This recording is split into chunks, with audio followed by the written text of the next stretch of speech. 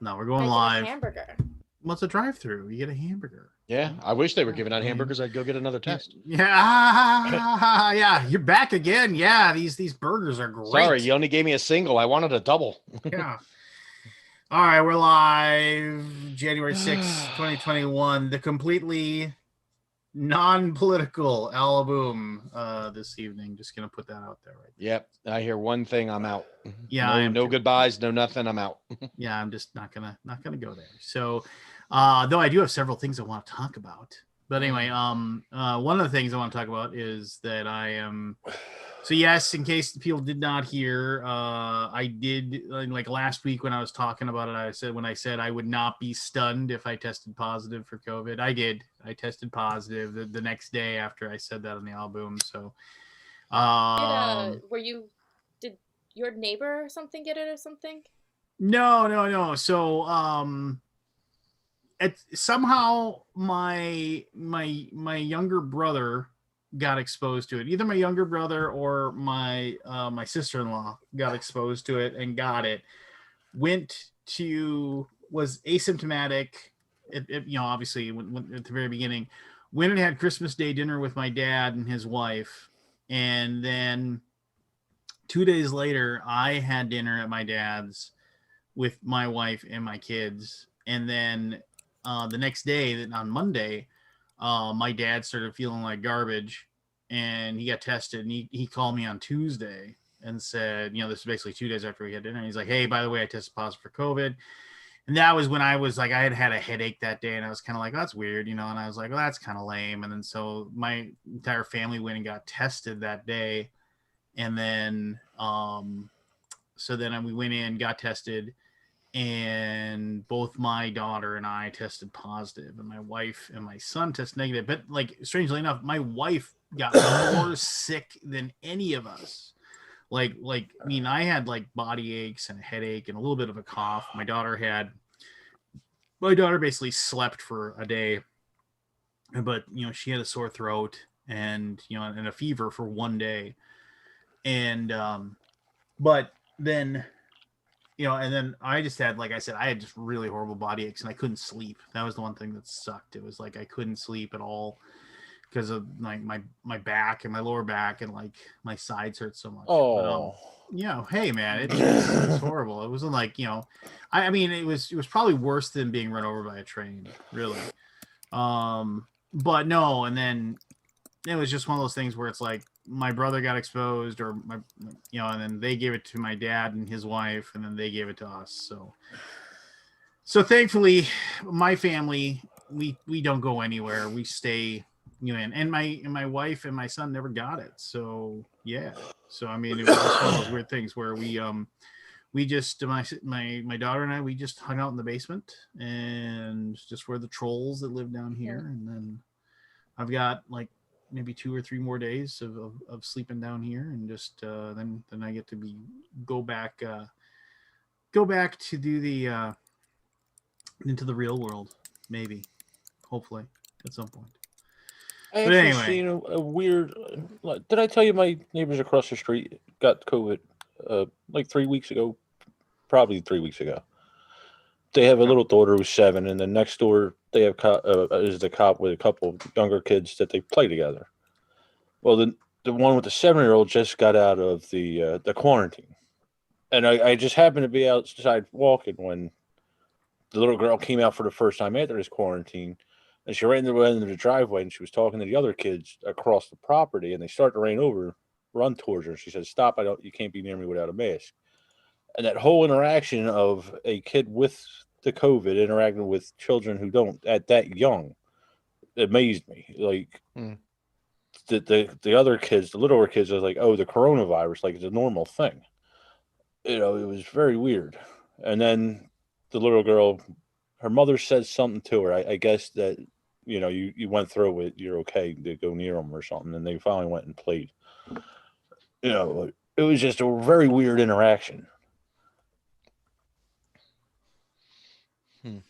Well, you're a weird interaction. I'll say that. Yeah, it's just how normal I will stand by that statement. I'll stand by the fact that you're a weird interaction. I know I am. No, it's just how normal Um, the kids told me. That it was very weird to me. Yeah. Well, fine. I'll accept that. So what was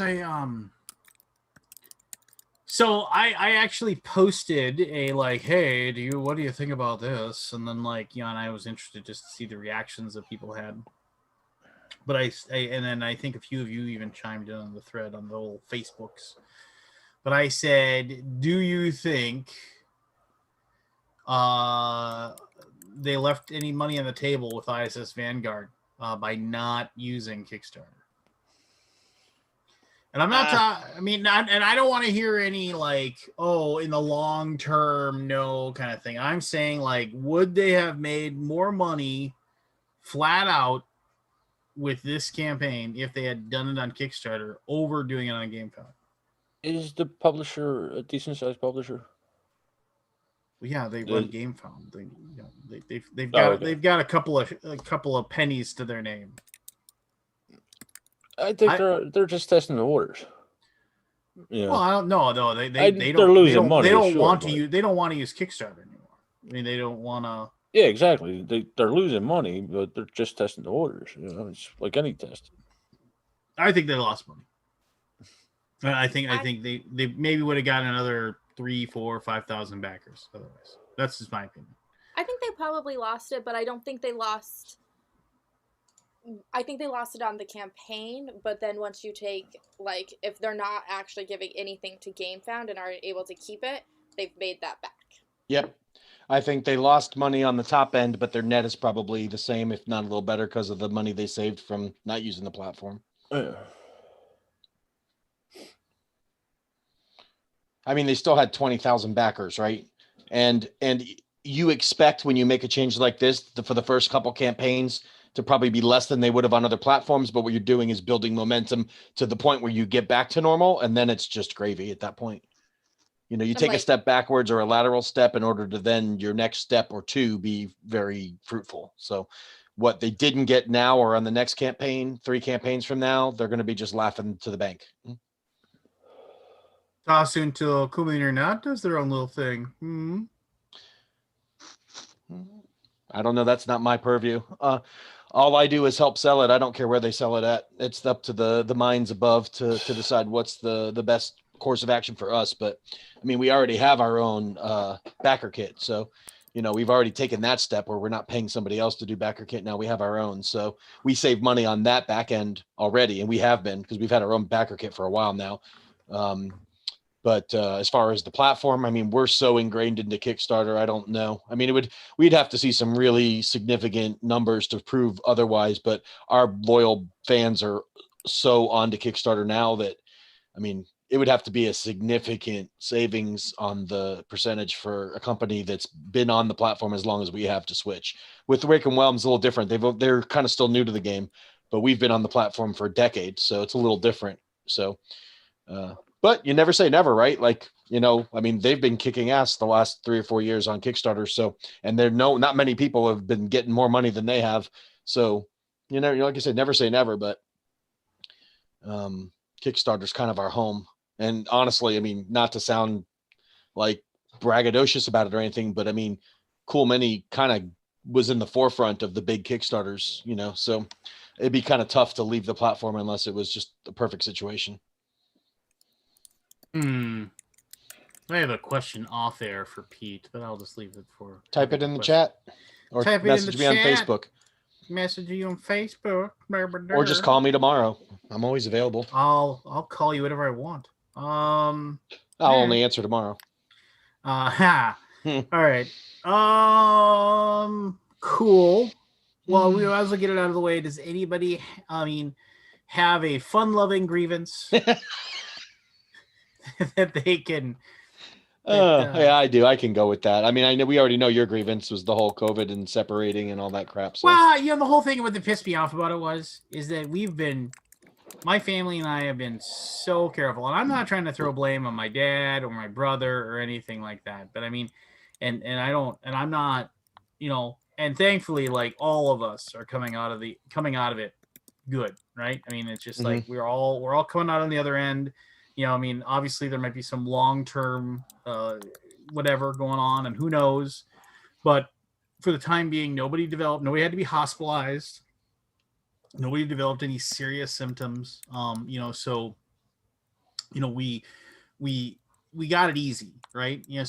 But it's like my wife is like religious about you. I mean, she one doesn't like to go anywhere, like doesn't want to go. Like, if I'm usually the one that ends up going, we need groceries, I'm the one that goes and gets them. She is super religious about making sure that everybody's wearing a mask, everybody's using hand sanitizer.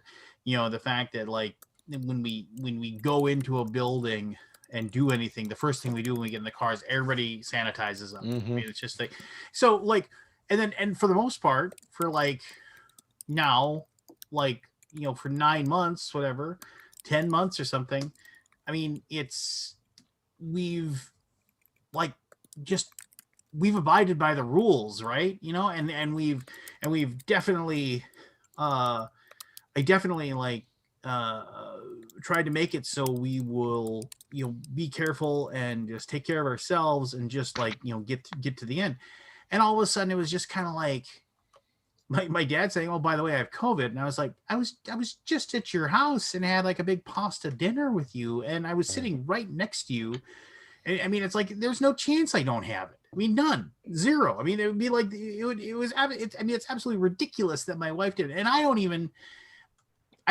mean, I don't know how much of those tests because like I said, my wife was sicker than a dog compared to the rest of us. Like literally, like out of anybody, she was the one that was having like a feeling of a heavy chest. So when did she get tested? Breathing. How long after Christmas dinner? She got tested the exact same time we did. And she went back again 3 days later and got tested again. Both times came up negative. So I have a theory about that because we have a very similar situation with our family where we went to Christmas dinner with it was just my wife's parents and us, and none of them had COVID.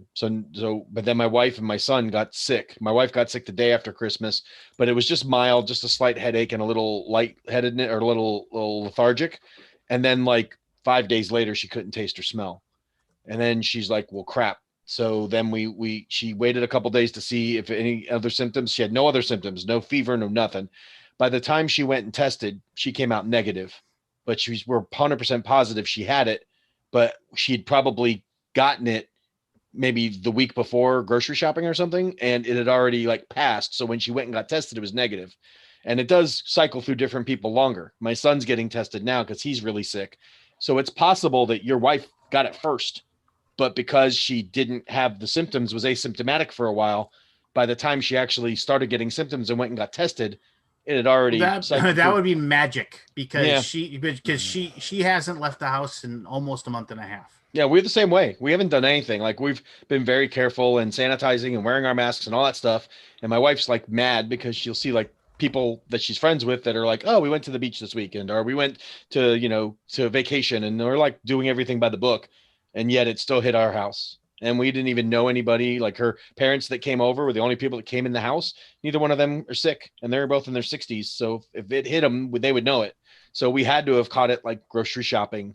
I mean, that's the only time we leave the house other than a little bit of Christmas shopping we did. And that was mostly online. So it's just like, it just can happen so quickly, and it doesn't have to be anything major. It could be going through a drive-through window, and if the guy at the drive-through sneezed on his hand and touches your food and you touch it quick enough, I mean, there's so many ways you can get it, and you can be good like we were or like you guys were, and it doesn't matter. We're both dealing with it. So yeah, no. So I mean, I was just kind of annoyed because whatever, and it's impossible to like.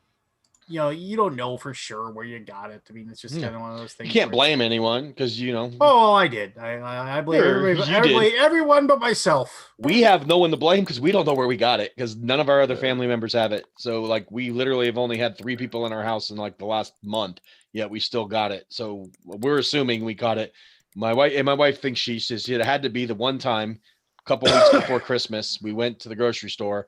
And she didn't sanitize right away. She sanitized like 5 minutes after we got in the car because she forgot, and she did a stoplight. And she's like, I guarantee that's it. She's like, the one time we didn't sanitize the second we got in the car, we waited like 5 minutes. I'm like, oh crap, we got sanitized. She said that had to be it. She probably rubbed her eye or something and got it. I mean, that's how easy it is. You do everything right, but you forget to sanitize once, so you touch the wrong thing once, and That's all it takes. It's the only thing she could think of that we didn't do right was that one time we sanitized like 5 minutes down the road instead of doing it right when we walked in the car out of Publix. Well, there Crazy you go. shit, man. Crazy shit. But I've lived in my basement for the last 2 weeks now, just like you have. It is surprising how boring it gets in one level of your house. I mean, I've it's just played like so many video games, it's not even funny. Like, I'm so sick of video games right now. I mean, I've played everything. my son beat Miles Morales. Now, admittedly, there's only 12 hours of gameplay unless you try to like complete it. But my son's upstairs just laughing his butt off, thinking that the Spider-Man's just like the greatest game of all time. And I was just like, yeah, well, you suck. I was like, to let him play the first one if he hasn't played it already. yeah, I was like, you should play Demon Souls then. He's just like, no, that looks like it's too tough. I was like, okay. He's not wrong. No. So I mean, it's just kind of like whatever. Whole apartments on one level. It's only 3 rooms, 2 bedrooms, and a living room. So I don't really understand your pain. Basements, yeah, it's well, I mean, you know, it sucks, man. You got stairs every day to deal with, and I mean, I don't know, like live in the country like I do, and then you can have a basement, I guess. I don't know. I'm the same. I live out in the boonies too. You can't it's cheap. You probably can't pursue your career though. That's the kicker. You probably pay as much in rent as we pay for mortgage, but you have to be where you are in order to. I'd probably pay more. You probably do. You probably don't want to hear it. I guarantee you. She probably doesn't want to hear what we pay in mortgage for the 4,000 square foot homes we have. not only did we get a really cheap, and then we refied, so it's just kind of like, you know. All I know is that my friends that have apartments that live in like Florida and in New York pay like double what we pay for our house. And they only have like 800 to 1,200 square foot apartments, and we've got a 4,400 square foot house. And I guarantee my mortgage is less than their rent easily. I love living in the country. I'll never live in Florida again. Best move I ever made. Yeah. I like the country. If I, could live in the country, I think I would probably live in the country, but there's just... Working remote and living in the country is fantastic because you get all the benefits of living cheap with the decent job of working remote. It's fantastic. Yeah. Oh, I've told my okay. I'm sorry. Go ahead. I'm gonna pipe in here with an idea here. I was just like, it would be great. Like that would be a dream, but my job is not very remote work friendly. Yeah, I mean, there is advantages. Like I tell you, you do get a little bit lonely though when you work remote like I do. Like especially like last year when there was no conventions. I mean, I can count on one hand how many coworkers I've seen in the last 12 to 14 months, and it was all at like Gamma and Toy Fair. I saw like 5 employees, maybe 4 employees that I co-work with that I've seen in person to person since like not what would have been last Gen Con, but Gen Con 2019. That's how long it's been since I've been at a show, other than the 2 small trade shows I did last year before COVID hit. So that does suck. Like you get all the perks of working from home, but when you just want to like see somebody in person, it does suck when you're sitting in a room for 8 hours by yourself and the only contact you get is through Zoom. It gets tiring after a while. I could see that. Mm-hmm. Yeah. Luckily, I got 2 dogs. The laziest coworkers I've got. All they do is sleep around and want food. Well, there you Could go. be the best kind of coworkers. They are. Bugging Well, they kind of are fighting right now. Really anything from you. Mm-hmm. It's true. And they never complain to HR about me either. So it's a plus. Maybe they do. Probably. HR. Go ahead, Lance. What were you going to jump in with? Well, no. It just doesn't matter. I mean, like it's like one of my plans is that eventually, theoretically, if I can, I want to take my lake cabin and like completely four season the place, and then live out there. I mean, it's just like is it big enough? I don't know how big your lake cabin is. It's big enough. Definitely is. Is that once the kids are out of the house, or you mean even before that? Oh yeah. So it's like you and the missus retirement home. Well, yeah, and then I can just do my work out there, and just like but here I have a thing and I realize I'm late to the ballpark on this one because once again, I haven't had anything to do. So I've just been rewatching old movies that I've already seen, rewatching new stuff, going through old seasons. You're dead to me if you didn't watch Jaws at least once while you were quarantined. Oh yeah, of course. Good. That's background. Right. That's bad. I mean, that Jaws is on the background, at least once a month anyway. So Okay, I mean, good. That's all I yeah, was I mean, checking. that's pretty standard. No, so I was rewatching Solo, which was a movie I really enjoyed. Okay. I know a lot of people gave it a lot of bad raps for this, that, and the other thing, and it was just kind of like no. Two things actually. I was rewatching Rogue One, and as much as I really like Rogue One, man, that can be kind of a tough rewatch just because it just seems to take forever in certain periods. Well, the first watch was very gripping because the ending, I mean, even though most people knew how that movie ended, for those that really didn't pay attention to the lore, that kind of gripping ending and the sad parts and then the highs and lows of that whole ending sequences, that's like the first time you experience that is just, it's very intense. But when you rewatch it, it's not as much. But I was rewatching Rogue One, and I was just like, "Good Lord, this movie just takes forever." I was just like, maybe because I knew everything that was going on, I did find myself very pleasantly I never connected the dots with the fact that Ip Man played the blind guy, which I love the Ip Man kung fu movies, and I really enjoy those.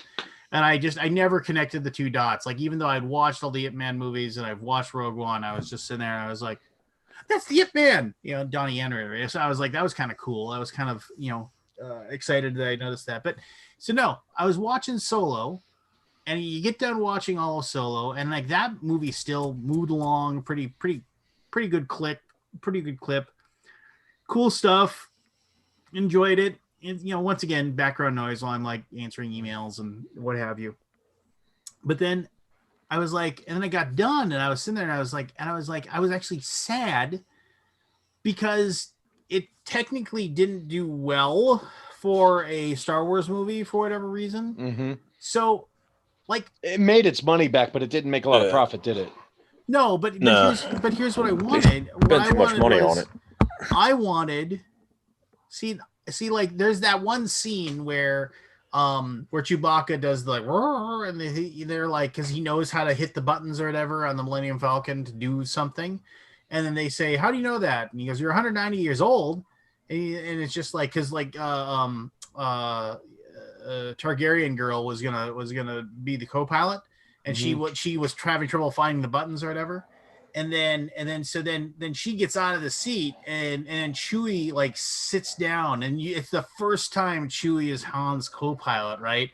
And then if you listen in the background, the music spikes a little bit, and they're like, this is that moment, right? This is that cool moment. As she gets up, she hangs the dice on the thing above them, and it's like this cool hey, these two buddies for the first time ever, these guys are flying. I was like, oh, that's cool. And then I was like, wait a minute, they're not going to make any more of these movies. Maybe they will, maybe they won't, but it sounds like they never will. I want more Han Solo and Chewbacca adventures. I want more Solo movies. I want to see these guys. I want to know the story behind the fact that he had to drop the cargo for Jabba the Hutt when he went to Earth. That's an entire movie. You can make an entire movie with that little tiny premise. I want to see more Chewie and Han buddy movie. I want to see that buddy cop movie or whatever it would be between the two. But yeah, it doesn't sound like we'll get those made. That annoys me because whatever reason, even though I think Solo was a perfectly fine and funny and interesting movie to watch, and I really dug it. Yeah, made me mad. So I'm mad about that. Well, maybe if you didn't bitch about a certain movie, more people would want to see Solo. What movie would you be talking about? They filmed that thing basically twice. So. We're not. I brought it up to talk about just that. I'm not going down. Just what the world needs is a distraction about Star Wars. I don't want to go down any rabbit holes or anything like that. But any other movies, I just I'm really annoyed that I won't get another Solo movie. Maybe I will. Maybe I won't. Yeah, probably not. But maybe a Disney Plus thing. That's probably about where it's headed if it goes anywhere. Maybe. That'd be just as good, honestly. And they do it better because episodic. They can do more with it. Yeah.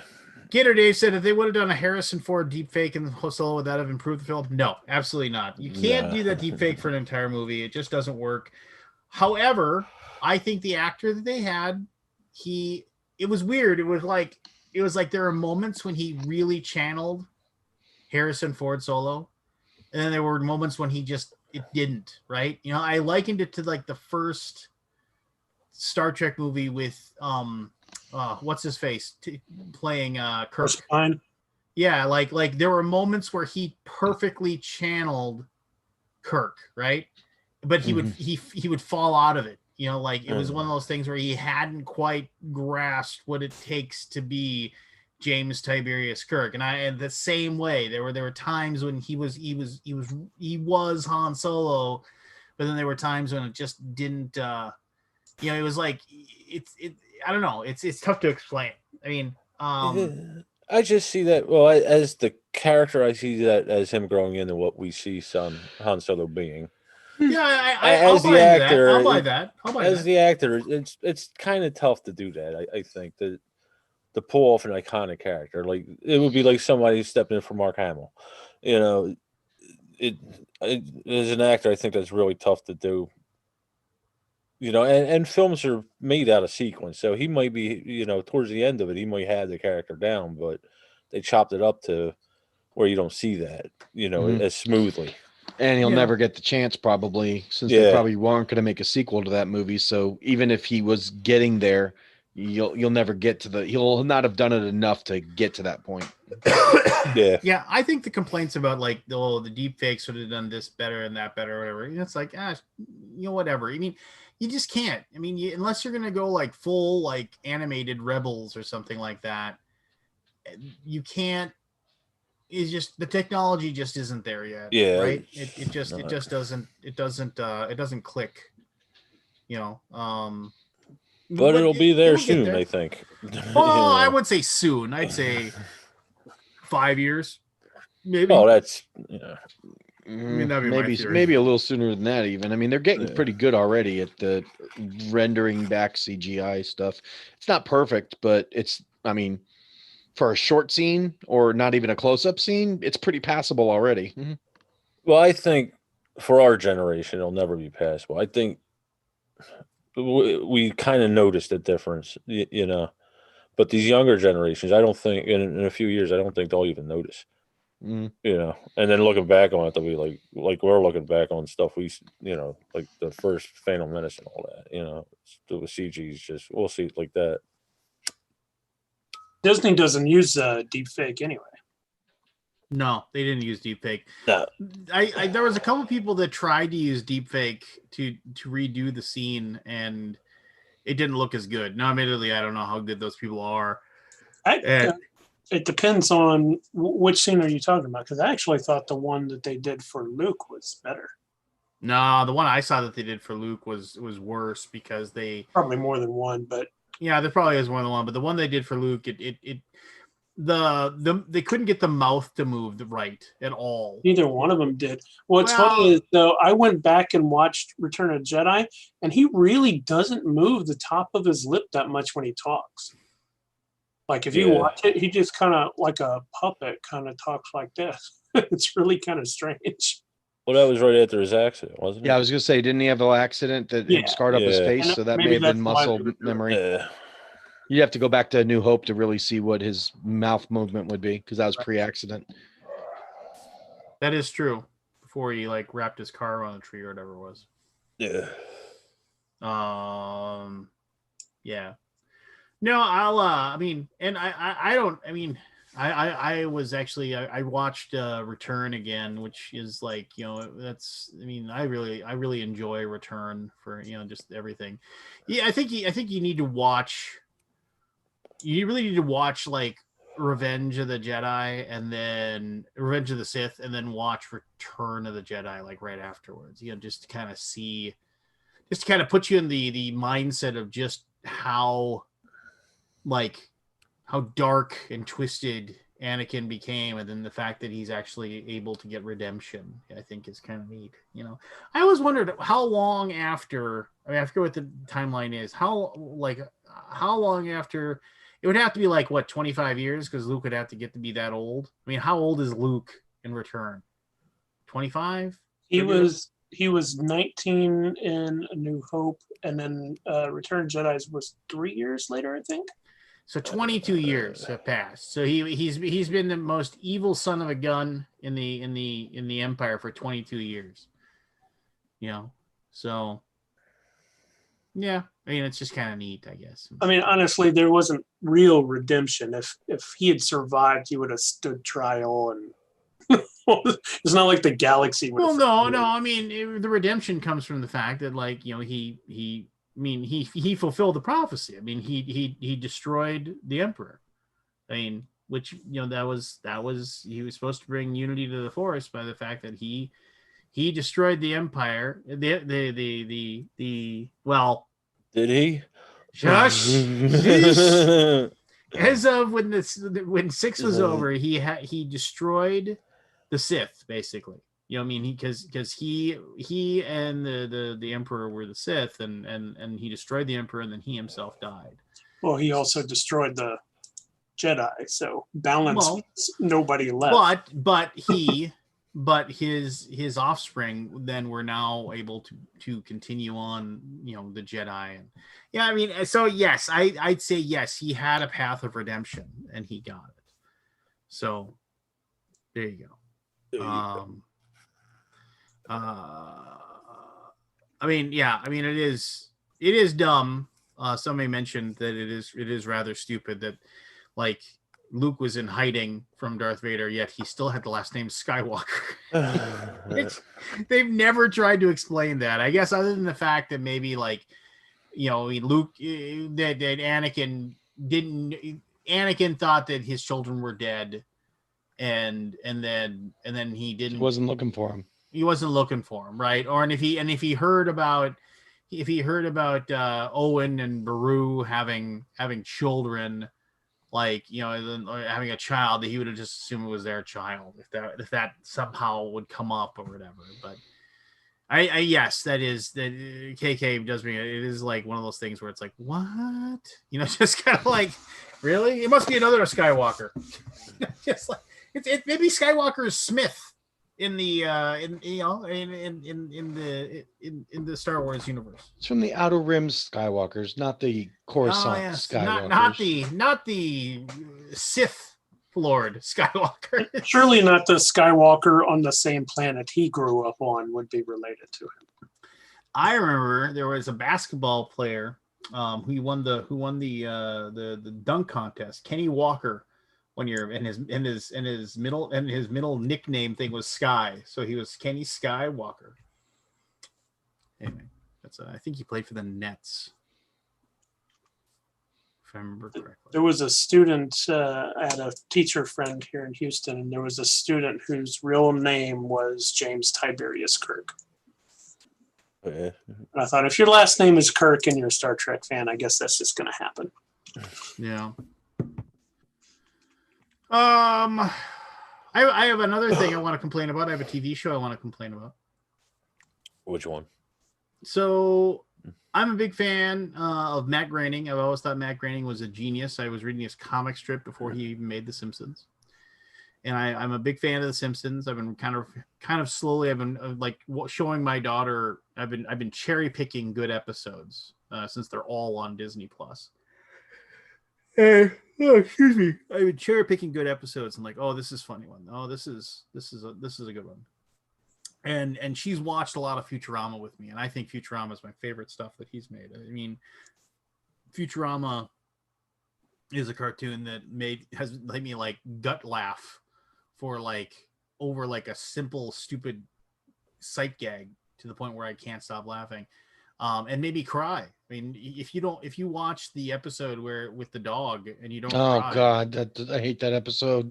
I mean, it's you know, fun fact about that episode. So they did the like when Futurama got canceled, but they came back and they were just doing like direct to DVD 4-episode movies. Basically, it was like they just basically made like what would it be? It would be like 88-minute movies, which were just basically 4 episodes of Futurama.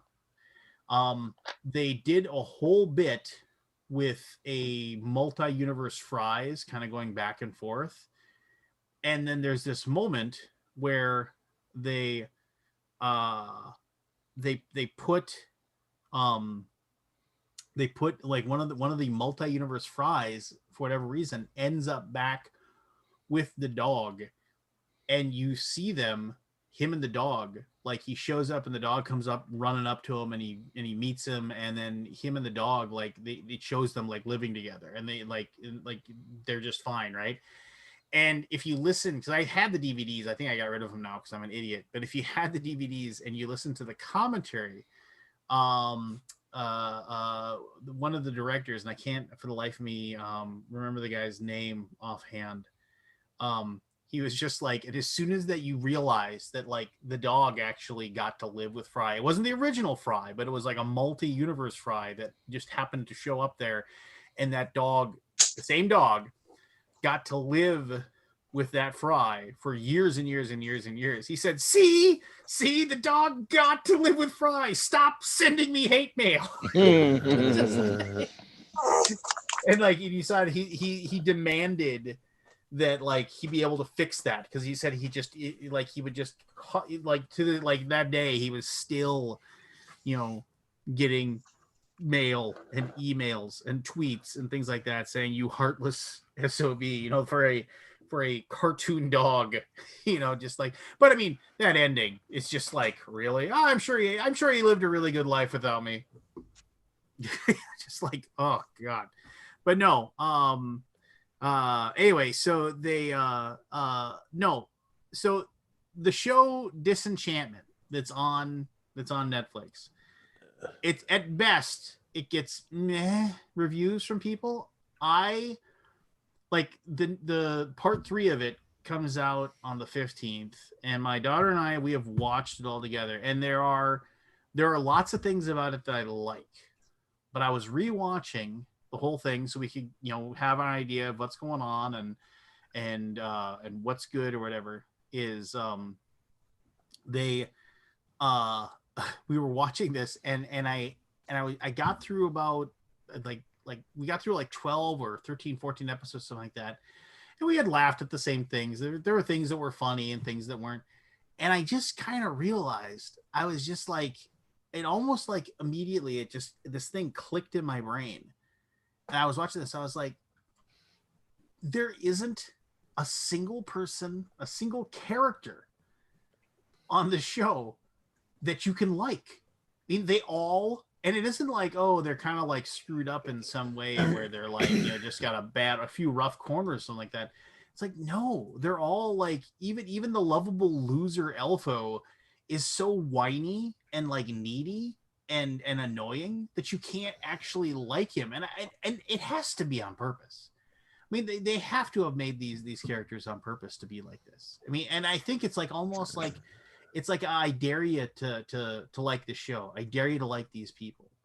I dare you to enjoy this. I mean, because, and the thing is that I'll watch it because I want to see. I mean, I like King Zog. I think he's actually had a pretty good character arc, strangely enough. Like, and I think that'll be interesting to watch that. And there's enough like little one-off things, and it looks like they're going to be doing a very steampunk-esque season coming up, which I'm excited to watch. But yeah, I mean, it's just like, they just don't try to make anybody on that show worth liking, and I think it's got to be on purpose. I don't know. Yeah, I don't know. I watched a couple episodes. I couldn't get into that. I hope that you have good hiccups. Yeah, it's Yeah, I read it. It was like a cartoon No, hiccup. Scott, we're not talking about Star Wars. You can get in here and you can enjoy we're not. So we can talk about Star Wars. I had hiccups like 2-3 days ago. I hate the hiccups so much because Devin gets hiccups like that, where they come for like maybe a minute, maybe 2, my God, I get like racking hiccups that like make my chest hurt for like an hour. Really? Yeah, Wow. they are forever, and they're like what I could only imagine a heart attack to be with how much my chest just hurts. I've always been able to just turn them off. Oh, really? Hmm. You have a switch in the back of your neck there, robot? No, it's like you can feel the tension right there at the top of your stomach, right where you're feeling it, and if you just kind of concentrate on relaxing that. Works for me. Yo, first of all, Gator Dave, it was not a rant about Star Wars. There was nothing. It was no rant. All I said was I wish that the Solo movie had done better in the box office, so I get more Solo movies. That's not a rant.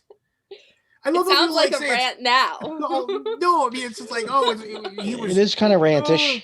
Oh, that Lance just can't give up that Star Wars bone. He's just gotta chew on it every week. You know, whatever. Well, I guess if they ever make good Star Wars again, you won't have to rant about much. Feeding the bone to him. Yeah, no, I mean the weird thing about Good TV. hiccups, like they don't, God, these people, what was I gonna say? Hiccups. They don't even know for sure why we get them. It's just one of those weird things. They're just like, yeah, maybe you hit some little nerve flexor in there or something like that, and they just want to do it, but whatever. Yeah, so there you go. Well, Scott, what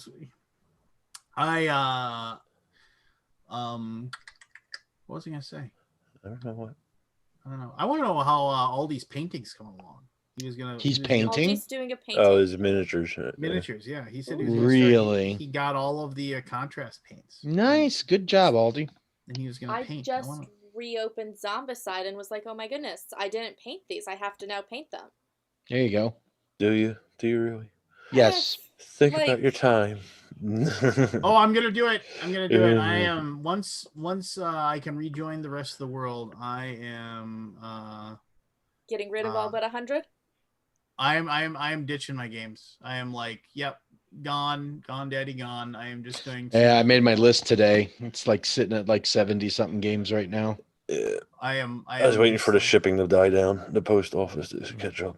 Well, I don't want to ship. I don't want to ship anything. I just want people to. I don't have a like, choice. I live in a college town.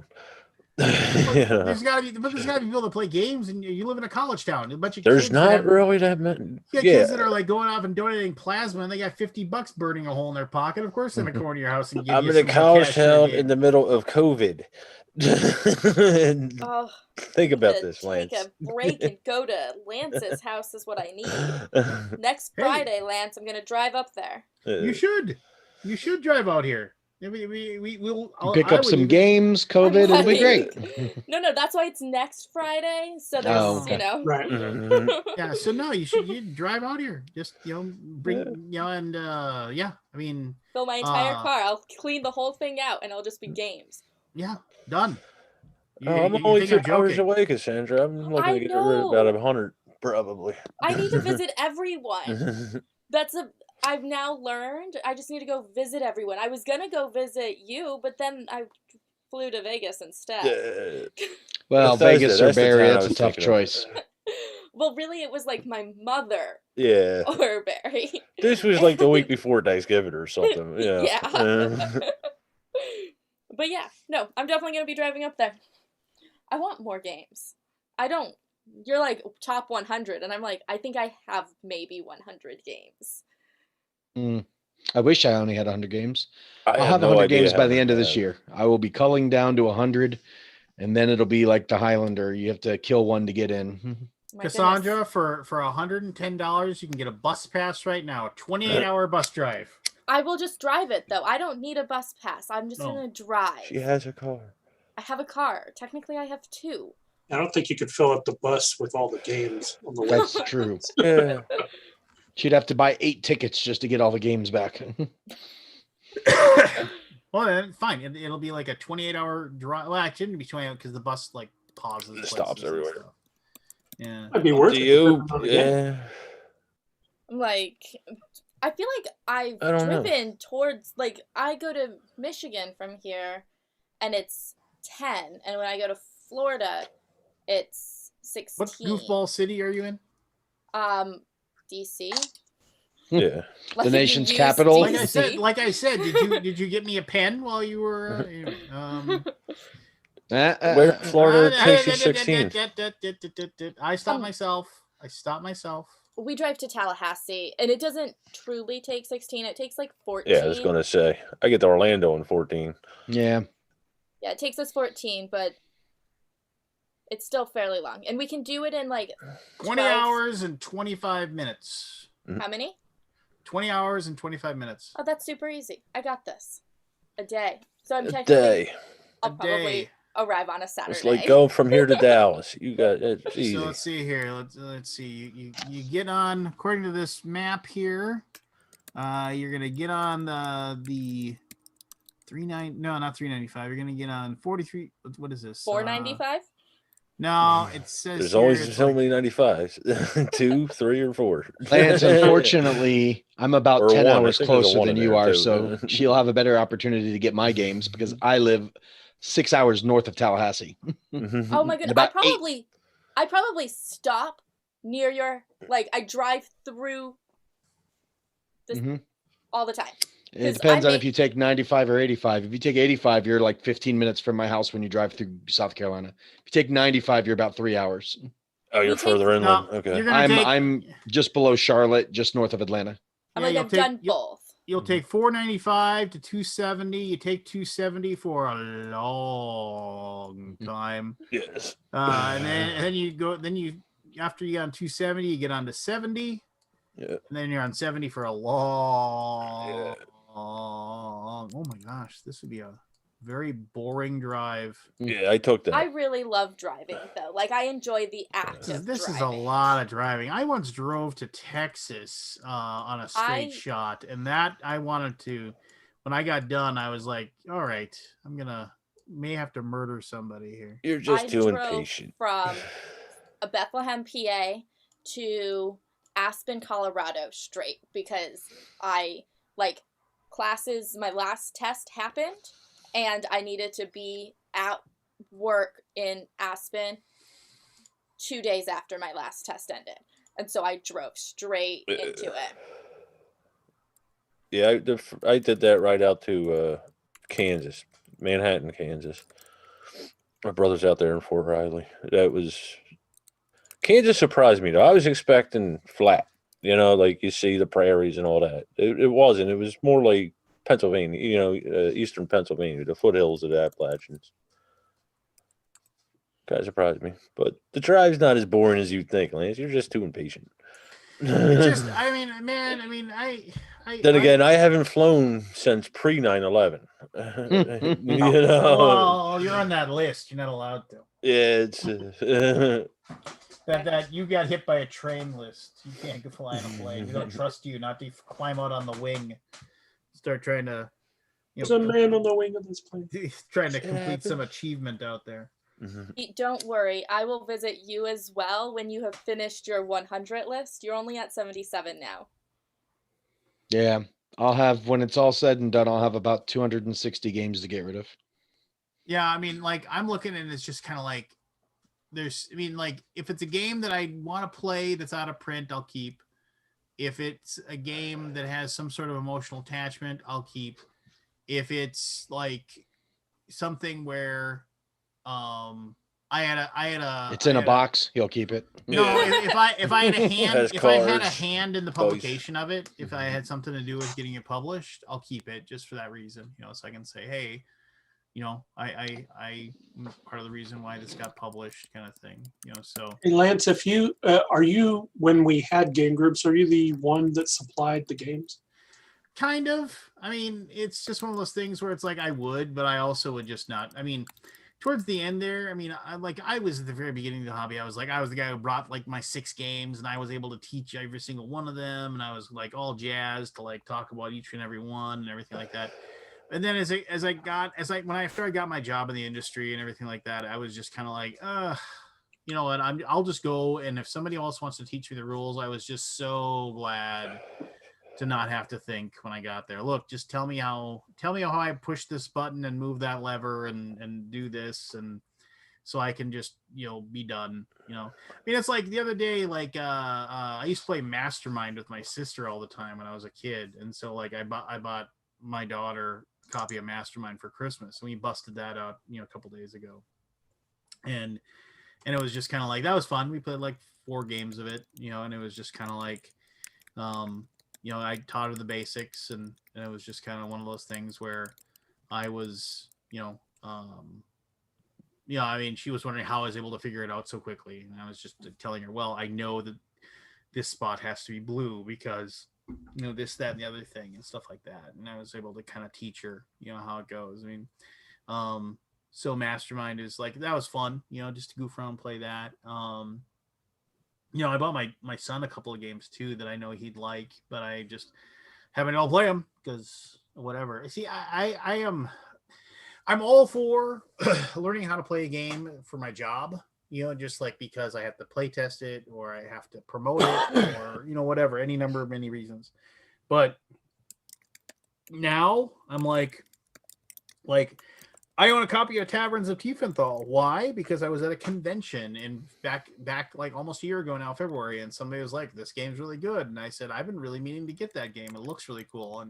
And they said, "Well, I'll teach you how to play." And so they sat me down and they taught me how to play, and I was like, both my daughter and I were like, "This is really fun." And so we went into we went out to the vendor and bought one like immediately. It was just kind of like, You haven't opened it since. yeah. Well, no, we I'm played like, it once. I see that in the store, and I say, that looks really cool. It is cool. I played it actually this week.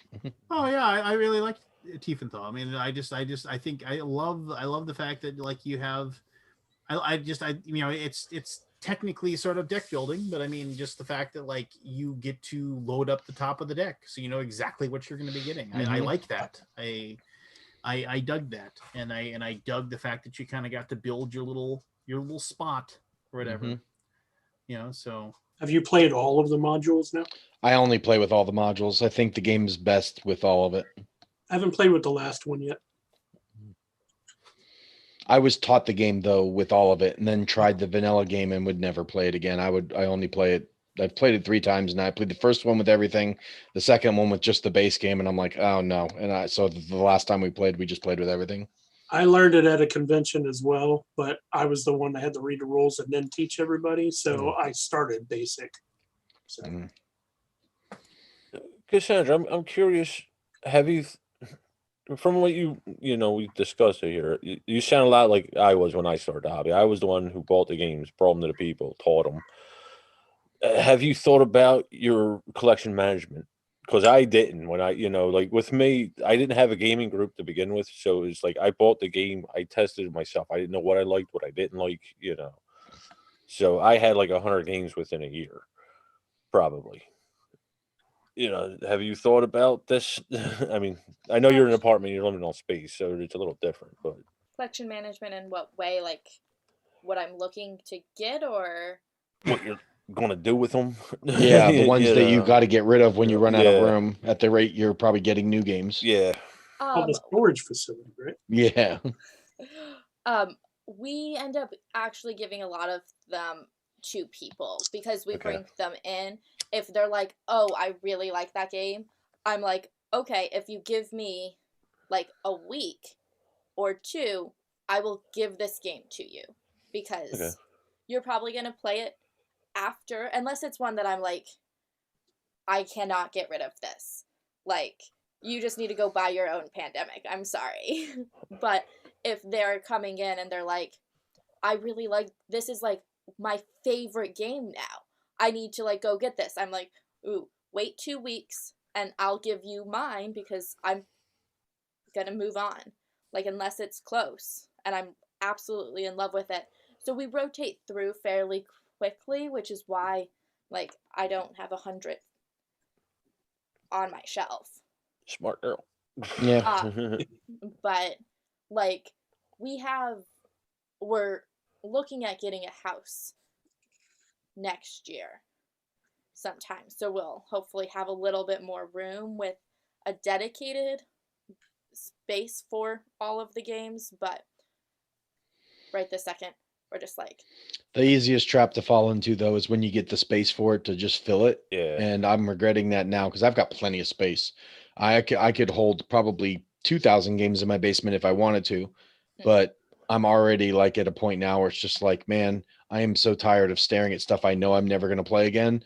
So I wish I had done a better job of collection management when I got into the industry because, and Lance can attest to this, you go through the convention season and you buy 20 games, but you probably get 200 that are given to you from industry friends and stuff. And probably even more for him because he actually at one point did lots of reviews where I didn't. But I mean, I was just getting 300-400 games a year for 7 years straight.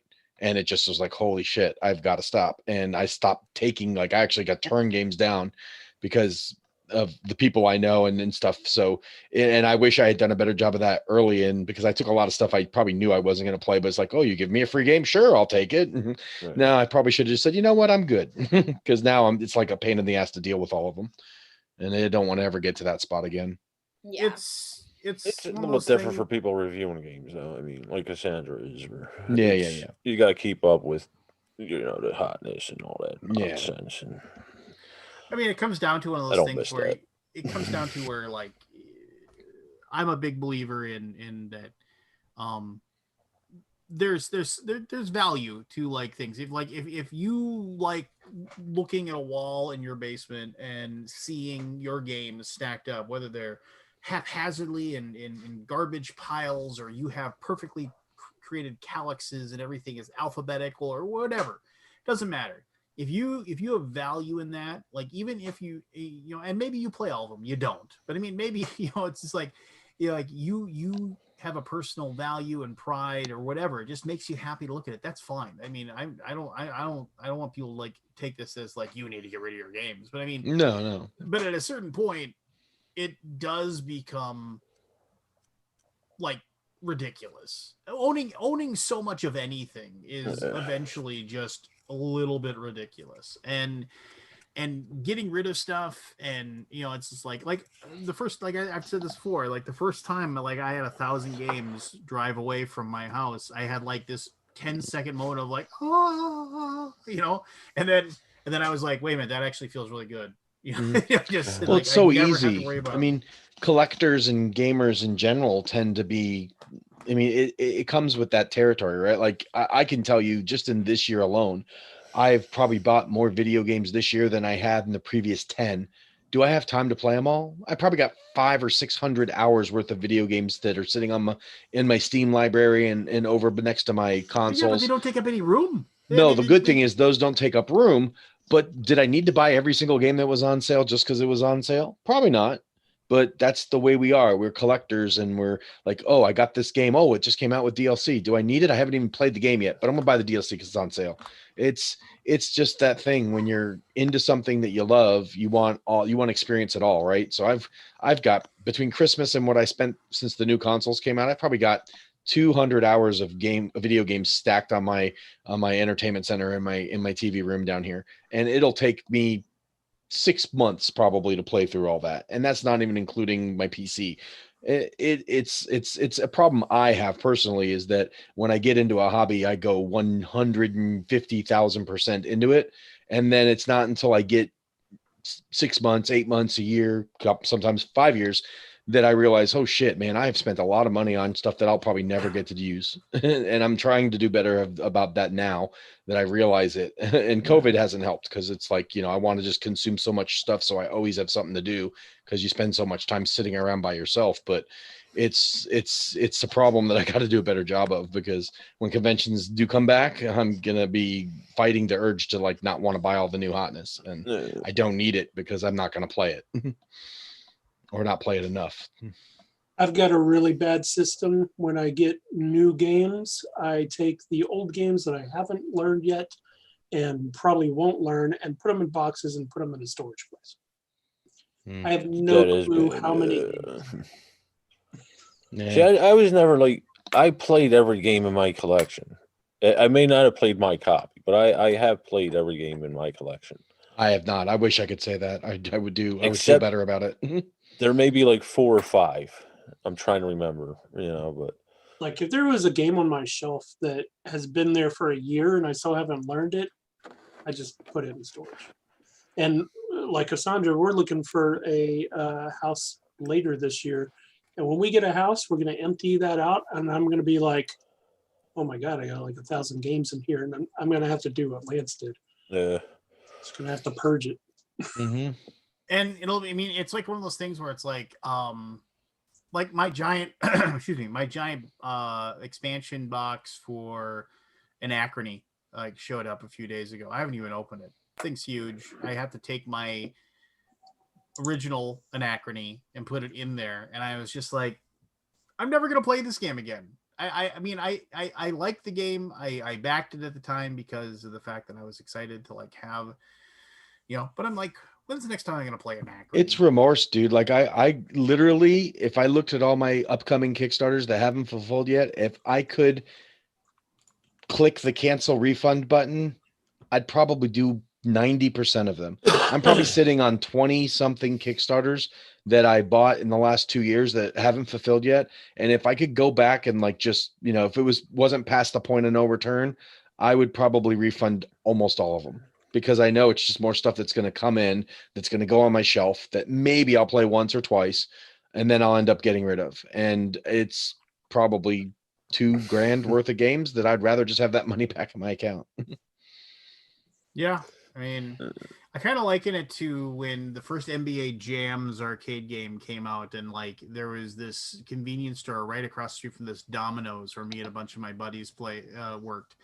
And every night when we get done working, like we take our, our tip money and delivery money that we got, so you got like $60-$70 in cash, from your tips and everything. And we go there and we blow like $30 playing NBA Jams, just like, like over and over again, sucking down sodas and playing NBA Jams for 2-3 hours, in the back of this mini mart. And I remember after like we had done that for like a month straight, a buddy of mine said, what if somebody said, you know what, we're just gonna go ahead and give you back all the money that you spent on this video game over the last month? And we're like, oh, that'd be sweet. You'd almost be able to buy the cabinet probably at that point. Oh yeah, it was. I mean, we were like figuring, it was like, yeah, at least $20 a night, 5 nights a week. You start adding all that shit together. You're just like, oh, okay. Hey, by the way, I was going to say this. Last week's Alaboom, I do apologize. I had at least one person reach out and ask me about this, because they are located in the UK. Because of those like 10 seconds of Space 1999 that we showed, we got a copyright flag, so it can't be shown in the United Kingdom and all this stuff. So which I have to ask. I mean, I'm sure there's an algorithm somewhere, somehow, some way. I mean, and YouTube even said this isn't a flag against you. It isn't. Don't worry about it. We can't show this particular video in like basically like the Isle of Wales, the United Kingdom. Like basically that area, right? So, all right, fine. That was like well into a couple hours of the show, right? I mean, What poor sap had to sit through this show to find that copyright flag? That's a computer picking it up. It has to be like a video render, or like it has to be like when you broadcast that, it must do something, right? It must just have to, whatever. Like it must be some, because there's no way somebody watched that and said, wait a minute, Bert, there's no way that happened. But yeah, I mean, no, that was like, I thought that was, I mean, I feel bad. I'm sorry because I had at least one person reach out and say, hey, I can't watch last week's episode. And I do feel bad about that. So I'm sorry. We won't do it again. To our one UK watcher, we're sorry. Hey, I mean, you Tell gotta them there start is a way somewhere. around that. One UK watcher is one UK watcher, as Forrest would say. We'll have to get everybody together, recreate it, but we'll do it with puppets. There you go. That would work. So Cassandra, you said Pandemic was close to your heart. I'm curious, why is that? I want to say Pandemic was the first game that Devin and I bought together. The original vanilla Pandemic, or one of the legacies or something? the vanilla pandemic. That It was was, our I first thought game. I thought it was Neapolitan Pandemic. Mm. I want to play the new pandemic one that's like your spies. I think that will be cool. That's probably the only pandemic I have an interest in. I have zero interest in the pandemics, but Is it still pandemic if you're spies? Yeah, it's spy. It's a take on the game system. They still call it pandemic, but it's like pandemic season 0 or something, and it's all Yeah. about your like 70s spies going around doing missions instead of fighting diseases. So it uses the same basic engine, but at least it's a theme I'm interested in. I was never into the whole, virus thing, especially now. I don't want to do anything that has to do with virus Doesn't bother me. prevention. So the spy theme though, because one of my favorite spy games is Agents of Smersh, and I always liked that game a lot. And if this is a game, if it plays even somewhat similar to that, I'll enjoy it a lot.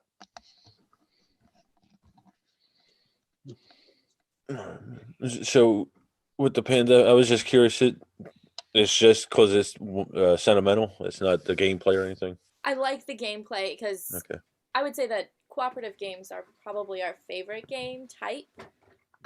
Just because You can't get angry at each other. you can't get angry at each other. Yeah, I know. Yeah, I have to find more cooperative It's a games for couple me and my too. wife to play. She's into detective type stuff, and she likes cooperative because she's too competitive and she doesn't play games a lot. So when we play competitive games, I either have to let her win or she has to be good at it to Yeah. enjoy it, or else she just gets mad. So I'm trying to get a hold of the Detective City of Angels game from Van Ryder because I want to get that whole thing because I think she would really enjoy it and we can play the cooperative version of it. That's a great. But it's like hard to find. My retailer can't get it. She tried ordering it for me, can't get it. So Which in game? the Detective City of Angels, That's big one Van Ryder game. It's a big coffin box for the base game, and then it's got like 2 expansions, and then some. So there's like 3 or 4 Kickstarter things. I want to get that whole bundle because I think she'd play through all those cases because her favorite thing is to watch like unsolved mysteries and stuff. So if I can do that and it's cooperative, she'd play it with me. But it's hard to track down. I don't think you can play 2-player, can you? Yeah, that's how I was taught it. Oh, okay, so there is a cooperative version. You're right. I've only played where we you would not play with the snitch or whatever you call it, the chisel. Yeah, we play the cooperative version of it, and you can play that 1 to 4 players, I think. So we would play because that's how I was taught. I was taught it 2-player. So, and I think she'd really dig it. The whole mechanisms of it and having to really use your brain to like think outside the box to solve some of the cases. So I kind of find it. I just can't find it local. And I think there's only a couple on eBay, but they were pretty pricey. So I'm going to keep an eye out for it. Hopefully I can do like a trade. I'll get rid of like 30 of my games to trade just for that bundle or something. Like, all right, 30 for one. Give me that Kickstarter all in, and I will pick 30 games out of this list, and they're yours. That's one I thought Jen would get into, and I got it confused with the Portal one. And I actually got that Portal detective game. We played that first one. Jen wasn't. Yeah, it didn't hit for us either. I've got the whole thing. I even got the LA crime cases. That's one of the games going on my list. It didn't hit for us at all. I haven't played Chronicles of Crime yet. I'm hoping that one will be a good fit for her too, but I haven't played it yet. I've got everything for it, but I haven't played it. So, Kassan, have you played Flashpoint Fire Rescue? It's a good game. Hey, Chris, it's no politics night. Just telling you right now, no politics. Yep, I'm just logging in to say fuck you for no politics, and then I'm heading out. Oh, Chris. Oh, well, just wanted to have a positive evening of talking positive. That's okay. I'll just kill his swords master on Saturday. We'll see who laughs last. Imagine it's kind of an echo chamber anyway. No, the D&D game we're having a lot of fun right now. It's a complete. Killing them. Well, I mean, it's a complete like low magic world. So like, and then most like wizards are, and like to a fault, wizards are thought to be in league with demons to have their powers, that kind of thing. And so like, but they've stumbled upon this place that's just full of magic, and they're wondering, they have no idea what's going on. They're like, like literally like crazy stuff is happening to them all left and right. And I'm having some fun with them right now. And Chris's character has just said, "That's it. We're gonna burn the place down. We're gonna burn this house down. We're gonna." And then we're gonna, if somebody tries to get out of the house while it's burning down, we're gonna kill them. Man, our first role playing group that I was ever in, at the time it was my roommate, was the DM, and he built this elaborate campaign that was supposed to span like 20 sessions, and he had all these plot lines, and he spent months getting ready for this. Like, we had all said we're gonna play Deadlands, and we're gonna start it up like right at the beginning of summer. And he spent like 2 months prior to summer just working on this campaign. 100 hours probably he put into all the characters and all the stuff. And the very first night we go into this town, and one of our characters is like, we got spooked by a night haunt, and instead of trying to kill the night haunt, he's like, screw it, we're just going to torch this place and move on. And his entire campaign was in this city, and we burned it to the ground. And like, at the end of the night, it's over, and the town has crumbled, and all the people inside it are dead or have fled, and everyone's getting up and packing up like, oh, we'll see you next week. And he just looks to me, and after everyone leaves, he's like, dude, everything I had planned for you guys was in this town. He said, I've got 100 hours of plots and subplots and family feuds and all the stuff, and it's all gone. I'm like, it's like, you guys completely I steered you in a path, and you guys went that way. It totally screwed his whole plans. It was awesome, though. I'll tell you, it was great. It was fun, but that's how quickly things can turn. Like, if you're not a good GM and you just can't really react on the fly, you can totally have your whole thing just derailed in like one night. Yeah, there you go. Chris is gonna hang out in the chat apparently and vent. So well, I'm going to be heading out here shortly. I for some reason, like, because my wife's been having a hard time sleeping. There's like a noise last night woke me up at like 4:30, and I thought it was her, and I was going to go check on the other room, and it wasn't her. It was the neighbor's dog. Oh. So it freaked me out, and I couldn't go back to sleep. So I've been up since like 5 a.m. So I just went to work early. I just came downstairs and got all my work done before like half the office even woke up. So I'm like, I feel that. Well, Devin, with her being sick, I've like, if I hear her coughing or something, I like go and check, make sure she's all right and stuff. So I heard something, and it sounded like a thud, but it was the neighbor's dog like running up against the fence because it heard something. And I guess she went out to pee late or something, or early this morning. And I was like, I heard a thud, and it ended up being the neighbor's dog just running up against the freaking fence trying to get to a cat that was out in the front yard or something stupid. It freaked me out, though. Devin and I working 10 of 12-hour days for work. And so, yeah, we're up super early in order to get to work, and then we stay super late, and it's just like, ooh, it's nice because we get 3 days off then. Oh, you're 4 on 3 off. I would love that schedule. I love a 3-day weekend. We love the schedule. It's just, it was definitely, we tend to be night people, but our schedule is making us morning people, and it's just like nothing worse than a bad morning person.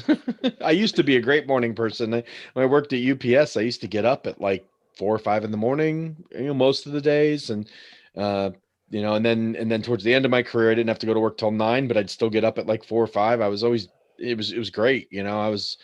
My day was, I'd have so much done before most people were getting out of bed. And since I retired from UPS, man, now I'm just I'm horrible before 7 a.m. now.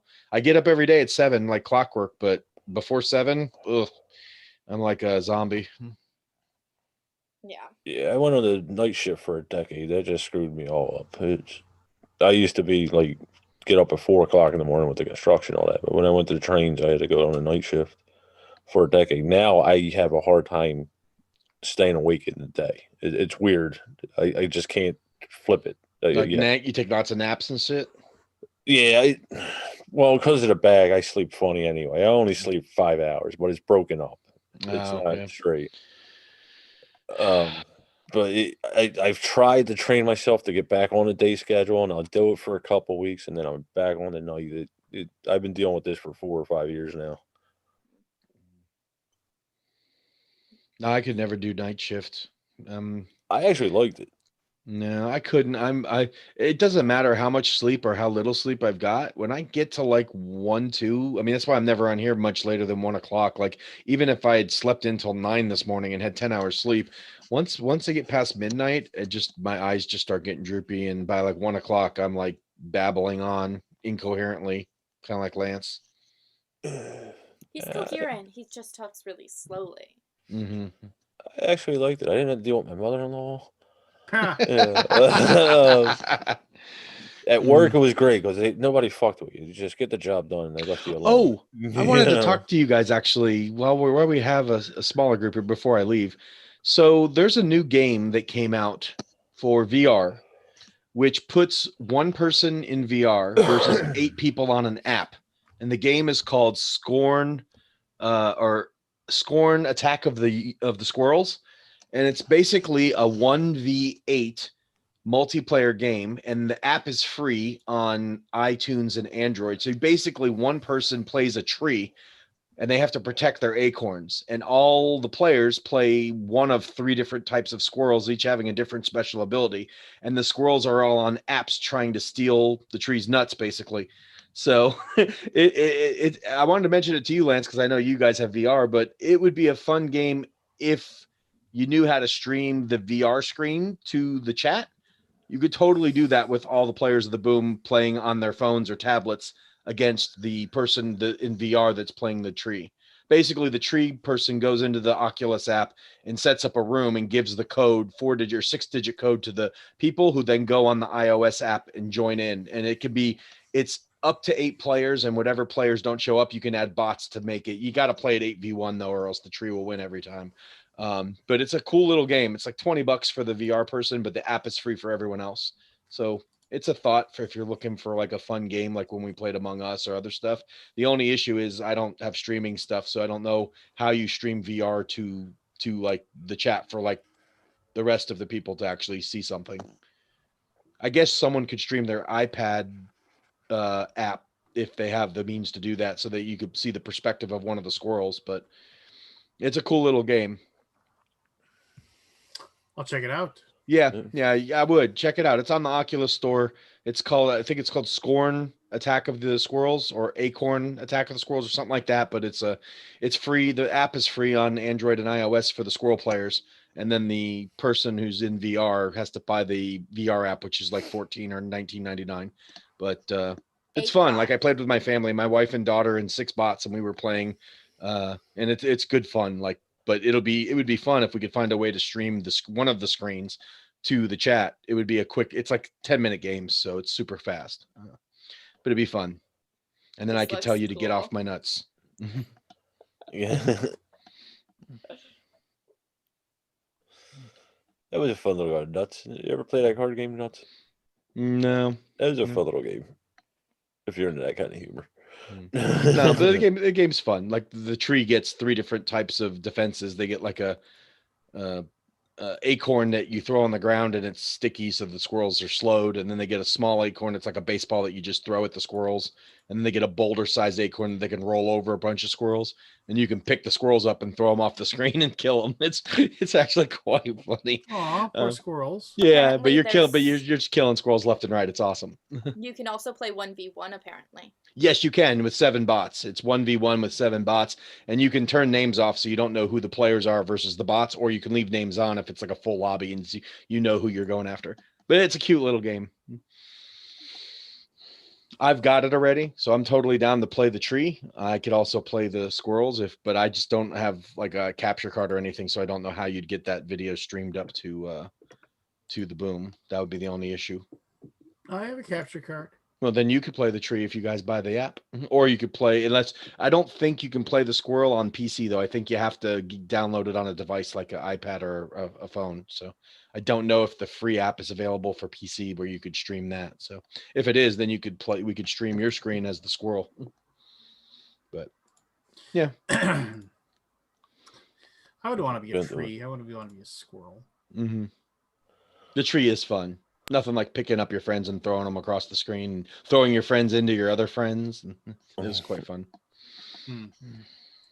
How violent does it get? Can you like take squirrels and? Nah, not that violent. You can pick them up and throw them. You can hit them with acorns that knocks them out, and then they disappear and respawn at their base. And the squirrel's job is just you have acorns all around your base of your tree. They have to sneak up, grab them, and then get them back to their base without getting knocked out. And if you knock them out, the acorn falls right there. So then another squirrel can just pick up. So you can kind of daisy chain them back to the base, but you have to do it in a certain amount of time. And if enough squirrels get knocked out before you can get the number of acorns you need, then the tree wins. And if the squirrels can return enough acorns to their nest before the tree gets the number of knockouts it needs, then the squirrels win. There's like 20 different maps, and there's like 3 or 4 different squirrels. Each squirrel's got different special abilities. One of them tunnels. There's a big fat squirrel who has like this barricade that he drops so that you can get behind it, and he moves. It's like a little grass hut that he picks up and moves so he can't get hit by anything. Another squirrel's got some kind of like jumping, flying squirrel ability where it can jump and fly so that they move across the field faster. It's pretty cool. How do you find this crap? He's got time. I'm on VR a lot, and it was new to the Oculus store last week. So, and a friend of mine bought it, and I asked him. I saw it was on his list, and I said, "How is this game?" And he said, "Oh, it's great. He played it with the family. He said he loved it." So I downloaded it because you can refund it within 2 hours if you don't like it. So I got it and played it with my wife and daughter, and we were like, "Oh, this is great." Yeah. So my daughter on the weekends now, this weekend, where my daughter's gonna get like 3 of her friends that have iPads that they play games with, and they're gonna all download the app so I can play against them. So she thought it was hilarious. That's so cool. It is. Yeah. It is. You can play with anyone who's got a phone or an iPad. I like this idea. Yeah, it's just lighthearted fun, and it's free for everyone but the tree player. So, so that's even easier when it's free.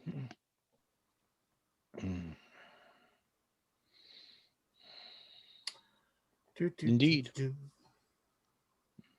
It's a neat idea. I at least like the uniqueness of the idea. That's the thing that got me. It's like, there's plenty of 1v games, but this one's, squirrel theme is a unique one, and it's very kid friendly, but it's also fun for a bunch of adults to screw around with and all that. So, yeah, It's kid friendly, throwing squirrels off a tree. Mm-hmm. Well, you don't what you really do kill with them; you knock them yours. out. You don't like dismember them or anything. What every squirrel does. Yeah. Pick up their friends and Mhm. throw acorns out. Yep. Like, how else are you supposed to get them off your bird feeders? Mhm. Now, if a hawk swooped down and destroyed them all, it'd be different a game. But yeah. Be right back. Hold on.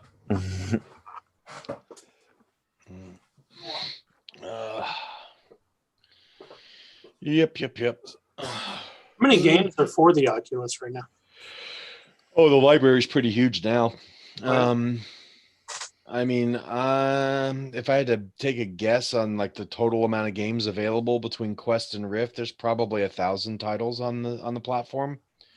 The price on the VR apps is pretty good though. Like the most expensive games are $60, but a majority of the games are like anywhere from $5 to $25. So, you can get a pretty good library quickly, especially when you have sales. Like, because I buy a lot of my stuff from Steam since the Oculus has got PC link capability. So, I mean, like this winter sale, like I was telling you guys earlier, I probably bought 35 games on this winter sale for maybe $150. I mean, there was a ton of games that were like 80% off that I got for like $2-3.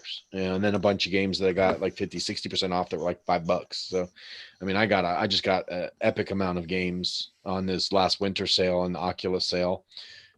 Plus I have the subscription to Humble Bundle, so I get 9 free games a month from my Humble Bundle subscription. So yeah, I amassed a crap ton of video games in the last 4 or 5 months, like more than I bought in the last 10 years probably. I don't have time to play all that. I don't either, but I didn't stop me. It's like I said, it's collector's mentality, man. You start buying stuff and then you're like, oh, well, if you like this game, you'd really like this game. Oh, it's got a 94% positivity rating. Let me grab that too for $6. And then you look down and you've spent $85 this weekend on games and you'll probably only play half of them. Yeah. Donkeys. But like Lance said, at least the PC Steam library and even the video games, I can fit all the video games I own in one Calyx shelf. That many board games would take up an entire like shelving unit, not just one Calyx cube. So I can fit all my video games in one Calyx cube. 3 cool cubes if you include the consoles. So, you look at it relative wise. At least if I overdo it on the games, it doesn't take up any extra space except on my hard drive. So, a little more easier to live with. Yeah, I mean, it's kind of like it's games like the ones that'll be tough for me to get rid of are like the fact that like I own a lot of the Eagle Griffin, Kanban, and like there's that where all the games look nice together. The ones I'm having a hard time with, and it sucks because I know I'll probably never play it, but like I've got the Coffin Box StarCraft with the expansion. Am I ever going to play that game? Probably not, because it's like a 4 or 5 hour long game, and it's a very specific audience. And most of my friends would be like, let's just play TI4 instead. And it's like, so I'll never probably play that StarCraft. If I get to play it once, that'll be probably enough. But it takes up a lot of space, and it's worth like $300. I have 2 of those. I have 2 of those. Mm-hmm. Because we played it. We used to play it so much that we needed an extra copy so that we could have there'd be like 2, like 8 people, one group upstairs, one group downstairs. Mm-hmm. I have the full old World of Warcraft board game Coffin Box with all the expansion material. That's like an 8-hour game if you play it. Yep. I used to have that too. I sold that, and I should sell StarCraft. I could easily sell the game for $150 and the expansion for the same amount. With the expansion, you could sell that for $500. Yeah, and it's basically a $500 bill sitting on top of my shelves, but I've yet to pull the trigger on selling it because I know once I do, I'll never get it again. Oh, you can't replace it. You cannot replace that game once it's out of your hands and it's down the road. You can't replace it. Like I'm holding on to a fully painted Queen's Gambit that I'll probably never get rid of. At least that game I do get to the table at least once a year, but that's about it. I mean, that's fully painted. That's probably $500 too. I understand holding on to that stuff. The stuff that for me, like I'm holding on to is just kind of like, why do I still have Runebound? I haven't played Runebound in 6 years. Yeah. It's just like, why do I have that? I mean, why? Because I have all the expansions in it, all the little card expansions. I mean, like, it's like, so theoretically it's like special because I have all that stuff inside of it. No, I mean, just ditch it, get rid of it. I don't need it. I've got a fully painted War of the Ring and Battle of 5 Armies. I'll probably never, I'd love to play it, but nobody that I play with in my play group would want to sit down and play. Of those two, I'd hold on to War of the Ring and Battle of 5 Armies. Probably no reason to hold on to that. Mm-hmm. It wasn't as good. I mean, it was a fine game, but it wasn't nearly as good. Agreed. But yeah, it's like I've got a bunch of stuff like that that's fully painted. Then it's like, well, I would have to sell it for either a large amount to cover what I paid to get it painted plus the game itself, or I let it go at a ridiculously cheap price and just forget that 5 years ago I paid like $200 to get it painted before I started painting myself. I have Coffin Box Tide of Iron with like 2 or 3 expansions inside of it. It's just kind of like, but that's. The inside of that box hasn't seen light of day in 9 years. Mm-hmm. That's my Memoir 44. I've got Memoir 44. I bought it when it came out, got it painted that year, and had played it once since then. So it's probably been at least 5 years since it's seen daylight. That for me is like, just give me $10. You can have this. Just get rid of it. Just get it out of here. Don't care. I could probably buy a new car with my games collection if I sold it. Yeah. I probably should. Well, no, and it's just dumb because it's just kind of like, look at all that stuff. I mean, you're never going to play it. I mean, and the thing is that if you're going to sell it to people, that they're probably never going to play it either. If you're I would like to think they would. Cards on the table. But it's not your problem at that point. It's somebody else's problem. So See, Kabuki Kid needs to live near me because she would play all this crap that none of my friends around here would play. Kabuki, you need to move to South Carolina. Yeah, because that's one of my biggest problems. Yeah, like I need to find one or two people in my area that has the time to play games that will play some of this obscure and long shit that none of most of my game friends won't play. Now, obviously, right now, no one's really playing much. We like to say that where it's like, oh, I wish I'd have somebody that would, but you still have to find 6 hours to like play that game. It's like time's never the issue. It's really not actually. Play it. Time isn't the issue for me though, especially with football season coming to a close soon. I'm going to have my entire Sundays back where I'm usually just chilling with the wife and watching football, but it's never been time. The problem is I have more time than most of my friends because I work a 9 to 5 Monday to Friday job. And the only time I work weekends is when I travel, which we haven't had a lot of that lately. And most of my friends don't. They are either working at the game stores or they work jobs where they have to work weekends. And it's just syncing schedules. Like Richard's the only one that plays games with me on a regular basis because he's retired.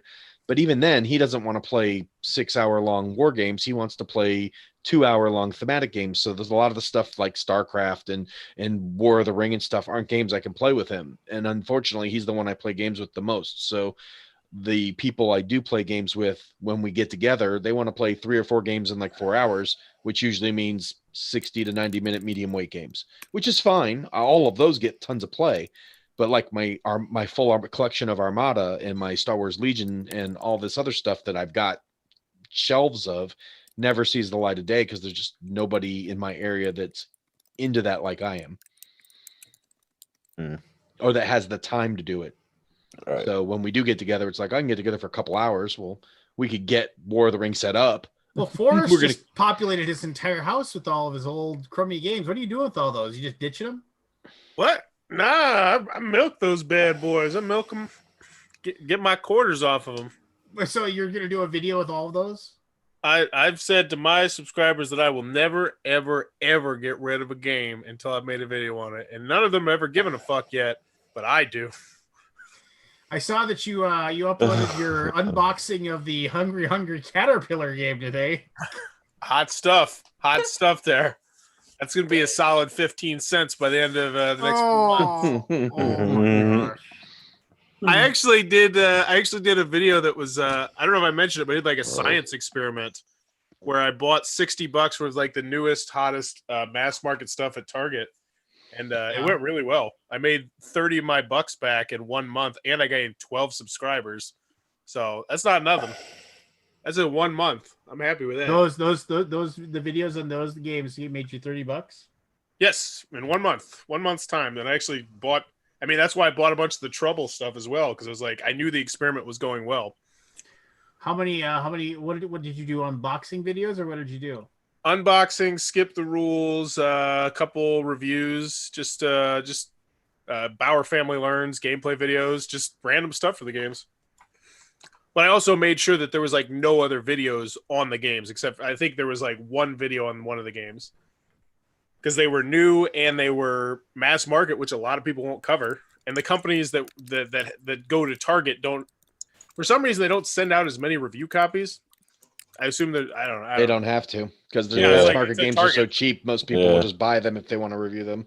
They're not going to beg for a $20 game when they can just get the review done in a day and go buy it that day instead of waiting weeks for them to ship one. So that's the problem. It's like if you're going to go after games for free, you want to hit the bigger games that are like on Kickstarter first and don't hit retail for months so you can get the video out. But the mass market stuff, you can shoot those videos a lot quicker because they're usually smaller games and easier to shoot. So you're better off not even trying to waste time getting them for free. Just go buy it, do your video, and then sell it or trade it or something.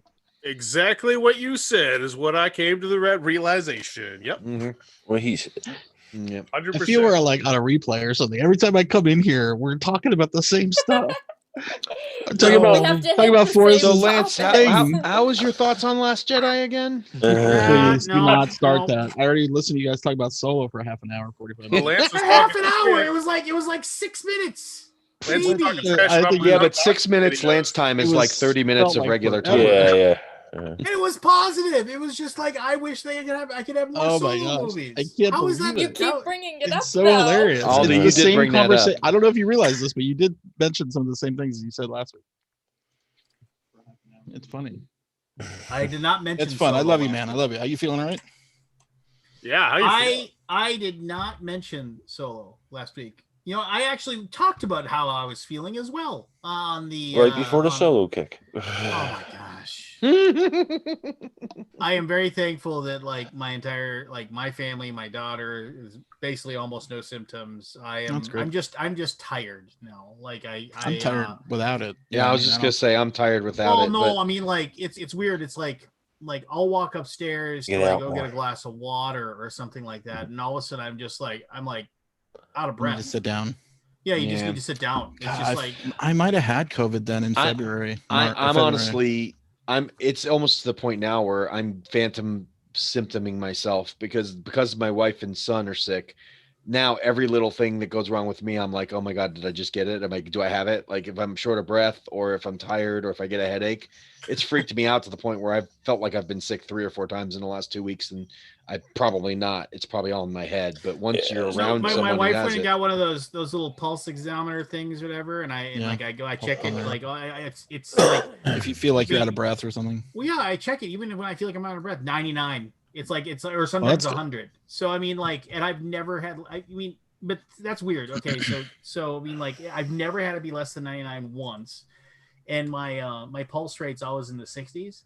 I mean, so it's and here's one of the weirdest things is and this is for as long as I've ever had this checked, is that every single one of my doctors has always said, your heart rate is amazing. It's how do you have this? They look at me and you're like, you're 300 pounds, you're definitely not skinny. It's they expect me to have high blood pressure. They expect me to have I get the same shit, man. yeah, and then they check it and they're like this one 120 over 60, 120 over 65. You get the same shit. My doctor was just she's like, I have marathon runners who come in here and want heart rates like you have, so it's just there's something weird going on with you. So yeah, it's I don't know. I mean, not that I'm gonna live forever. I'm not I or anything like that, but it's one of those things where yeah, I mean, so that's never been a concern. It's weird for me. It's I mean, I can if I go out for a walk, I can walk forever. I mean, my feet will start to hurt, but I mean, I don't get tired from walking. I don't lose my breath. I mean, if I go running as hard as I can, yeah, sure, I get tired. But if I take a dog for a walk, I can go for a walk with a dog for 2 hours. The dog's tired before I am. And it's that's not a problem, but it was it's so weird. It's oh, hey, I'm just gonna head upstairs, get myself a glass of water. I'm like, oh, jeez, what? I'm I would have to stop, and I'd be like, why am I so? I mean, I literally walked up 2 flights of stairs, and I can't breathe. So I mean, that's the thing that and like I said, last night I fell asleep at 10, and I woke up. I mean, literally, if I wasn't sleeping in my basically, I set up a bunk in my daughter's room, so I'd have a place to sleep, and I bring the dogs in there because the dogs want to sleep with me. So I bring in the dogs and I set up this little bunk, and I've been sleeping on the floor in my daughter's room. If my daughter didn't have school this morning at 9 o'clock, I could have slept till noon. I could have slept for 14, 15 hours. I was that tired. I was just completely, well, but what is she going to do? It's yeah, I'm in class, Dad. Oh yeah, my sleeping, snoring giant of a father. Please don't look at my dad in his underwear sleeping on the floor. Right? Yeah, I forgot. Man. So no, I mean, it's hopefully it show won't and be tell. but me much longer. No, 3 more days. I mean, so and then I can rejoin the rest of the world. Do you guys hear my fire alarm going off? I heard a little chirp. I heard of the chirp. I make fun of people all the time for this. Oh, you didn't change the battery in your... can't reach it. It's too high. Get a ladder. This is me on the ladder. How high is your It's still a ceiling? good 10 feet You have above me. vaulted Holy ceilings. It's a big vaulted ceiling. Yeah, You yeah. bigger We've got ladder? one You're gonna need detector a- in our house that's yeah. got that ceiling. I hate There's it. a You're gonna need a Extended rung ladder. A-frames. yeah, and there's a tool. There's actually a tool that you can Is use. there? I've seen them. Yeah, you Google it. There's like a All right. tool that actually grabs it and pulls the plate off, and it actually has a little pincher that you can pull the battery out and replace it. All right. So I need Scott, to- here's what you need to do when you finally do get up there: take that fucking thing down and move it. I've never seen a house so many fire alarms, like fire or smoke detectors. We have Might one be in a every code. freaking room of our house. Is I'm it a gonna newer have house? to. I Construction's just like bought that. 20 lithium-ion batteries to I'm gonna have a handyman come out and replace them all. Just like I don't have a ladder that big. Yeah. Yeah, you probably need a 20-foot And ladder to get up I there. also don't really feel nimble enough to climb 20 feet in the air. Yeah. I'm with yeah. you. Scary. I'm with you. I was 6 feet off the remember- ground, and I'm like, I don't feel like I should be up here. Mhm. 'Cause I was kind of like, ugh. You'll be Gravity's alright our on worst an enemy. extension ladder. Gravity is a bad enemy. It's all in your head. I can feel it. Scott, trust me, I'm terrified of heights, but I Yeah. got my ass 15 feet above the air, on them trains and 30 And look feet. what it did to you. I can pay a guy like $30 to come do them all. Like I used to roof. I mean, not long, thankfully. But... yeah. I was wondering when I would have to answer this call because I knew it was coming. I wrote the previous owners. I'm like, how did you guys change your batteries? She said, we had a big ladder. Oh, okay. Novel idea. Novel idea. But yeah, I mean, it has to be at least a 20-foot ladder. It's the Yeah. ceilings are Forget ridiculous. that. That's so Yeah. high. I just Yeah, looked there at really that is. tool Lance said. Jesus. Yeah, I want the tool. Yeah. No, I remember I knew somebody who had one. They were just like, I mean, it's like it's like a big giant claw, but it's more rigid, so you don't have to like sit there and like fuss with it. So. Yep. Did you guys see the Gen Con thing? Oh no! What? No, what? The Spring Spectacular thing they just put out? Oh No. Spring Showcase 2021? nah. No? What? None of it got it? What is You guys are in it? the board game world, right? Check my I'm email. interested. I'm interested to see Tantrum Con here in February. Like, Yeah, they're I just spoke with Kevin and Melissa tonight. Actually, I hope it goes well for them. Wait, an in-person con? No. No, It's no, a no, they're virtual gonna do con, a- February 5th through 7th, I think. How many people? It's virtual, so they won't know until they get all their signups up. Yeah, I asked him what I I can do to like. I want to do do like events or something. Show off our games in there and stuff like that. So I'm gonna figure something out, the way to support it in some way. Interesting. I mean, we had conversations today, decided whether or not we're doing it again. I'm leaning toward no. Really, just wasn't The worth the virtual? time and effort. The one in the spring was not. The one in the fall we put a lot less effort into. I mean, I hate to say it, it's like, yeah, we barely did anything, but we did a fair amount of work. Here's, We just didn't do an insane amount of work like we did in the people- spring. and I've said this before, and it's just like people don't want to play their board game. Well, okay, two things. People don't like the idea of playing them digitally. Like they just don't like it. Yeah. There's enough people, and I'm not going to mention names, but there's enough people whose voices and names have weight to them that are saying like, oh, playing board games on Board Game Arena or Tabletopia or Tabletop Simulator, they're basically shitting on it, and crapping on the interface, crapping Really? on the selection. Which people are Yeah. saying that? Nah, well, I'll talk about it People? in chat. People Okay. whose names carry enough weight. So there's Well- people. So then then you have people that follow those people, and they're like, oh well, I don't want to use that shit, right? And two, people have like we've just slowly done this slow skid back, and not everybody. I know that like the people that listen to this and a lot of people that are in this conversation, but we've done this slow skid. We got really, really strong. Like I'm not gonna spend time with people. I'm not gonna have anybody over. We're gonna and then we've done this slow skid into like, well, I'm gonna have this small bubble of people. And so right now they've done this slow skid into the thing. Well, I'll have my 2 or 3 friends that I trust over for board game night, and I'll get my board game fixed that way. So they don't have to go do an online version. Like 4,000 people died today, right? I'm not People are saying- still getting He's not- together. He's not I mean- arguing that point. He's just saying that's. I what know, it- but I just think it's way like the it most idiotic idea. It's But whatever. I mean, reality. I'm not going to judge people. Whatever. You do what you want to do.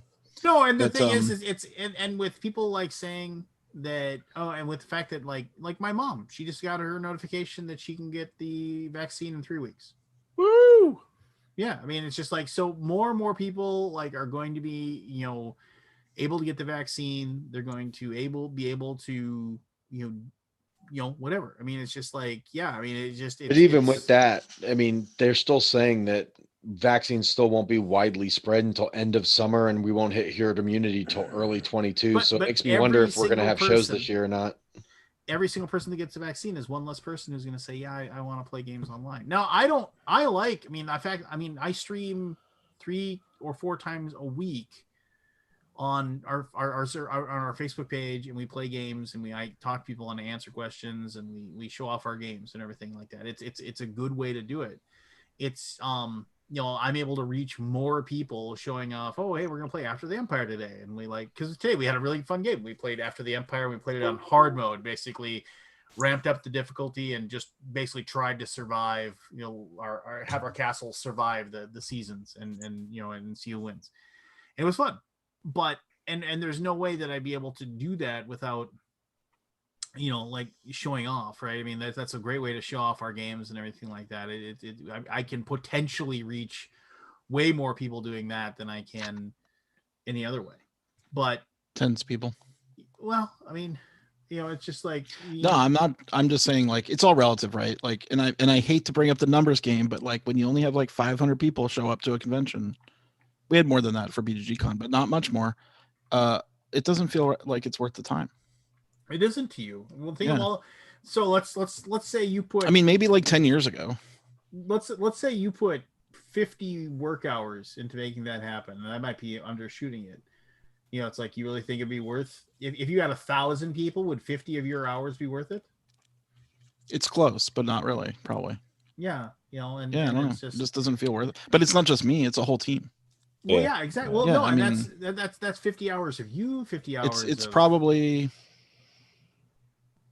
250 hours. People hours. No, that's not worth. Even, I mean, No. that's not worth your time. That's No. not worth you and your team's time. Think And of I'm all not the other trying to things they be- could have been doing. I'm just being realistic. I like No. the fun. I like the fun of them. I had fun at the last one. We did a lot of live shows that were fun. Yeah, but people don't want to play board games online. I mean, it's just, we haven't. Yeah, the desire is not there Yeah. because people are getting their fix somehow, right? I mean, the board game industry. We had our biggest year ever. Like, we crossed 1 billion views, 6 million visitors last month. Not 1 billion all year, 2020. 6 million last month alone. Users. That's like our biggest ever. And like, okay, well, people are buying games, doing stuff. So I don't know where they're doing it though. I guess at home. They are doing it with that little bubble of people they trust, and they're having them over. I know of people that do it, right? I mean, I Yeah. know. I just did it. I literally just had my kid's godfather and my good friend Lucy, who comes over for game night. Didn't Yeah. you just So hear people are- 4,000 people, Forrest? What? Yes. Yeah, see, but you're that's- not. I get your point. You're not arguing that that's right or wrong. It's just that's the way it is. And it's like, yeah, that is totally the way it is. I know other people who are like the same thing. They're like, I can't guess, come to I game mean, night, but I got my own. and I said this earlier. That's the thing that really chaps my ass, is the fact that, like, I have not had people over to my house to play board games. I just haven't done it. I was so Right. Had you got the fact that So you got effing COVID careful. now? I You're was like, why did I so- just say fuck Yeah. it? Right. I was so effing Just do it. careful. I was so effing Go careful the other to, way. like, make sure it didn't happen. I Mhm. mean, it was like, I might as well. Why didn't I have people over to Gathering of the fucking Vikings. play- Fuck it, do it. That's Yeah, why didn't I have people over to play Battlestar Galactica? I mean, it's just like, Yeah. I mean, you spent the whole year indoors. Except for one day. just to get, just to go to Christmas dinner with my dad and find out that my brother gave it to him. So, oh well. You gonna get the vaccine? Oh, when they offered to me, yeah, sure. Okay. What I mean, I mean, like, I did my research, and I'm not going to talk about that at all. I'm not gonna be part of any black helicopter conspiracy theories here. I did my research and looked into it, talked to people that I trust, and what I personally feel that I would have to risk by getting the vaccine, and I think there's a whatever risk I determine that is well worth the peace of mind to get the vaccine for me. I have no problem, no problem whatsoever doing it. I can tell you, and I'll tell anybody this. I mean, it's like, yes, I did. I mean, I had COVID, and like I said, I am more tired and brain fogged out and just exhausted, like I said, walking up the stairs, something that doesn't exhaust me in any way, shape, or form. You know, it's like, you know, all fat jokes aside, that's never been a bother for me. But it's like, it sucks. I mean, for like 4 days, I felt like complete and total dog shit. I mean, and people are like, oh, it's like the flu. No, it was like literally like, oh, hey, it actually hurts to be in your skin, and there isn't a single way you can lay down or sit or any way that'd be comfortable and feel good. And you're just hoping that you get so exhausted that you eventually just fall asleep, so you don't have to worry about it anymore. It's garbage. You don't want it. Don't want it at all. I thought you were about to say, don't get it. Yeah, I mean, 2 out of 10 would not recommend. Would not recommend. So when I went to Florida, to deal with my mom's death, like I had to take her car back, and the guy had it sitting across from me, but he didn't tell me until like we're 3/4 of the way through the process. I'm like, oh, thanks for letting me know. And I was like kind of joking. What did he say? I said, he said he got it in like Barbados or something. Like he went to Barbados. And I'm like, oh, that must have been fun. He goes, no, it was not. I'm like, okay, I'm sorry. I'm trying to make jokes.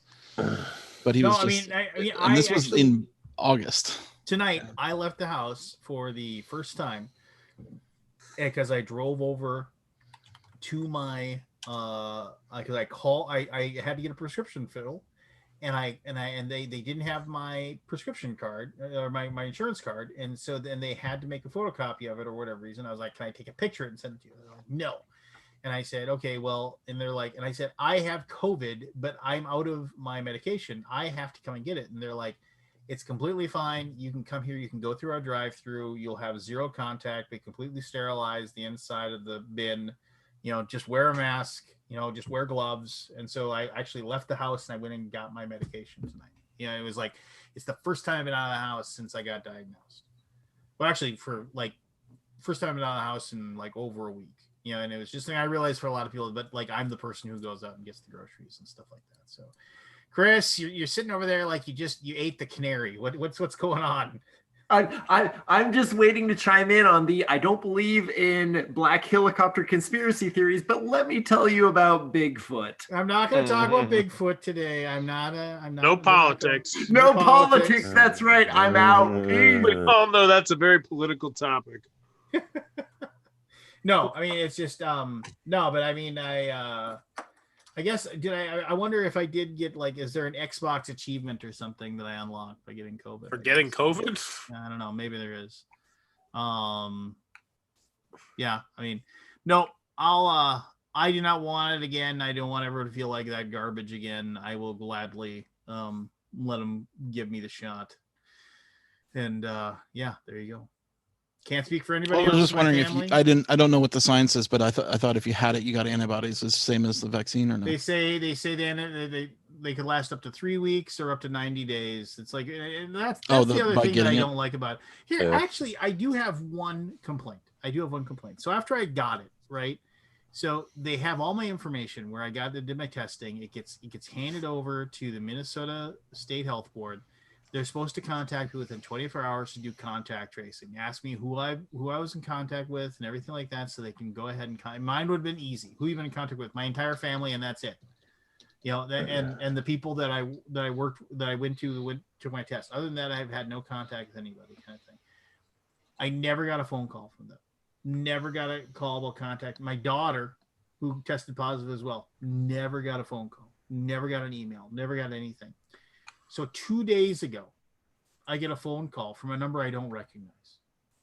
I answer the phone, and this person says, "Is Lance Mixter there?" And I was like, "This is me," you know. And they're like, "Lance, I need to verify your identity. Could you please give me?" And they asked me for like the last four numbers of my social security. They asked me for like 2 or 3 things, and I was like, I I said, I'm not really comfortable in giving that to you over the phone. I understand that. Don't do it. I was just like, well, no. And I said, who are you calling from? They're like, well, I can't tell you who that is until I verify who you are. And I'm like, well, I don't feel comfortable in telling you that, you know? And they're like, I understand that. I was like, can you just tell me? I was like, I can give you a phone number and you can call us back. And then we, you know, and I was like, okay, well, will you tell me who you are when I call you back? Well, no, we can't until you verify this information. And I was just like, this is ridiculous. I was like, I have a really good idea that Click. you, yeah, I have a really good idea you might be who I think you are, but it's like, but I'm also like, I have no idea who you are, so I really don't feel comfortable in giving that. And why would I just call a number you give me? How is that? It's like, well, just call this number. You can trust us. I'm giving you a number to call. And so, and then somebody later told me, it was like, yeah, I mean, it's like, what was the number? And they're like, yeah, that's the Minnesota Health. You know, they were calling to do their call tracing, and they finally got to you. And I was just like, what a backwards way to do it. Yeah, It's why? HIPAA. You're the one. It's HIPAA. Yeah, it's just I like- told it's you. like- I They just can't went say through who that. you are, who they are. They can. They're say- guarding your information. It's, Oh, I would not even. I just went through this with that call Jen. would be over in about a second for me. Yeah. I just thought that was like, I thought that was just like ridiculous. It was like, yes, it was exactly what they were doing. They were calling to do contact tracing for me and like check in, and like, that's what it is. But it's just like, there's got to be a better way. I wasn't just going to say, oh yeah, here's my social security number, and here's my blood type, and my mother's maiden name, and you know, and then haha, sucker, you know, just like, Do you think they say at the end of scam calls, like, "Ha jokes on you, motherfucker"? I wouldn't do it. I mean, what did they do to you with your computer? Well, that was a whole different ball game. I stretched that bad boy out and ended up tricking him. You know, it's a whole different scenario, Lance. Played the long con on that one. Yeah, I don't know. I was like, there has to be a better way to handle that. I guess it was like, I was just, well, whatever. All right, I got to get to bed. Good night, Jeremy, Pete. did you email me yet? I haven't seen anything. Hey, No, Pete. I am about to do it. right Okay, now. just wanted to make sure I didn't miss it. I checked my Yeah, spam yeah, folder and it's- didn't see yeah. nothing. So don't Okay, forget to no, email me. sure. I'll get you taken care of tomorrow. All right. Everybody have a good week. Lance, hope you feel better. Thanks, brother. We'll see you guys in 7 days. Aye. So peace.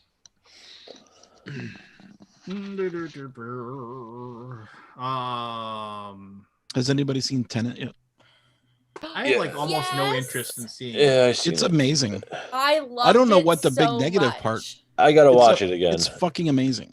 I can't don't wait. understand people that were complaining about it. It basically tells me I can't listen to anybody tell me if a movie is bad. I was fully prepared to be like, what is this movie? It's fucking amazing. Yeah, it is. It's there's a lot going on though. I want to watch it again. Yeah, there I is a know lot there's a going lot. on. I And I understood every single second of it, and I don't know yeah, why. I did too. Unless you haven't watched a lot of time travel movies, then you don't Where get did it. you watch it? Where did you watch it? At home. Okay, but like what through what service? You know, you iTunes. realize you couldn't watch it all year except for at the movie, so it was kind of preposterous. Everybody, So- that's what Well, people's no, feeling I know, was. I They know had to go several to the people. movies to I know watch it. several people who saw the movie theater. That was So a great I don't know Messiah, for though, certain. You know. But my understanding is that after it had its run in the theater, which was admittedly very small, and then the complaints about the audio being all kind of screwed up and everything, they went back in and they fixed it so people would be able to understand. I was told that too, that they had audio issues. But does for that. well, I don't think they did it on purpose then, because Yeah. they're not trying to hide anything with the even, dialogue. Nolan even said that he like had purposely, like it was supposed to be like parts of it were Weird. not supposed to be able to be muted or heard or things like that. You know? Well, there's- Well, there's a he had- part he had in he the had a movie similar where- issue with one of his old movies too, where Did it was Dunkirk. Dunkirk had a bunch of issues in the theater because it Oh. was fucking deathingly loud. Well, yeah, they because had the way that. he- They had that tone that keeps rising the whole movie. Yeah, that You know, rampant yeah, you know thing. that Yeah. It keeps going up. But anyway, you should all watch it. Yeah. It's awesome. Yeah, it's on It's my like one of list. the best things I've seen in a long time. The industry was holding like this was going to save, the movie industry when it came out, and it didn't. Well, maybe- you know, maybe they I screwed think up that with had a the lot sound. to do with it too. I mean, think there's- the studio just decided like we have to release this, which Yeah. is There's what a lot of any talking. studio would do. There's a lot of talking that explains things in the movie, and if you don't get it, then you're not going to understand what's happening. Yeah, yeah. It's just going to be people talking, right? Yeah, I mean, They get on Amazon Prime. It's on iTunes. You gotta bought pay. it. You gotta pay the Gotta pay bills, for brother. iTunes. Yeah, Don't yeah. listen to- I don't know. I don't thought know I when was like, it'll it's be out. not It'll on probably be out on anything for streaming or free. something. Yeah, or streaming I can pay for. Probably will be soon.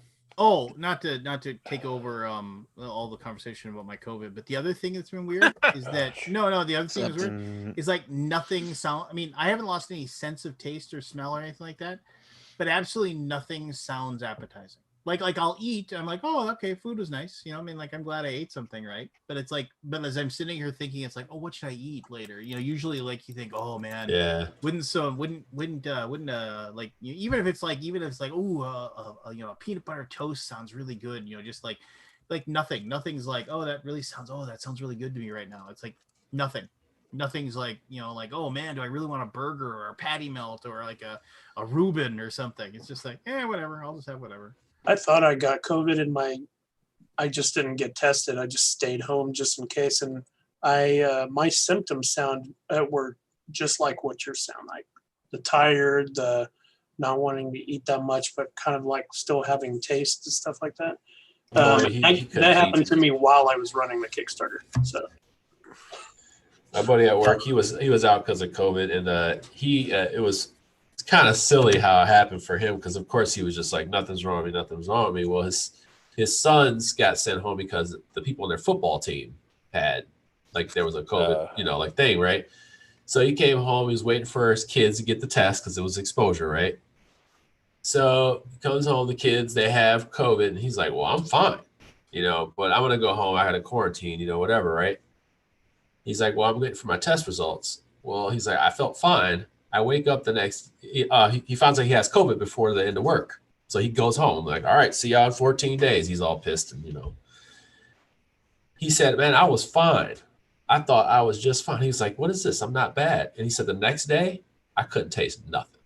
Like, he said, I went to drink my coffee, couldn't taste a damn thing. And like for 5 days, he's like, for 5 straight days, couldn't taste. Then I started not being able to smell at all. And it's just crazy, and his kids just walked, they had COVID. They were just fine. They were just perfectly fine. And he said, every adult in the house was just freaking all over the place. And for some reason, his kids were just perfectly fine. Yeah, that's what my neighbor across the street was saying. The same thing. The kids were fine. Yeah, it took the husband out pretty bad, and the wife was okay. His wife was real bad. He's like, she didn't even get tested. She was just bad. So they were in the bed for she said she was in the bed for like 5 days. So yeah, it's people different. Yeah, I wouldn't fuck around with that. Like some people do.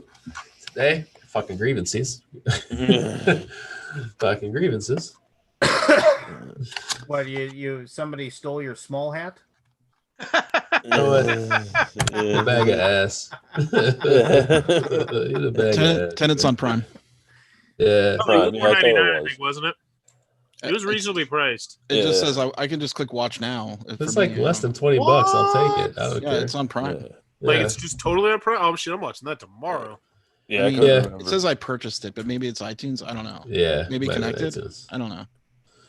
I'm sorry if I made it. Yeah, I thought it was someone has to go to. $4.99 when I looked at it. Someone go look at it and see if it's on Prime. Watch it now. We have to talk about it. Yeah. Spoilers. There's a lot of spoilers, but they're Yeah, also there is. good. Yeah. Do you have The movie pays off in a really good way. I mean, You gotta rent it or buy it. Rent for $6 or buy it for 20. oh, okay, never mind.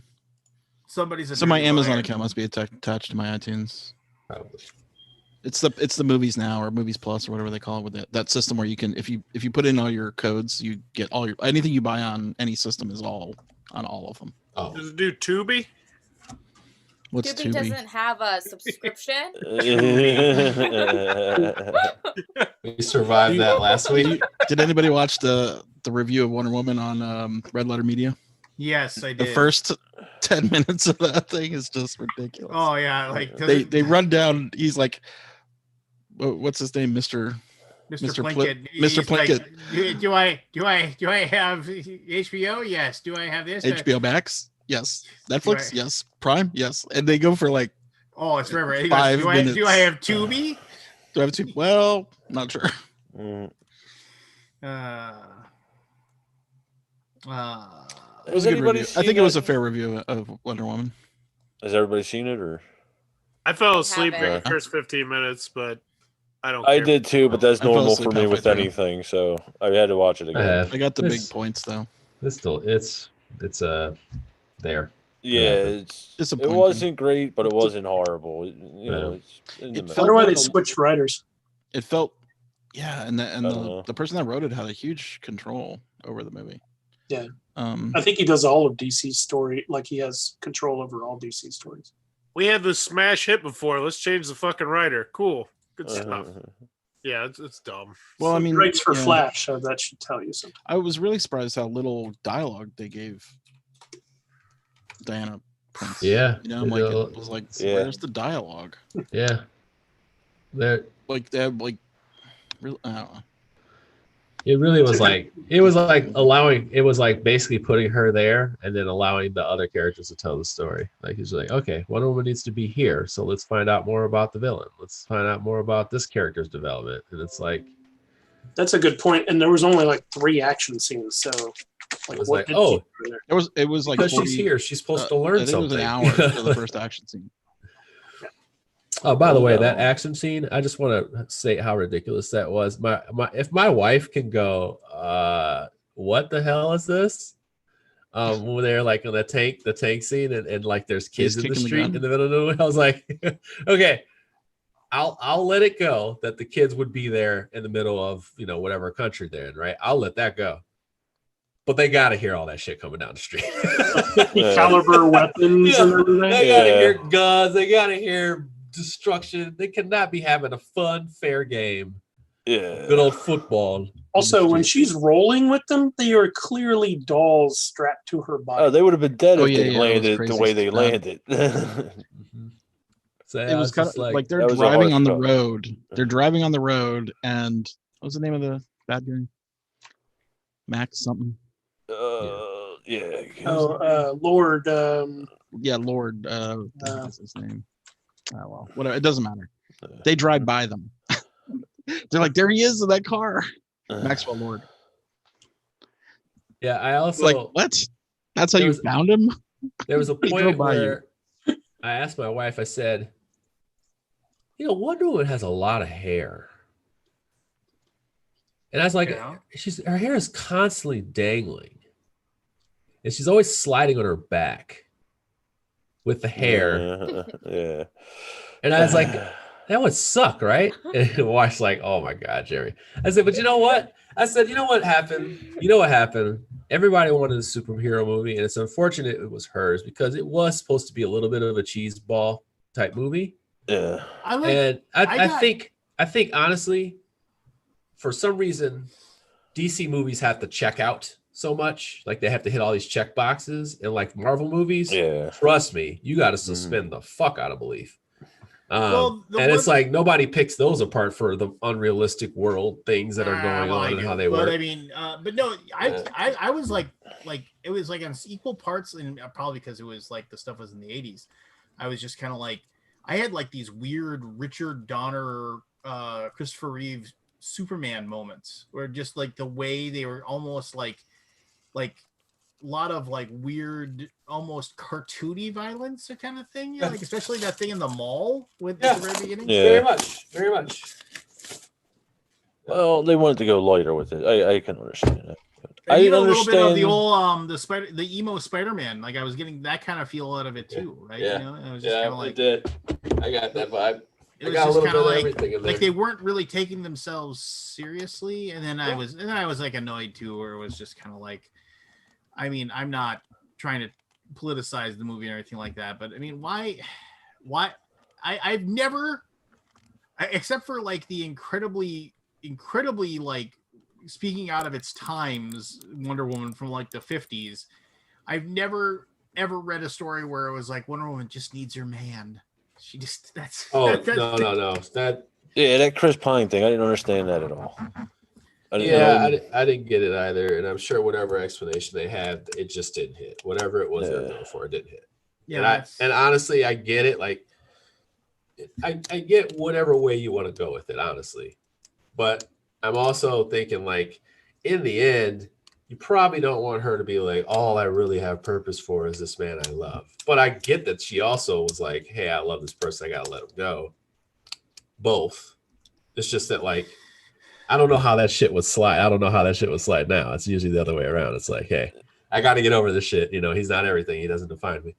But no, not at all. All the way until the climax. Before we get to this climax, I need to make sure that I know I have to let you go. I'm like, okay, all right. So, yeah, it's definitely a challenging movie, as I say. Yeah. It was it is outstanding that they just can't seem to stick the landing on DC movies. It's just like Did anybody watch The Wings of Prey? The what? The Wings Birds of of Prey? Prey. Birds of Prey. I watched that. I fell asleep through it. That was garbage. Oh, was it? I thought it was good. You know what Birds of Prey was? I said when I was playing that, when we were watching that movie, I said, I don't know if this is a good or a bad movie, but these women look like they're having a good ass time. That was like my explanation for the movie. I was like, I don't even know if I need to review this movie. I'm like, they just look like they're having fun, like a Will Ferrell movie or like an Adam Sandler movie. I'm sure they had a lot. They were getting paid to do. I don't know. Was that the one with the pink-haired girl? Yeah, Harley Quinn. Yeah. That one was fun. I enjoyed it. It was fun to watch. You know what's good if you have the HBO, watch the Harley Quinn cartoon. That is really good. I mean, like, as far as it is not for kids, it is not for children by any means. It is no nieces and nephews come on around. It is F-bombs and, booty call this and, just it is definitely not for children. But that they tell a very good story, and they have story arcs that last entire seasons, and they do a very good job writing the whole thing. So if you have HBO Max, I'd strongly suggest watching that show. And then the other thing, I watched all of, like, one nice thing, January 1st, my daughter and I were stuck with nothing else to do. So as we were quarantined, we watched all of Cobra Kai season 3. Just watched it straight through together. And I'm still in season 2. Yeah. I haven't finished it. I haven't watched one episode of that show. Jen consumed that. Like, she watched that in one day. It won't appeal to you, I don't think, Cassandra. Maybe I won't give you. I won't say any spoilers at all. It might. The only thing I'm going to say is you can just turn it on. I mean, have you seen Karate Kid? Even without that, it's Original basically a soap opera with karate. It's it was. I give it a thumbs up. It's not wasn't as good as the first season, but how could it possibly? The first season was just gold. It's on Netflix now, right? Yeah. Watch it and see if you like it. I watched the first season. There's a huge nostalgia factor in it for most of us. I watched the first season when it was on YouTube Premium. Us old people. Because I was cool. And I did too. God. Yeah, so. Yeah, so. Yeah, so there you go. Yeah, I was watching it and being cool Lance before is the a rest of cool you brag. knew that it was there. I know. It was It's cool. so not. Hey, finding the cool thing before other people is a Look at this guy. It Look at is this so guy. good.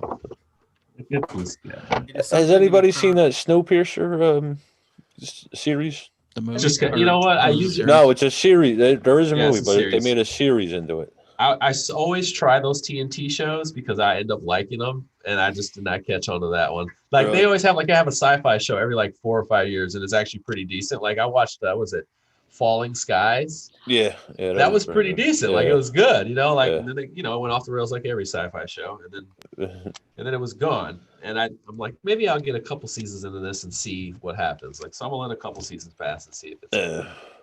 I have like Only 2 or season 3 2. friends that are telling me that if I'm watching The Expanse, I'm stupid, but I can't get through that first season of The The Expanse. first season is No, rough. Can first I season just is can I terrible. just skip ahead to the second season and just not watch the Yeah, first just watch the season? recap. Is it a show? I was gonna say, is it a show with a good recap? Because sometimes you have shows that are Yeah, you so can just good at watch that recaps. recap. Yeah, like the recaps are so good. You're like, all right, I'm good. Let's go. Well, actually, I'm not sure because they switched companies. It went to Netflix or Prime eventually, but I can't remember. Yeah, Prime bought them, right? Sci-Fi, I think, Sci-Fi had it. fucked that up so bad. Yeah, They Sci-Fi fucked it had up it. so because I didn't watch it after the first. I didn't watch it after the first season. I was like, this show is gonna get burnt, just like every other sci-fi show. And Sci-Fi Channel just does that. They're like, oh, this is an awesome show. It's not coming back. So like, it's not coming back. But yeah, that one didn't stick because I thought it wasn't coming back, and I guess it did come back, and it's better than ever.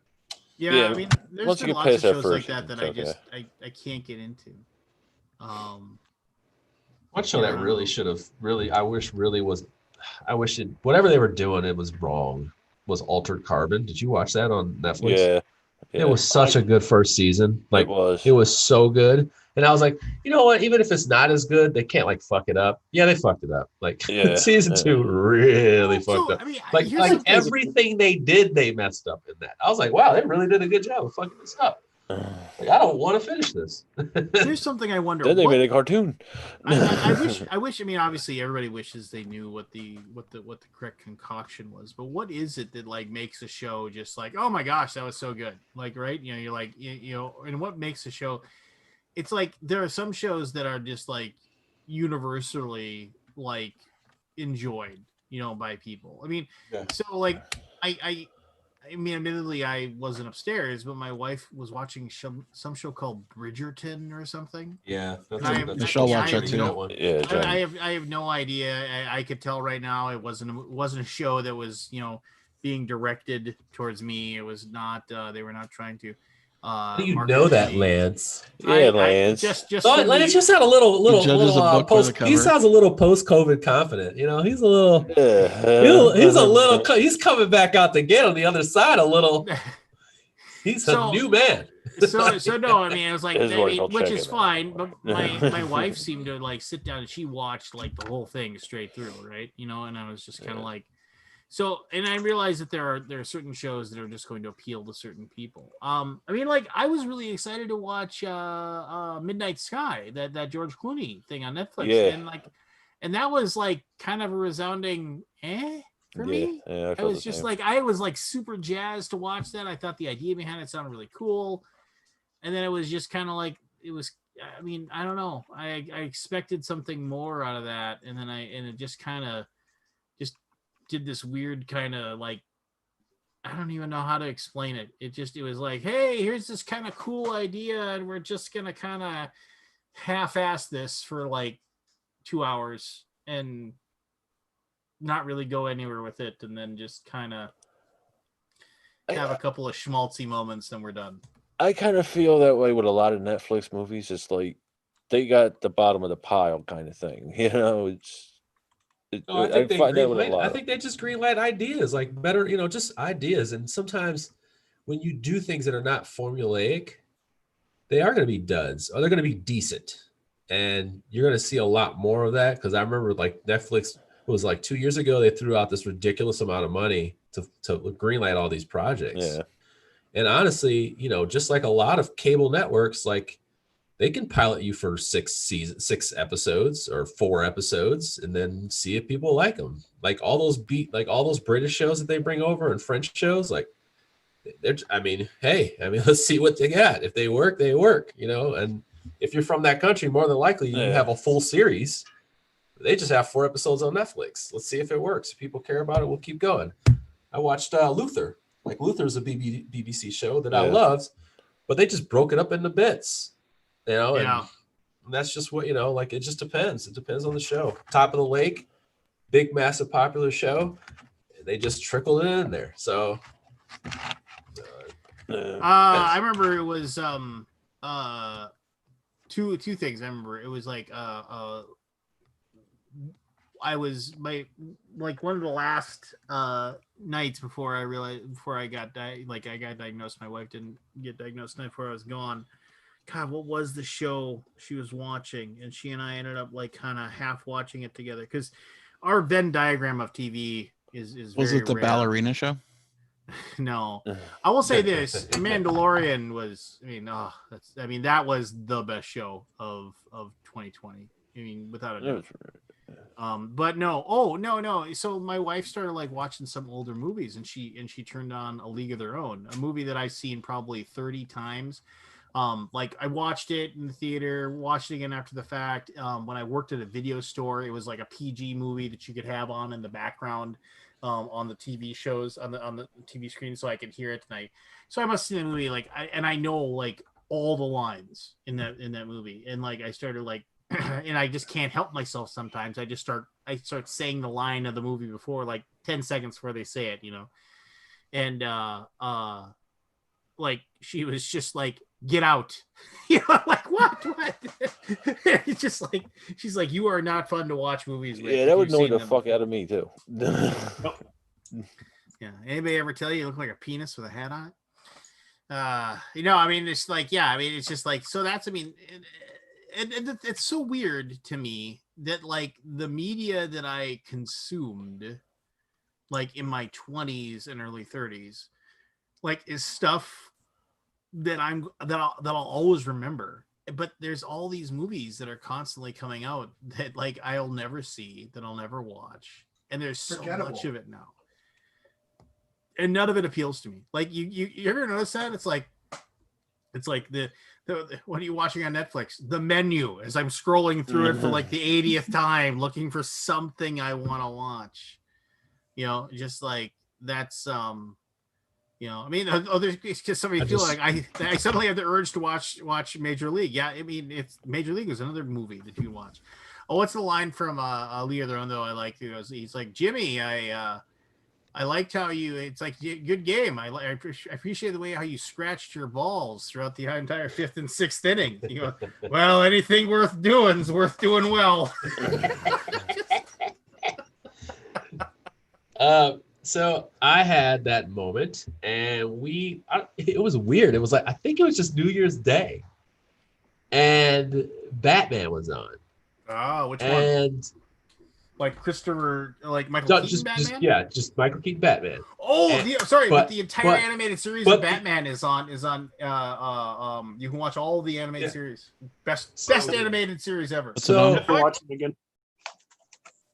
Which Netflix? I forget what it was on. I just saw it. HBO Max. Yeah. That and Justice League was amazing. Yeah, Justice League. Oh, Justice League was so good. Justice League Unlimited is insane. Oh, that was so good. Michael Rosenbaum did actually both. Rob Paulson and Michael Rosenbaum did they have a web series, and they did interviews with the whole cast. Oh. I don't know if you guys. I don't know if I can put my leg up high enough so you can see the tattoo of Mr. Freeze on my leg here. But there he is, Bruce Timm, Mr. Freeze, baby. Yeah. You connect with Mr. Freeze. I was explaining to my wife that Mr. Freeze is a complicated man. He's you should feel sorry for him. Yeah, he is. You should feel sorry for him.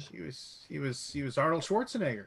Yeah, So anyways, I went through the whole day, and I watched. They actually had them back to back to back, like it was almost like TNT, but it was on Showtime.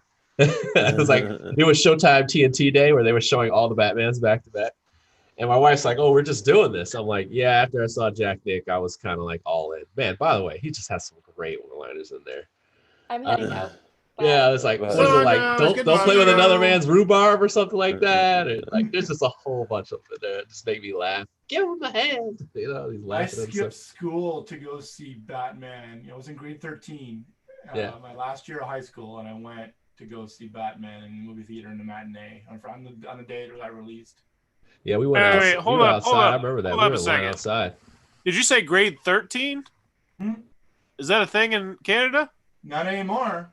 Oh, wow. Yeah. So get this. So Matt and I are the same age. So because I won like have breakfast on the air and the radio, like dial get the ninth caller, and when we win breakfast on the air with my high school girlfriend and I got to go in, and that was right before the Batman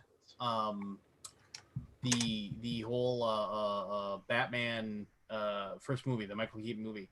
And there was the secret midnight showing of it or something like that. Like you had to win tickets to be able to go. And I mentioned the guy's like, yeah, it's too bad I was trying to win those tickets. And then he came back out and he handed me and my girlfriend tickets to it. So we got to go to the show that night. So we got to go to the premiere. Yeah. So I'll always remember that. Went to go see Batman and the Michael Keaton Batman, which, yeah, definitely like Nicholson chewed the scenery on that one. Just the whole, it's like, you look good. I didn't ask. I worked at a cinema for probably 10 or 15 years, and we would always have midnight screenings for the staff the Thursday night at midnight before we'd open on the Friday. And I remember seeing The Silence of the Lambs and driving home, freaked the fuck out after watching it. Yeah, no. I mean, right now, if you have HBO Max, you have a ton. They have like Batman Red Sun, Superman Red Sun. They have Batman Gotham by Gaslight. They have the Batman Samurai. That's actually pretty good, low key, man. Yeah. That's a good one. No, yeah, they have all of those. Son of Batman. Mask of the Son of Phantasm? Batman's good. Oh, Mask of the Phantasm. Did you watch Son of Batman? That one with is that the one, Son of Batman? Oh, with Damien in it? With Damien, yeah. That's a good one too. I have one that I haven't seen yet. It's the Under the Red Hood one. Death in the Family. Dude, Death in the Family. I've not watched it. I have Yeah. not I haven't watched it, watched but I it read the yet. comics of that one, and the Yeah, me comics of too. that one are pretty fucking. That first cover of the series is like, whoa. Yeah. And the Batman, actually, all those covers are good. The Batman, the Robin one, and the Batgirl one they're really good covers. I wish I had time to read comics Yeah, these days. I do too, man. I do too. The Bee Gees documentary is really good too. Oh, is it really? What's that? It's on? amazing, actually. I really enjoyed it. Jed was trying to talk. I didn't me know much into about the that. Bee Gees. I mean, I liked their songs back then, but like I didn't know their history. Tight pants. What else? That's right. High voices. High voice. But they actually Well, started off that way. They covered the falsetto and how they figured it out. Yeah. Like Barry Gibb didn't know he could do it, and he just did it one time, and he's like, I can do that, and then it became a thing for him. Is that It's HBO a really Max good too? Yeah, it's HBO Max. Ah, Yeah. HBO, man. What does HBO Max Oh. cost? $9.99 a month.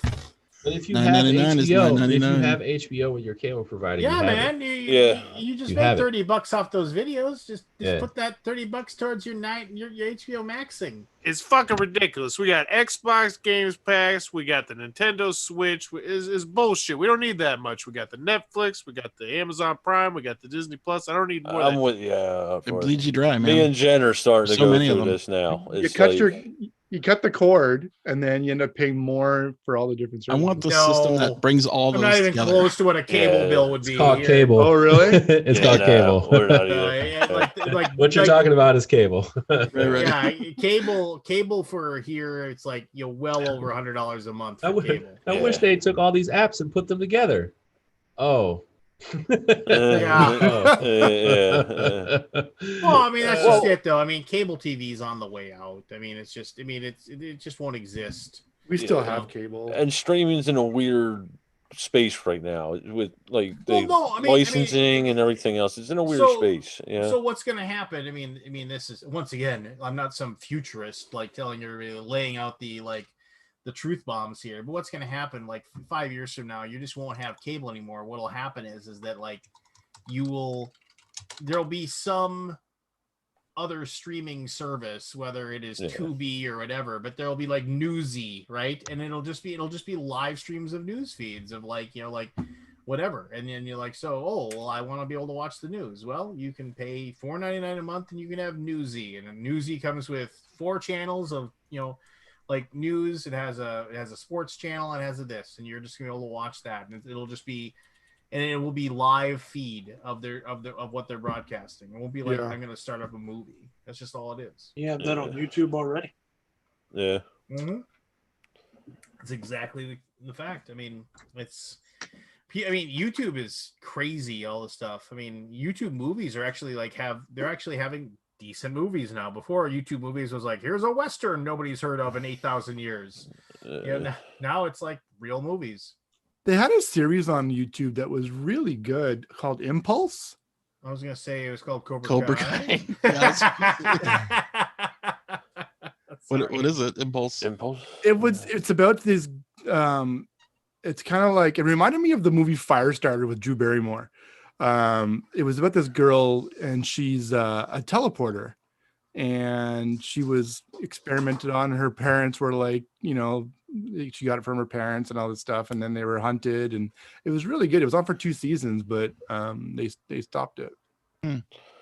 Yeah, somehow Was- YouTube didn't was have the the shop money anymore. involved? I just What's don't what? think they were as successful as they thought. It The would be. Shop was the name of the bad guys in Firestarter. Oh, was it really? Oh, good They're memory. called The Shop. Good memory. I remember, was it David Keith was in that as her dad? Was it David Keith or Keith David? I know, right? Mhm. Keith David's the guy from Gargoyles. That's right. Good for you. Look at that. Look at that, pulling that out of whatever. That and all the Star Trek cast. Pretty much. Yeah. Oh, I love Gargoyles. Me too. Gargoyles was good. The story writing was really good on that. It was like surprisingly good for the Yeah. time. I mean, like it was a kid's cartoon with like really nobody.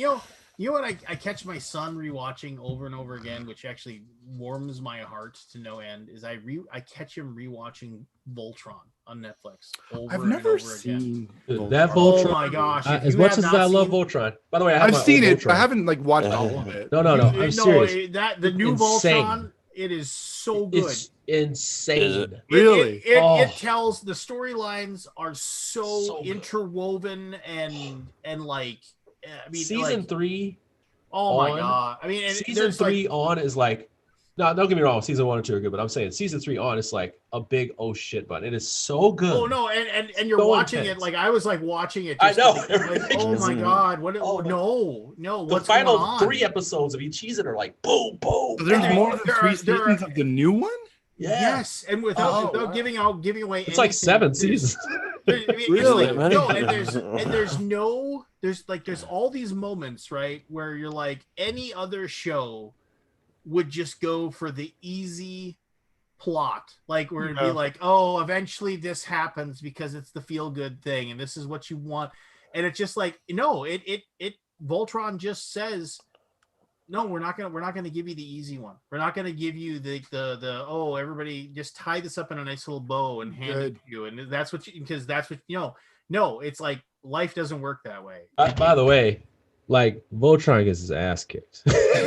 I mean, not for like one episode, like dismantled in space, lion destroyed, like they deal with some shit. Yeah, Like, and it's they like, deal with some and shit. you're also like, you're dealing with like, oh, okay, so it's like, oh, a giant robots fighting things. It's like, yes, there are giant robot battles, but it's like that's like almost like yeah, the it's not- rarity. yeah. Really? I mean, it's like it's more to do with the characters and the journey Yeah. that those people are on, and just and I mean, it's like the oh my gosh. I mean, even like the characters that are obviously supposed to be there for like comedic relief, they get their own moments to shine and be Yeah. important and have like dramatic moments. And They got a lot of material out of those characters, man. oh my gosh, did they They got ever? a lot of material. Like you really are Oh. connected to these characters.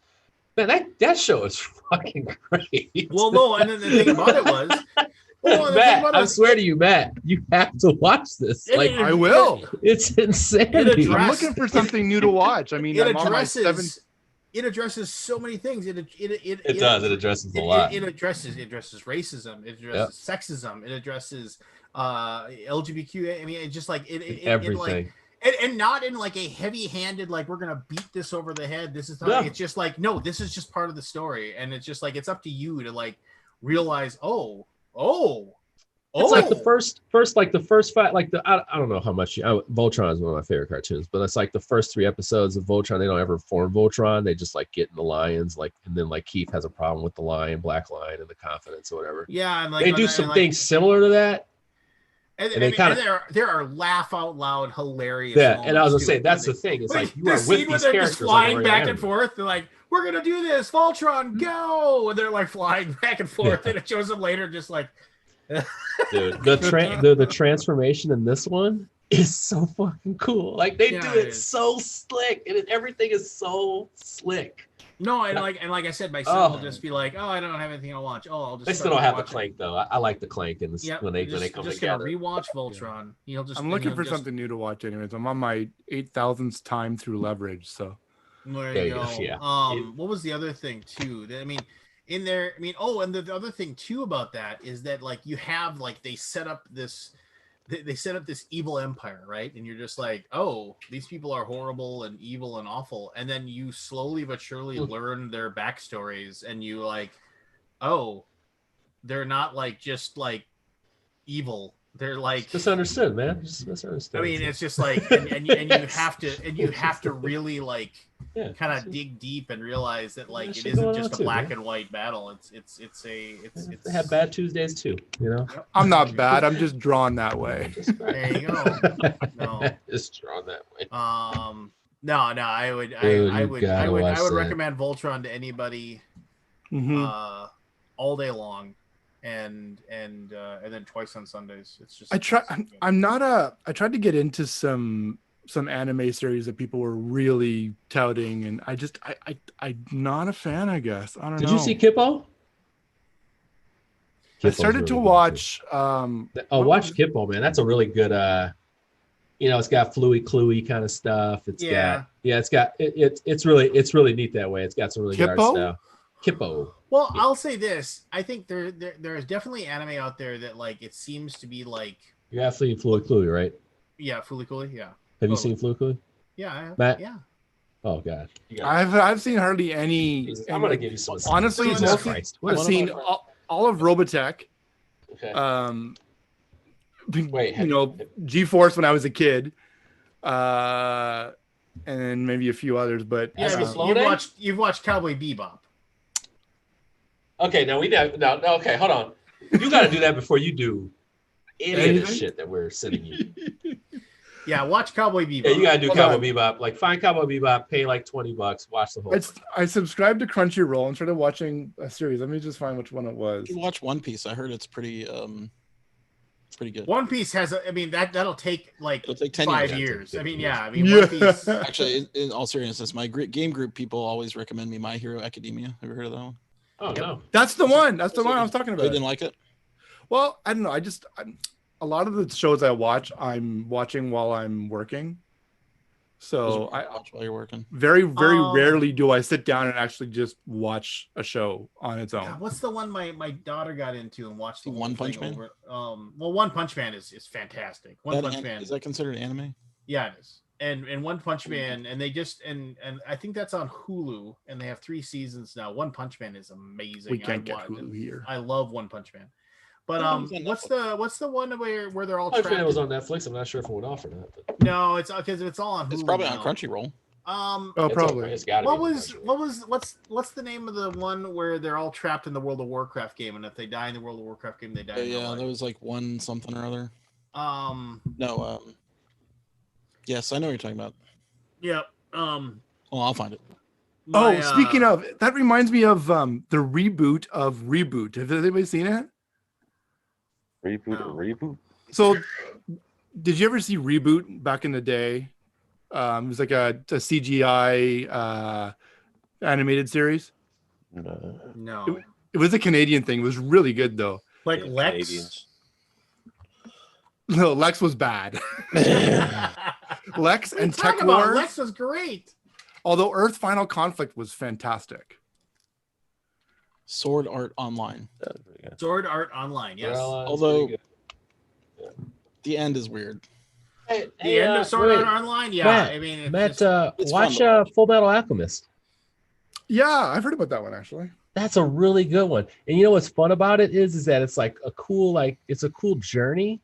So, but they pay the price for the choice that they made, and it becomes darker and darker as they deal with this journey. Here's the thing. Here's the thing with a lot of anime that I don't like, and I realize that I'm in the minority here. Yeah, is that it's like and this is why I think like people like were having a problem with the beginning of the Mandalorian season, was it was just like, hey, here's this cool premise about Full Metal Alchemist, and this whole premise is that these two brothers, and we have to figure out a way to to save my brother and get him out of this armor and whatever, and that's the premise. And it's like, and here's 790 episodes Yeah. we're writing about, And it's never resolved. and we never never resolved. resolved. It's like One Piece, right? It's been going for like 10 years. We Never resolved. incrementally, like we moved down the path like a fraction of a fraction of a journey, and then we moved down the path, and so and I'll fully admit that I am very westernized with my viewpoint, where it's like, just tell me the story. It's just, and there definitely were episodes of Mandalorian where it was just like, people were like, what the hell? Why are we dealing with space spiders? I want you to move forward with the story, please. And it's just like, no, this is the little journey episode, kind of thing. Nobody likes that stuff, and then they wonder why people they run out of plot options. I'm like, sometimes you gotta have monster of the week. It's like you just want to see what these people do on a fucking Tuesday. It's just like, otherwise you wouldn't have the cool shit where you see the rebel pilots, hanging out, or the stormtroopers sitting there hanging out, having a break, but they should be doing something important. You would never get those scenes. So it's like. But that was that scene. So not to go too deep into any Mandalorian spoilers here, but that was a callback to Troopers, which was an old YouTube video that was Troops. That was an old callback to Troops. The best. Basically. Best. Just there was somebody put together this hey, we're gonna make basically cops. Yeah. But and you can find it. So. And there's so many of those things that are in Mandalorian that are callbacks to really, really, really obscure Star Wars things that unless you just won't catch on to. Troops was so funny. Oh my god. Oh, it was the fact that when they go to the domestic disturbance call with the Jawas, and then the guy, we got a runner.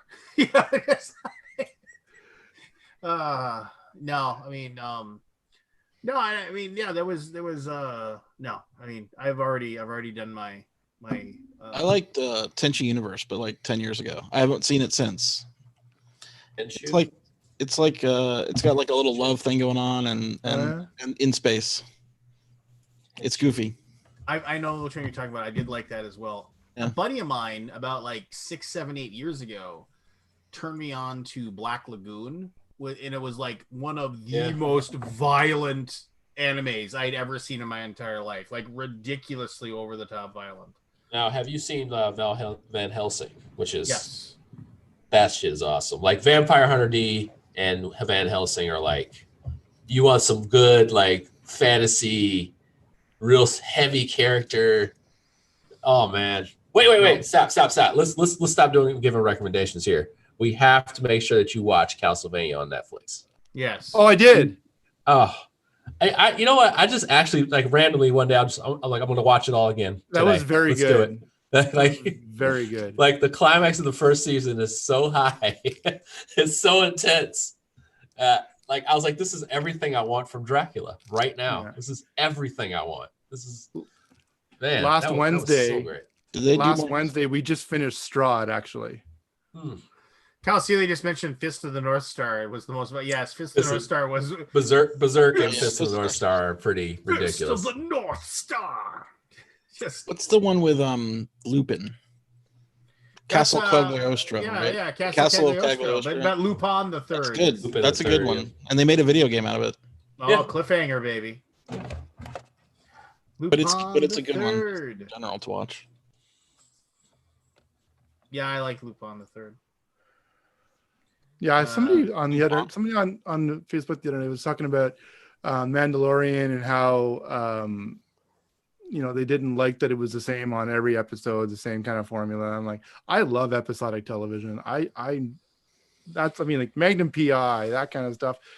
You have your little chunk of entertainment. You start and it finishes, and you can move on. I honestly, I can't talk shit. X-Files is my favorite show. I like Monster of the Week. Give me 3 Monsters of the Week, character development. Yeah. Alter something new, 3 Monsters of the Week.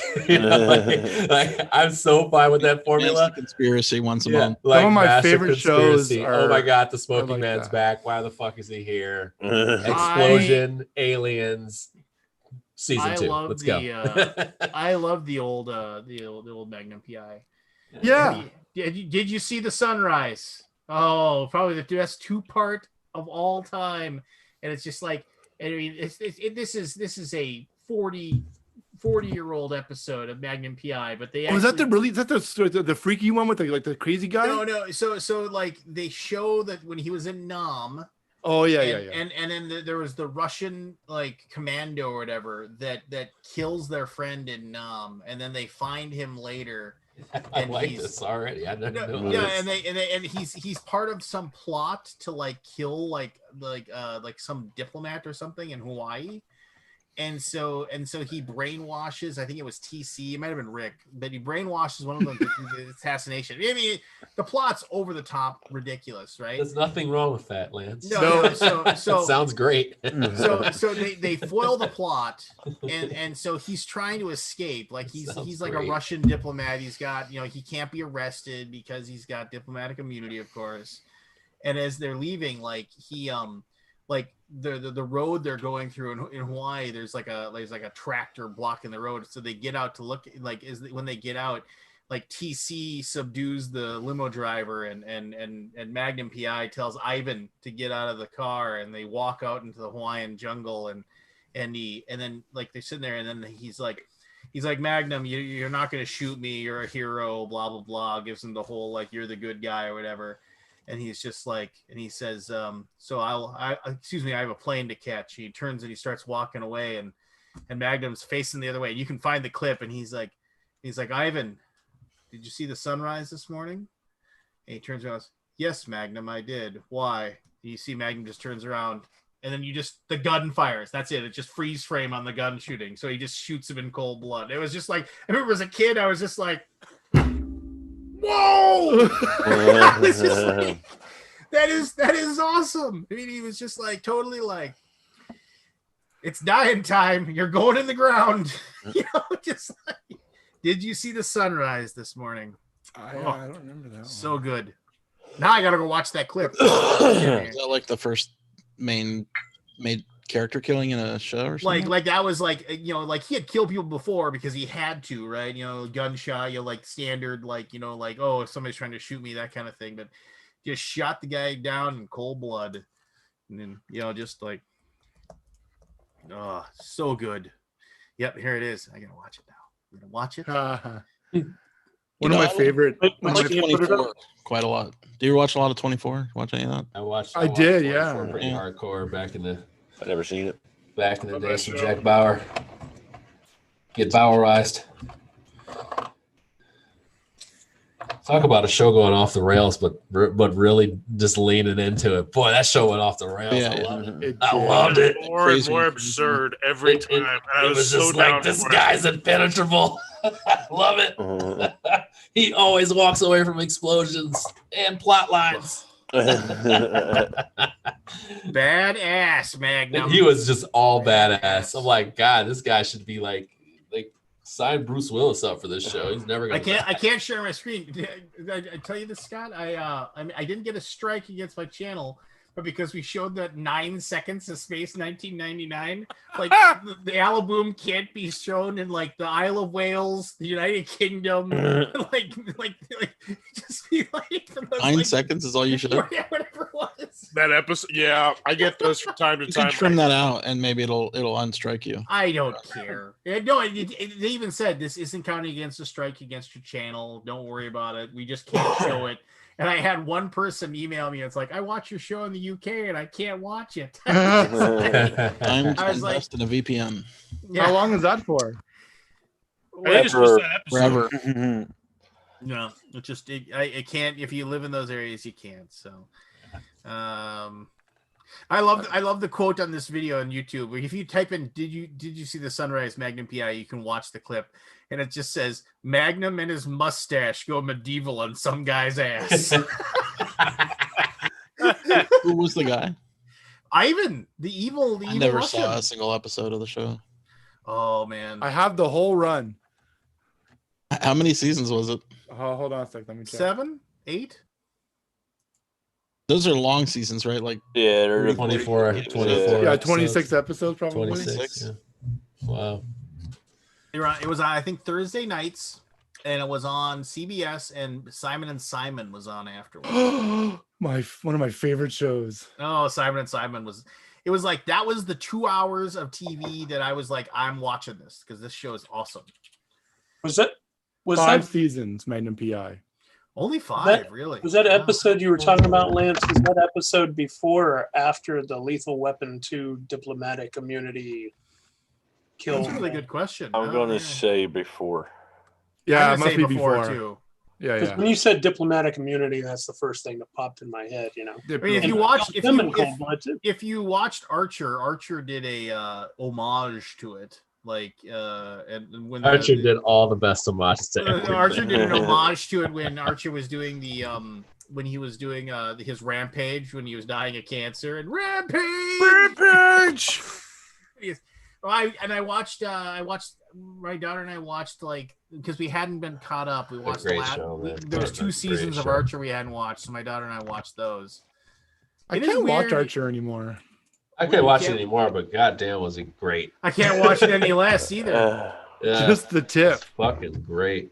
Man, that show was No, great. I mean Hulu's amazing. I love the fact that I can watch. I mean that's good stuff. Archer's unstoppable. It was very good. But Why don't you like you can't watch Archer anymore? the season that really turned me off was the Archer Vice. That was Oh where my I stopped. I gosh. think that's the one where I stopped watching. Yeah, I think that was around the time I stopped watching. So Vice, yeah. basically, I mean, not giving away anything away, but like basically they had those 3 seasons that were just crazy. There was one where he was a private eye. There's another Yeah. one he was like. There's one where he's in space and he's like that's all because he was in a coma and he was having all these like weird dreams. And so then they had in the most okay. recent season he's like come out of the coma and he's back and they're just back to being spies again. Oh, are they? Okay. Yeah. So it's it was. I might watch the most recent season then. No, I mean no. The season where they were in space was really good. There was like several like laugh out loud hilarious moments in there as well. Quite good in my opinion, but whatever. What are you gonna do? No, that Archer's a good show. A show that I recommend to pretty much everybody is a show called. It was on USA Network called Burn Notice.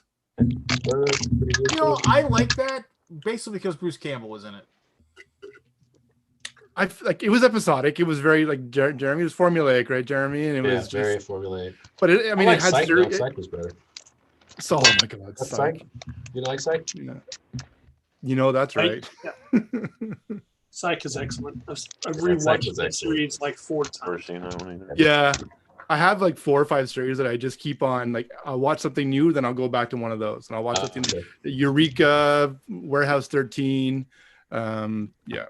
Never gave that show a shot. Warehouse 13. Oh my God, it's so good. It seems like it was so up my alley. It falls like it was- apart a lot.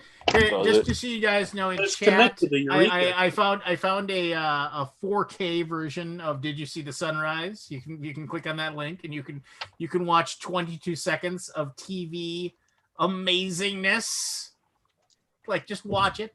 Why don't you This play? will be my reaction video as I watch you guys watch these 22 seconds of Magnum PI being just. So that was season. What was this? Season 3, episodes 1 and 2. Yeah. You should He play was. 9 seconds of it so the UK can't see it for us. Ah, 22 seconds of Magnum being one bad mofo. Just That was weird. Yeah. My camera went on focus. so good. Hey, Yeah, I remember you. It was a good scene. It was. Hey, Yeah. Lance, have you so I got a campaign coming up starting in a couple of weeks that I'm going to be a new player on. I'm thinking about playing a soul knife. Ugh. What? Well, first of all, you're talking 5e, right? Yeah, you don't like So- Bobby, I forgot. No. I mean, you want to hear me rant just a fair amount here? Sure, So, why I mean, not? there's nothing wrong with 5e. There's nothing wrong with it. I think that but here's the deal. And there are people that are far more eloquent than me. I was gonna do. I've been wanting to do this do one of my videos, my RPG like blog videos Yeah. about where I was going to entitle it, fourth edition D&D was the worst version of a D&D of all time and why I'm wrong, or something like that along those lines. So, so the whole thing is that, like, depending upon where you grew up or whatever, or when you started playing D&D, there's going to be like a version of D&D that you're going to think is like the best one. And for me, it's the one that we created, that we came up with our own rules and we wrote our own rules and we did our own thing. And 5th edition D&D has so many people that are just absolutely just balls out in love with that, because they can basically make any character they want. Their character can pretty much not die, and they, and it relies so much on just rules as written, raw. That like basically, it makes every character just kind of a slightly modified version of like every character is just a slightly stranger, modified version of another character. I mean, it's just so like if you look at like that most recent source book, that Tasha's thing of everything or whatever, it like added 10 more class, like 13 more classes, and 10 of them are spellcasters. So it's just like, so we're getting to a point where everybody's going to be running a spellcaster. And they basically say in there, it's like, oh, you want to come up with your own race? Yeah, here are the rules for making up your own race. You can just make up whatever you want. And you don't have to be an orc. You don't have to be an elf. You don't have to be a dwarf. You don't have to be any of those things. Here's how you make your own race, and you can call it whatever you want, and you can do whatever you want, and go ahead. And we are just kind of like moving into this world. And also there's all those rules in there about how to make your own pets. Everybody can have a pet now, and your pet can do this, and it can have this, and you can just create your own pet that you just carry around with you that does all these things. And I mean, admittedly, ultimately, it's up to the DM to be able to say, oh, well, I don't want to do that. And these are the races that are available to you, and we're going to play with these rules. But like, by and large, it's like the like rock star people like Critical Role and things like that, which I think they do a fantastic job of presenting a really good version of D&D. And obviously they're very good at what they do. But they present it in such a way that like it's like, oh, well, like the players are in charge of everything and the DM is just the facilitator, and that is like the complete antithesis of how I learned how to play D&D, which was the Dungeon Master creates the world and controls the world, and the players are like the players in that world. They're taking on the roles of the characters in that world. And yes, there's still a contract there between the Dungeon Master and the players to tell a story and to have a mutually fun time to play the game. But it's like, I don't know, it's like, it's weird. It's like the players are in charge. It's like, oh, well, the rules say I can do this, so I'm going to do this. And it's like, and the rules is written say this, so we should do this. And it's just, it was like, funny. One of the players in one of the games that I played recently was like challenging the DM often. Oh no, it says it's this. No, it's this. And I can't I'm messaging my buddy, another like privately. I'm like, should we talk to this person privately and just say like, that's, you ask questions, you don't tell the DM how it is. And I was nervous. Like I felt really, really awkward in my seat, even though it was like. This is how every single D&D campaign for me has ended. Oh. Every single one. I had one campaign that almost made it, and because we were struggling, there was these two people. This is the last one that ended. We were like 10 weeks into this, and I was so pumped. And there's these two guys who were like not excited about their characters because where we were, and they just stayed on their cell phones. And the guy sent us an email. He was like, "Dude, you guys are gonna be on your cell phones, and I don't want to we're not gonna." Do this. And then he just stopped right in the middle and he's like, you guys got to go home.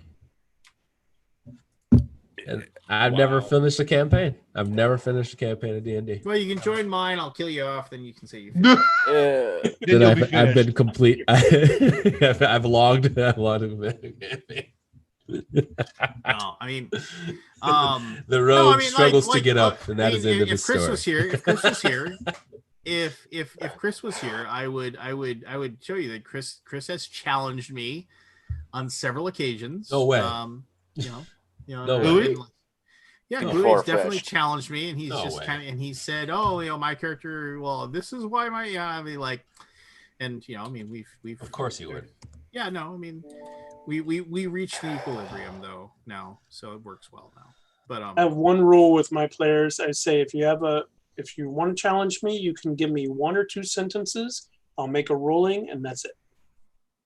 The unfortunate thing is our DM Like is really, he just wants to tell the story and just keep going, and so he caves a lot of the time, and man, it drives me nuts because I feel for the guy because he's been DMing for 40 years, and he's really good, but he just keeps it going, keeps forward momentum, and if that means that, you know what, fine, you want to do that, fine, do that, and he'll just figure out a different way to do something else. It's frustrating. yeah, it can be very frustrating. I mean, being the dungeon master is an incredible opportunity to be able to tell a story and entertain people, but it is also it can be extremely I don't know what the word, like, it can be extremely frustrating. I saw your post on saying no. Yeah. You have to be able to say no, and I knew I had no idea you had that much vociferous pushback on that. I know, right? But I grew up in an era where it was just like, well, my character wants to do this. No, like, and everybody's like, no, you need to, like, let them do what they want to do. It's like, no, I mean, I'm telling you no, because if you do that, like, the guards are going to come down, drag you off the dungeon. You're never going to be heard from again. They're going to find your head on the wall tomorrow. It's just like, so, and now we're done. And everybody's like, why would you do that? Just like, just, I don't know. It's just, I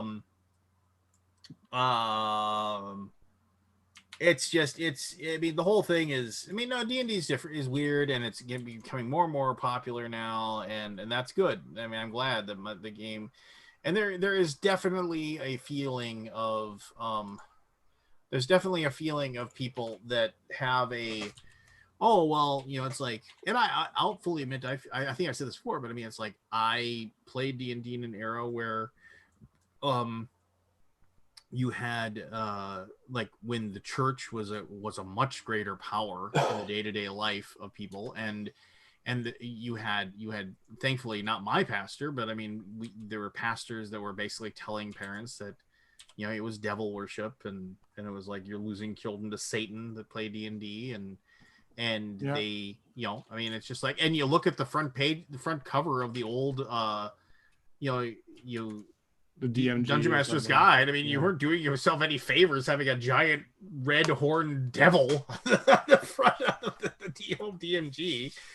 I mean, like I told the story before, but I mean, like, I had a buddy who just really wanted to play D&D, but he came from a very strict Catholic family, and his dad just wouldn't let him play. Just wouldn't let him. We used to play in high school in the library at lunchtime, and then after a while, it was like, you're not allowed to. That was never a thing in my group, so I know D&D in general. I've never actually met anybody who played it until I got in the hobby. I haven't played since I was like 8. No, and the thing is I always tell myself, maybe I should like, I'll say, like, maybe I should play again, like as a player, right? And it was kind of like one of those things where I ultimately, like, I can have fun as a player, but I don't know. I mean, like, my last character was a bard. I never played a bard before in my life, and like I said, I was very proud of the fact that, like, everybody else in that campaign went through multiple characters, because the version of D&D we play is very deadly. It is like, you 0 hit points, huh? Well, you're dead. It's just like, there's no like, you get to go to -20, and then you have to have 17 death saves to make sure you're alive. It's just like, so, and there's save versus dies, and just like all kinds of stuff. And my bard, he lived the entire time, and he kept a list. He started off as a happy-go-lucky, cheerful, happy dude, like just wanted to be, spread love and He's a happiness. righteous dude. And then after his like uncle was kidnapped and tortured and just like, and then he swore revenge on those that did that, and then he started murdering people in their sleep because they had wronged him. He slowly but surely went to the dark side. We were talking today about Sounds how like a hard familiar it tale. was to become a bard. How hard it to used to have to become a bard. You get to fifth level in fighter, fifth level in thief, and then you can become a bard. Yeah, that was back. Yeah, That was like first edition. You had to gain like 7 different levels of like all these different classes, and then you could be a first level bard. Yeah. But yeah. You were talking about how players have so much more control on these, like the shows on YouTube and stuff like that. Like the players would be like, oh, I open a drawer and I find this, and that's not how it's played. I was wondering, like, I just assumed that they did that kind of play because it was online, and it's more entertaining to have everybody doing that. Are people just playing that way now? I mean, I don't know. I think what happened is that you can trace, in my opinion, you can trace like the 5th edition. I mean, you can obviously trace with editions as well, but when 3rd edition came out, it spun everything on its ear, right? It was just like 0 hit points wasn't death anymore. You went to, I think 3rd edition was -10, or it might have been negative con was death. But 3rd edition also made it way easy to raise people from the dead. I mean, before it was nearly impossible to do it. Like you had to go and sell your soul to, some high level cleric, and promise to do some ridiculous quest for them to bring somebody back to life. But but 3rd and 3 and 3.0 and 3.5 really made it tough. Like even if you killed off a character, like, oh, I get a true res and I'm back and I'm fine. Right. It was just kind of like one of those things where it's like there wasn't anything really, really negative. There was no such thing as poison, save or die anymore. There was no such thing as like, death rays and things like that. I mean, even like disintegration was just, oh, you take, 16 D8 damage, and if that happens to be your total hit points, then you're disintegrated. It isn't just zap, make saving throw versus spells. I failed. You're ash. Here's your character sheet. Let's enjoy making your next character now. So you go to that, then you go to 4th edition, which less said about that, but 4th edition was basically like, hey, can we make World of Warcraft the D&D game? And which they did, and a lot of people liked it. Great, awesome. But like 5th edition was kind of like the response to like how basically the people that were playing 4th edition, people who played D&D didn't like 4th edition, went and played Pathfinder. And Pathfinder was a wonderful system for like stat crunchers. I mean, like that. Goodness, yeah. Oh, I mean, that whole thing was stat crunch, just crunch out. That's what I'm playing right now. Yeah, and the game kind of breaks at 6th level, 6th, 7th, and 8th level. Oh yeah, Pathfinder kind of breaks. I mean, it's just because everybody's got like such ridiculous bonuses to everything at that point. I mean, it's just like, I mean, I remember I made, God, I know I've told this story before, but I mean, I remember it was like last time I played Pathfinder, I was just like, well, I'm just going to just make a two-handed, like a two-handed sword wielding fighter. And I'm just going to put all my points into power attack and things like that. And then basically I ended up with a guy that like, he could, with a couple of critical hits, he could do 160, 170 points of damage around. And it was just kind of like, and it was just, there was nobody else in the party that was even close, even the mage. I mean, admittedly, I had to be right next to something. But one of the things people forget about is in D&D, everybody thinks, oh, well, distances, and you got to get close. It's like, yeah, but when you're in a 60 by 60 room, it's not tough to get next to the thing you want to kill. It's like, and everybody always ends up in the middle of the room beating on each other with sticks anyway. So I don't know. I mean, D&D is really, really fun. It is really, really fun. And everybody's going to play it the way they and their group plays it. And nobody plays it like in a way that's better than what anybody else plays it. You and your group will just figure out the way that you want to play it, and the way that's going to be fun for you. and our group still argues over how it should roll, right? I mean, I have stat crunchers that want to play games like Pathfinder, and they don't want to play the version of D&D that we have, which, you know, we have all kinds of weird rules. Like because one of the worst problems with D&D is how hit points have just become like stupid ridiculous. Like, I mean, like first level characters with like 30 hit points. It's like, what are you, a ranger in first edition D&D with your 2d8 at the beginning? I mean, like starting fighters who start with like 20 hit points. What's wrong with that 2d8? What's going on with that, baby? Well, I always used to play Ranger because they had lots of hit but points. no, I mean, it was like what's wrong with that 2d8, baby? But fifth edition D&D, it's like everything's got 1,000 hit points, right? I mean, it's like, and I'm being a little bit exaggerating here, but it's just like everybody's got just exponential number of hit points, and it's just, yeah, and like the way we play it is like we don't give out bonus hit points for Constitution in the version of D&D we play. Your Constitution helps you against saving throws. Really? Yeah, just because it's just it's ridiculous. It's like, because all of a sudden you have like these people running around with like 90 some hit points, and then and they start crying if they're down to 70. Well, but the thing is that everything, what people don't realize is that you didn't really do anything, because everybody just got a ton of hit points, but also all the damage just moved up exponentially as well. I mean, way back in the day, like when you ran into an ogre in D&D, in AD&D, the ogre had 2d8 plus 1 hit points, and you were expected to roll that for the ogre. So that ogre could have 5 hit points real easily. Yeah. And when that ogre swung his club and hit you, he did 1d8 damage, meaning he could do like, oh, I did 3 points of damage, or oh, I did 5 points of damage. If you played D&D the way you were supposed to, every single weapon, no matter what weapon you used, did 1d6 damage. That's all it did. It did 1d6. Oh, I have a two-handed sword. It does 1d6 damage. Oh, I have a dagger. It does 1d6 damage. I mean, it was like, you know, I mean, not many people played that way.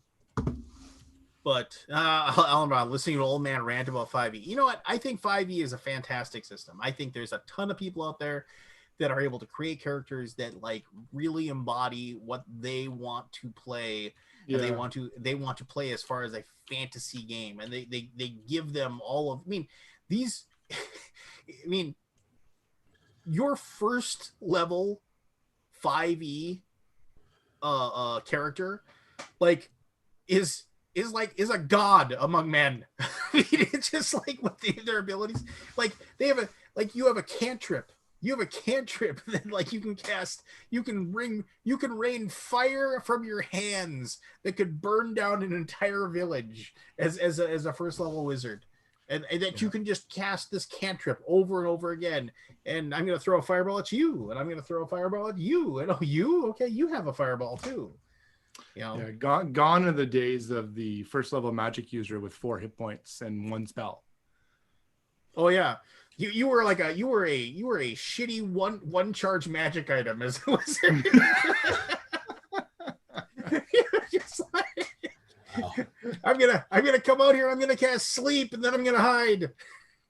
Please give me enough levels so I can do something. It's like, hey man, what are we gonna do? Any attacks? No, we're just gonna run. What will you do? How will you act? Run. Yeah. No, I mean, of course, Patton Oswalt said, "My magic boots of escaping." Reno 911. Magic boots. I'm the booze hammer of Galen. I mean, no, I mean, like I said, I mean, I think 5e is a very good system, and it has a broad mass appeal, because what is going to get people to want to play D&D? They're going to watch their Lord of the Rings movies. They're going to read their fantasy novels. They're going to, you know, whatever, and they are going to want to be those characters they thought were cool. Yeah. In the game that they play, right? And I think that's amazing, and I think that you should be able to do that. But I also like that's not the D&D my group and myself enjoy. You know, we believe in more grit. You know, it's just like and we fucking earn it. Yeah, exactly. Fucking earn it. Well, no. Think of it this way. It used to be if you were a magic user, you needed 20. I mean, admittedly, the scale is different, but you needed 2,500 experience points to go from first to second level as a magic user or a wizard, but they were called magic users. Jesus. Right? Now to get second level, it's Hey, 300 experience points. Like literally, like you walk in the first room of the dungeon, you gain a level. Yeah. Just like it's like you get a participation trophy and you get a participation trophy. Okay. And All you right. get a participation trophy. It's like, All right. hey, funny. you frowned at that door that you couldn't open the first time. Let's give you a level. Let's Oh, go. gosh. Oh, Lance. Anyway, Oh, Lance. well, no, to an extent, I can see what he's saying. Even when like the video games, they were tougher, and the whole video game, gaming of it changed over the years. You know, like, You know why video games were tougher back then? Is because they couldn't program like that. yeah, yeah. But once they figured that out, they still could have made it that level of difficulty. You know, so I can see to an extent what he's saying. You know, Yeah. Yeah. Hey, Grant. Hey, everybody. Good to see you. Thanks for having me. This is no politics. I know. I legitimately, one of the reasons I didn't join until now is I was like, I could do an hour, no politics. I'm not going to be able to do all night, no politics. It's just too crazy of a day. Yeah. I just did a show where I got to talk about politics a bunch, so I got it out of my system. So I'm respecting your show, Lance. Well, it's just it would just devolve, you know, and I think that we're all in the same boat. So it would just be an echo chamber where we all tell each other exactly what we want to hear. So moving on. I was actually thinking of you the other day, Grant. I watched. He wasn't wearing any pants. That too, but Narrow that down a little bit. That's the way I prefer to be thought of. On HBO Max, I was watching Colin Quinn and a group of his friends do a stand-up routine. Colin Quinn is still in relevant in New York in August, I think it was, or it was over the summer. And I was just watching them all bomb, and that's what the whole show was. Wow. There was like 6 of them. It was Joe Kelly, Colin Quinn. I'm surprised they put that out. It was them bombing. Oh yeah, it was. They all bombed, every one of them. Wow. It was interesting to see the behind the scenes and all of it of comedy. You know. Yeah. I mean, well, it doesn't always go well. I'll tell you that. But so wait. No, I gotta ask you then, Grant. I mean, like, what? Like, what's the worst you've ever bombed? Like literally, like you wanted to flee off the stage. Well, see, the thing is, when a show is bad, it's a bummer. When a show is epically bad, it's like almost funny. Even when you're on stage. Yeah. You know, because you're like, oh my God, I can't believe this is happening. Yeah. Like, okay, you want to hear the worst show I ever had? Here's the story of the worst show I ever had. You didn't go. You weren't doing like a insane clown posse retreat or something, were you? No. I had, like, a month before I did this show, I had done an over 55 active living like community, right? Which in my head, I was like, oh, it's like a retirement community. You got to be older. But they're all people that are out playing golf and drinking wine and having a good time. Show was great, right? So like a month later, I get asked to do a retirement home show. And I'm thinking like, oh, that's like what I got fooled. Yeah, you got fooled. It wasn't a retirement. It was like a nursing home, like where everybody was like very, very. Look, hi, my name is Jeff. I'm dying. Nothing wrong with a nursing home, but we shouldn't be doing comedy there. All right.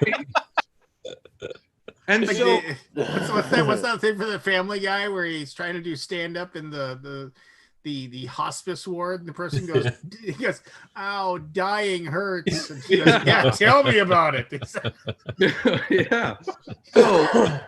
So the show's at 5 p.m., which I'm not thinking about as the stereotype. It's like, oh, it is legitimately during dinner hour. Oh no! Like, oh man!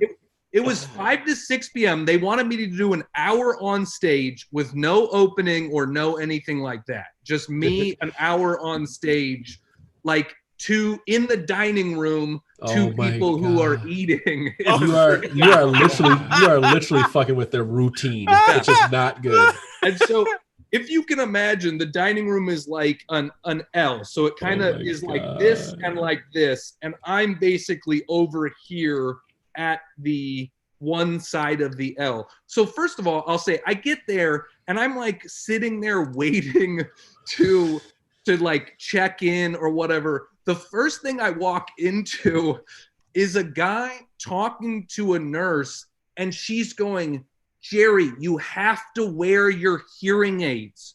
You have to. And he's just going, I worked hard all my life. I've worked hard all my life. You don't tell me what to do. I've worked hard all my life. Oh my God.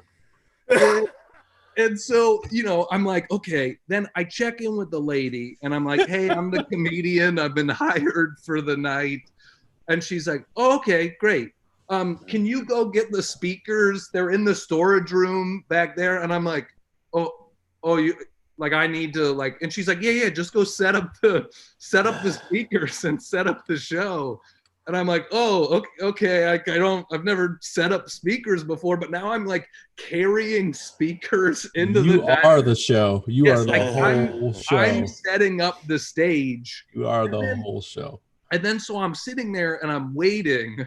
And now it's like 5:05 and I like find the lady and I'm like, hey, are we starting the show? And she's like, oh yeah, just go start it. Just go. Just go. Oh just no. Go. And I'm like, oh, you don't like, you don't introduce that there's like a show or anything like that? She's like, no, just go start it. And so I just go in. So there's no stage. I've set up 2 speakers and I'm just standing Oh my God. the dining room. Oh my God. And I'm like, hey, everybody. Tonight's Look at comedy me. night. So I want to introduce the comedian, me. Oh no. And so I'm just, I'm trying to like, I'm doing whatever I could do. About like 5-6 minutes into my set, this woman is just in the middle of the crowd going like this to me. And she's like plugging her ears. And I'm like, I'm sorry, ma'am. Like they hired me to be here. Like I feel bad. I get it. This is not good for anybody, but they're paying me and I feel like I have to do the time. And then she like stands up and she's like plugging her ears and stuff. And I'm like, I'm sorry. So she sits back down and I keep going. And then like 5 minutes after that, and I am not exaggerating at all. This is a dining room where they have like cloth napkins. She walks up to me. I'm not on a stage, so she can literally walk right up to my face and then takes her cloth napkin and just covers my face with it. No way. I'm not exaggerating. She's not touching me with it. She's like holding it in front of my face, essentially. So like nobody can see me and I can't see the audience. And I'm like literally like peeking around the napkin and being like, I'm still here. Like, I'm sorry. I'm sorry. I don't know what else to do. I'm sorry that you hate this. You don't have to like listen. And finally, she throws her napkin on the ground and just storms out. Like, you should have said, hey, greedy Gretchen, ladies and gentlemen. Yeah. So then, like 5 minutes after that, so now I'm like 20 minutes into my 60 minutes of comedy. Oh my God. And the lady that is like running the show comes back in and she's like, hey, I'm getting complaints that not everybody can see you, right? Because it's an L. And she's like, can we move the stage over there? Like she stopped the show in the middle of the show. And I'm like, oh, okay. And she's like, yeah, just move the mic, move the speakers to over there. And so now I'm carrying the speakers in the middle of my set to a different part of the room. And mind you, I have gotten 0 laughs this whole time. 0. Like there just is having a dialogue. You just Yeah. Just talking to himself.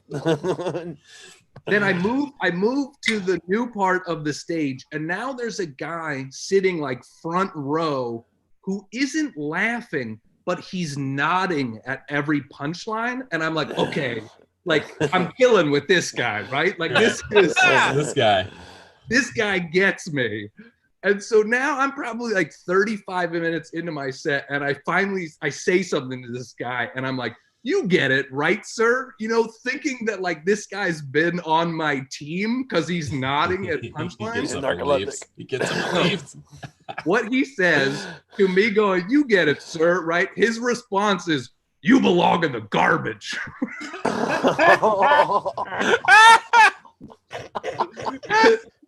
And I'm like, what? You were on my side. And he's like, this is awful. You belong in the garbage. And I'm like, okay, well. Oh, that's great. That's great. And so now the rest of my set, the rest of my set now, my only goal is to just point out all the things that this guy that hates me has in common with me. I'm like, do you have any kids, sir? And he's like, no. And I'm like, uh-oh, looks like we're kind of similar, you and I. And he's like, I'm not like you. And I just keep doing it. And I did it. I did my 60 minutes. And I think maybe in 60 minutes, I got 3 laughs in 60 Yes. Wow. That's how I say yes. Wow. Just You know? yes. But I got paid. I got my money. And I would have never said. If you don't mind me asking, what did you get paid for that hour? I believe I got $100. I straight up would have never $100, said my name the entire time. I'm like, you know what? These people never know my name at this point. Yeah. $100 is $100. $100 Yep. $100, man. True. So great. I'm curious how you handle That's like, fucking hilarious. like a rougher That's crowd like fucking that. You belong in the garbage. That is just that's too good. That's really someone just in too the good. chat just talked about is that part of a set? And I actually never told that story on stage. I've told it on like a couple of podcasts and things like that, but I've never actually told it on stage. Maybe I Do should. it. Polish that bad boy. That's a funny story. Yeah, it's pretty funny. So, what were you- Grant, what how were do you you asking, handle how do you handle an aggressive crowd? Like, are you like the Bill Burr where you attack them, or are you more like a Bob Newhart where you try to diffuse it? Well, it really depends because, I mean, it's like a weird thing where like no 2 crowds are the same, right? So, you know, if a crowd is like drunk, if they're just drunk, that's one of the hardest ones to deal with because you can't really, because you can like attack them, but if they're so drunk, they don't even understand what's going on, right? Like there's no, if they're like ornery, then yeah, if you like attack them and you shut them down and make other people laugh, then they'll shut up because they like wanted to be the center of attention, but it's hard for them to be the center of attention when you have the microphone. So if you know how to handle it and you're funny with it, they can't do anything.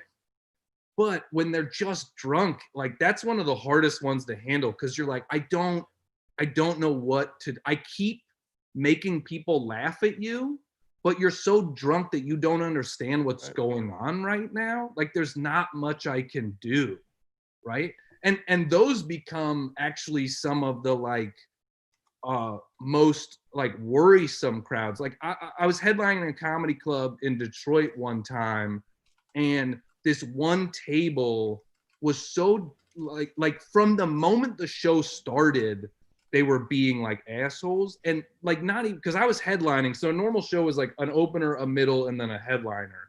So by the time I'm on stage, it's already 45 minutes into the show, and they're like just drunk and stuff. And so I made fun of them a couple of times. The whole crowd is laughing, but this group is just so drunk and like jerkish that like at one point I was like, hey man, can you guys like be quiet? And the dude literally just held his hand up to me like that and kept talking full volume to his table, where it's like, well, what can I do to that? And then it got so, people were so mad at them because I was actually doing well with the rest of the crowd that other audience members are now like, shut up, man. Like they're yelling out because that table is ruining it for everybody, and at the and there wasn't security at this comedy club to kick people out, and now everybody's so mad, and people are like yelling across. When the show ended, this other table that was super mad, like walked by and bumped one of the guys at the drunk table. Oh no. And the guy was like, "Did you just bump me?" And the dude was like, "Yeah, man, you ruined that show." The dude, they flipped tables, broke bottles, and got into a fist fight in the middle of the comedy club with like other people getting like knocked down around them, and the cops got called and all this sort of stuff. And it's like, yeah, well, that's because like nobody at the comedy club kicked out this one table, you know? Was it a good fight, or was it like Police Academy fight? I mean, bar fight. it was like a bar fight where you're just like a bunch of, everybody's waiting to punch everybody once at least. You know, but like people were getting punched and people were getting knocked down, and there was like legitimately a bunch of broken glass, you know? And crazy, you know? So that's hot. That's hot. Yeah. No, that's crazy, dude. Oh, it's crazy. I mean, I got a bunch of when you do comedy on the road, like no matter what, you're gonna see a bunch of crazy stuff. I'm sure. You know? You're like, who booked me for this shit? Yeah. So, what was the worst show you ever did, Grant? The worst show? Yeah. I mean, in terms of like that nursing home show was pretty bad. I mean, it's hard to beat, bro. Hard to beat. 3 laughs in 60 minutes is pretty rough. But that's the thing. It's like when, like, I walked into that going like, oh, this is gonna be bad, and it's not my fault. I could be the funniest person in the world, and this is still not going to go well. Right. So a show like that doesn't actually bum me out, right? Because it's like, I mean, what am I supposed to do? The shows that like feel like the worst shows are when like other comedians do well and then you go up and eat it, and you're like, oh, that wasn't a bad art, they just like hated me, right? Like that feels like personal. Right, that they just didn't like me, you know.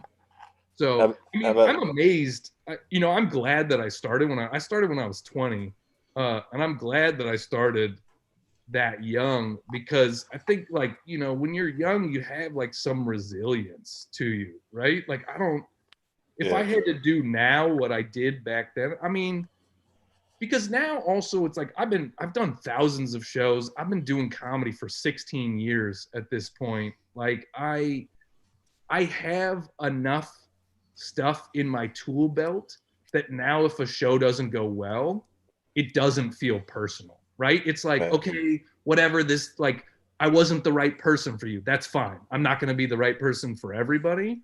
It doesn't like bum me out. But dude, in the first like 2 years of doing comedy, I took everything personally, right? When an audience didn't laugh, it didn't feel like they were saying, oh, that joke wasn't funny. It felt like they were saying like, you're a failure. You're never going to amount to anything, all that sort of stuff, you know? And so like in that first 2 years, I probably cried in my car like every other week. Oh, jeez. I mean, like legitimately, like after the show didn't go, because also like nobody's that good at the beginning, and even if you're decent, when you like now, I'm in professional comedy clubs or people paid to see, like those first 2 years. I mean, I'm doing like a bar where nobody expects comedy to, like, right? That's you're doing like the worst shows when you're the weakest at the skill. You know? And so like people wouldn't laugh, and I'd go cry in my car and feel all bummed out, and then wake up the next day and do it again. You know? So has that changed since your time starting? Like how comics come up? Is it still like, is there smaller clubs for newer comics, or is it still you're going to a restaurant or whatever? Well, now I'm at the point where I'm like mostly in comedy clubs and stuff, right? When you first start off, you're like doing any show and you're not getting paid. You're doing coffee shops and bars and restaurants and all that sort of stuff. And now I'm mostly in like comedy clubs. You know, I get hired to do like corporate events or whatever, like that sort of stuff. No, I meant like a newcomer. Is it different from when you started, or is it still roughly the same? Mean, it's different right now because of the pandemic. Yeah. Pre-pandemic, No, I mean, it's like everybody just sort of comes up. I mean, I'll say the difference now is that, like, if you are like a social media star, you can skip the line a bunch of times or things like that, right? If you have a following, dude, I mean, I had to, like, one time at the Irvine Improv, I opened for one of the Real Housewives of Orange County doing stand-up for the very first time, and she sold out that place, you know? But she's famous, and it's the fucking worst thing you've ever seen. But yeah, it's gotta hurt.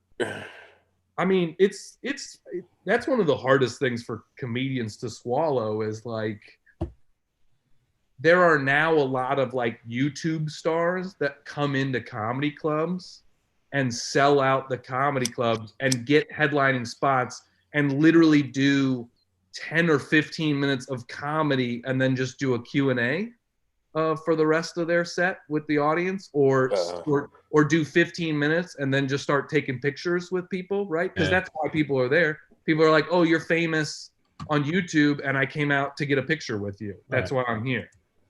You know? So sucks. yeah, I don't know that it's like doing it's doing well for the comedy clubs monetarily, but I don't know that anybody that goes and sees that is like, I love comedy, right? Like, you're not seeing comedy. Yeah. So, yeah. It'll be interesting after the COVID how it's going to be a restructure. You know, there has to be with your. Yeah, I mean, line. a lot of It's going to be comedy clubs interesting to close. see how it goes. Yeah. I was gonna say a lot of comedy clubs. I listen to Joe Rogan talk about it all the time. He's just like, it's just a whole different landscape, and he's like, and I am who I am. You know, and I'm not even out there. You know, Well, and that's the thing. It's like right now, people like Joe Rogan are doing comedy clubs for the first time in forever, right? Yeah. Because those people didn't need to do comedy clubs. They're doing theaters. They're doing like, why do a comedy club that seats 250 people when you can go do a theater that seats 1,500 and make a bunch more money? But now if those people are doing comedy clubs, they're pushing out the people like me that are doing comedy clubs. Right? Because like a comedy club is like, can I have Joe Rogan here? Yeah, then go away, Grant Lyon. Like, Aww. I mean, it honestly doesn't like upset me. Saying that doesn't upset me because I would do the same thing if I was in their shoes, right? Like, you can get a famous person in here. Like, you're going to make a lot more money like that, you know? So, speaking of Joe Rogan, can you view his podcast anymore? Yeah, it's on Spotify now. Yeah. I know it was on. I didn't realize Spotify had video too. I thought it was just audio. He made a mega deal. He has the biggest deal on Spotify but you can now. still see a video. Yeah, no, I knew he was on Spotify. I thought that was just audio. I didn't realize that they had video. You can see all his stuff still on you. Oh no, actually no. As of the new year, no more. Really, as of the new year, you can. As of the new year, because it was as of the new year, his show will not be on YouTube. You can catch all the clips and like you won't get the daily episodes that he's doing in video form on YouTube. If I remember that correctly, I'm pretty sure that's how it's working because they were running them, until the end of the year, no question, and then he had to switch over to Spotify. So that's what I am aware of, at least, unless something different has happened. Well, good for him, I guess. I like Rogan's podcast. I like Joe Rogan. I like him a lot, man. He's an interesting guy. He asks the questions. He does a self-deprecation, and he can work his way out of anything because he's open-minded. Open-minded. And he invites the informative people, the highly intelligent people, the weirdos, and anybody who's controversial and smarter than him. Anything. It's just anything. You don't even know. Like you'll turn on his podcast, you'll be like, who the fuck is this person? And it's like some neuroscience guy, like then the next day it's a guy who, hunts bears for a living. Then after that, it's the UFC fight. Then after that, it's quantum physics. It's like, well, you get everything with him. I think the best thing to say about Joe Rogan is he's always curious, right? He's curious. That is the best thing. That's what I should have said. It's the best way to describe him. He's very curious. Yeah. He wants the knowledge that you have. He doesn't just bring people on because they're, whatever. He like wanted to have Kanye West on. Like he actually, it wasn't like a thing. He really wanted to have Kanye West on. He's like, I remember saying it 2 years ago. He's like, if he wants to come here, I'll bring him here. Like he's interesting. I want to pick his brain. I want to know what makes this guy works. He's a musical genius. Let's sit down. And it just so happens that, it was a good time to talk to him because it was a very interesting interview. By the way, it's very interesting. It was very interesting. There's a few times though I'm like, I wish Rogan used his platform a little more responsibly at times where he'll say things and you're like, boy, you don't realize like how many people take what you say as gospel. Yeah, right? but he says up front, it is what it is. Well, he'll say I'm an idiot. He'll say I'm an idiot, or I don't know what I'm talking about. But he's allowed to have his own lines and stuff like that about stuff. I always say that you're allowed to have your own opinion, and you're also what you're not allowed to do often now is get a second chance at this point anymore. Yeah, it used to be always say like, hey, it's about the comeback, having a second chance. No, it's not anymore. You say one thing, and then everybody's going to try to get you fired. So it's for him like, but he's done it before and he's apologized. So it's like, you just. Unlike other people, he's willing to learn and say he's fucking wrong. Yeah. He will say he's wrong. And he also will say, I don't agree. And I can fuck with that. You just got to decide if you want to fuck with that. That's all. Like, I've always said that. Like, I just let people, you got to have your own opinion. But then I also need to decide if I want to fuck with you. Yeah. That's all. Like, well, don't try to twist it. That's how you feel. Like, that's something you learn in comedy too, right? Because it's like if you try to just please everybody, you're not going to please anybody, right? And you try to frame it as not I'm right, you're wrong, but this is what I believe, and this is why I believe that. Yeah. And I'm not going to tell you have to believe that, but I am telling you got to listen to me talk about why I believe it. Yeah, we got to play by a couple rules here. That's one, we got to listen to each other. You got to listen. You gotta listen to me. I gotta listen to you. Yeah, I like some old Rogan, man. I've been listening to this podcast forever. Oh my god, I still. What's his name? What's his fucking name? Who's that? The dude, the crazy rant dude. What's his name? Jones. Alex Jones. Yeah, Alex Jones. Let me tell you something. Okay, so the reason Alex Jones was good, it was good because he was like prepared and he was like trying to contain, and he had like a real moment with Alex to kind of get him like, hey man, like the things you are 70-30. Like 70% of the shit you said did happen, and that's the craziest part. It's actually weird that all the stuff that you admitted happened like 20 years ago, but the 30% of shit you say is so out of control. Dude, he said some stuff like, I mean, but I love the fact that Alex Jones can make the most insanely, like, just the most insane sentences ever. Like, they're the craziest run-on sentences, and they're all conspiracy theories wrapped up in one sentence, and you're just like, how does this guy live? How does he live? Yeah. I used to listen Money. But I used to listen to that guy way back when he was like on AM radio or something like that. And I was just like, I mean, just all aliens talk. All these I got the documents right here. He still does that to the day, but he's a nut, but he is a very smart nut. He's a very smart nut. Well, most scary. Yeah, I mean that's the thing. It's like a lot of these people, they've learned to be manipulators, right? And that takes a certain level of intelligence. No, it's responsible intelligence. Because that's the thing. He's over the top, man. But oh my god, that it wasn't this last visit. It was the one that was like 2 years ago, where he was just completely off the rails, and they had him on for 4 hours. They had him on for like 4 hours. He was just talking about like babies and all these like different science experiments that people are running in China, and I was just like, oh my god, Alex. That last one was interesting, watching Rogan trying to he was hear him but not hear him. That was a real interesting one. Like when he said something, they had like, because Jamie's now he's fact checking everybody, so like they wanted to make it so it's like when people come over and say stuff that they can fact check it right away. Right. So like Jamie's now his job is when somebody says something like, "Hey, I saw this," they would pull up the document and say, "Okay, this is that." Just because people they want to hear the truth. Yeah. That's why they I want did to that watch. with him.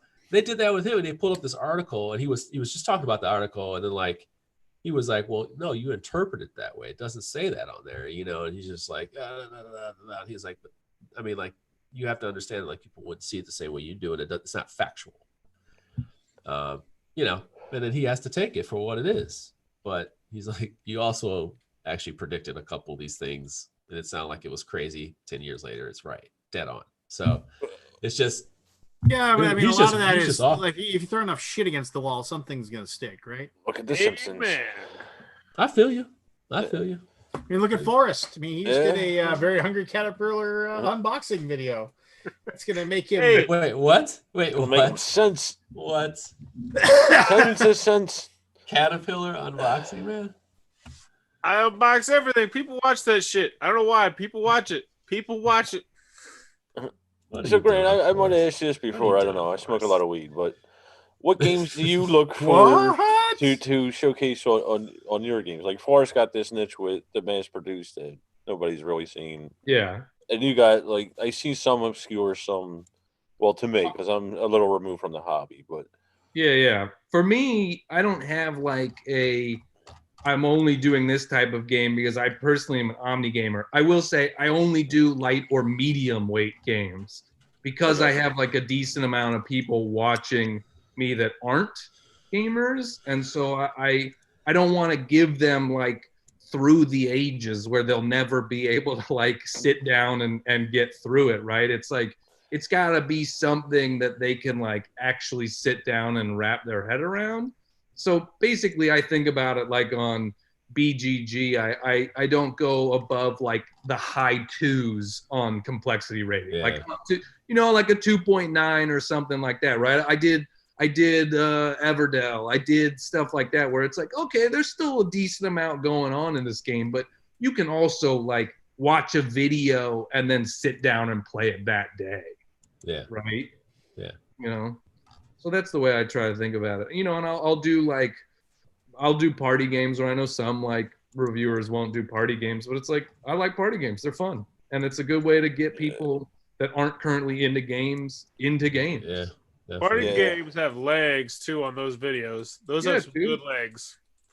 It just, I think sometimes where, people that have been in the hobby for a long time and haven't played games with people who aren't in the hobby in a long time forget how hard it is for some people to wrap like their head around rules It does. and stuff. Right.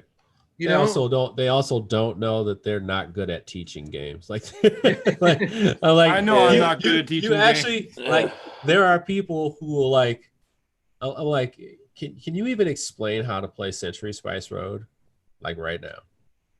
And they're like, well, you did. I'm like, that's exactly why people don't want to play those types of games. And Century Spice Road is a fairly easy game to explain. Yeah. And it's like, or Use a Splendor, picture, like, you take the like, research. right. That's what I'm saying. That's all you need to say. It's like, but the thing is that they'll stumble, and I'm like, and the thing is when I'm trying to teach you a game, and you don't know if you want to play board games, and I'm looking at all these things, and you can't just say it like, hey, you pick a card, take a card. The further you go along this row, it's going to cost you more. yeah. Yeah.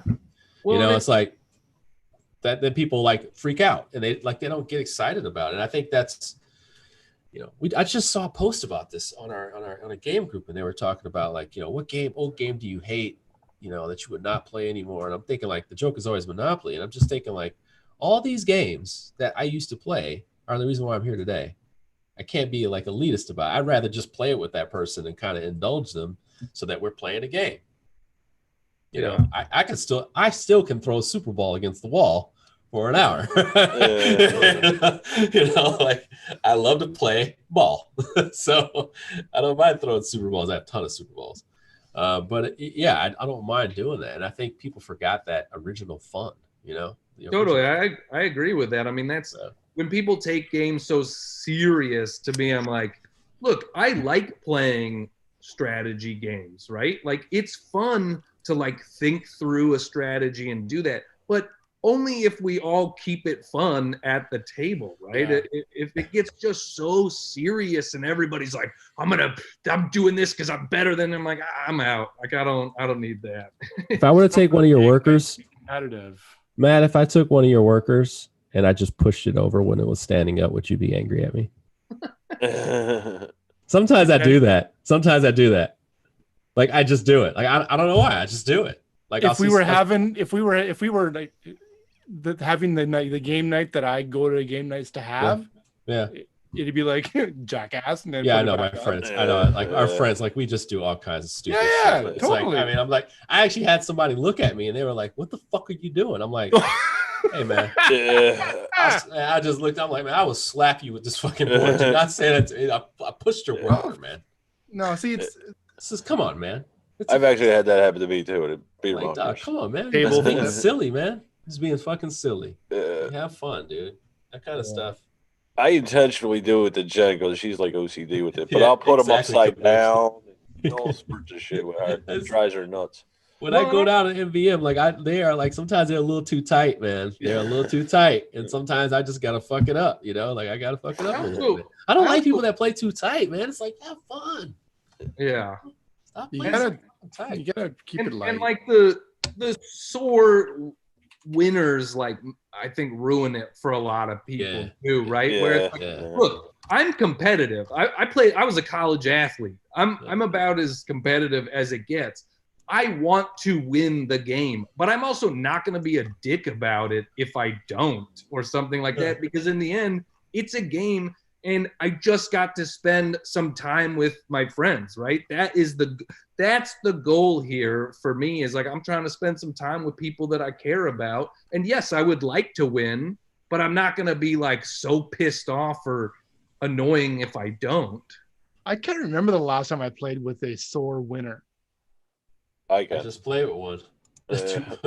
I just play. Jeremy did that to me on the Essence show.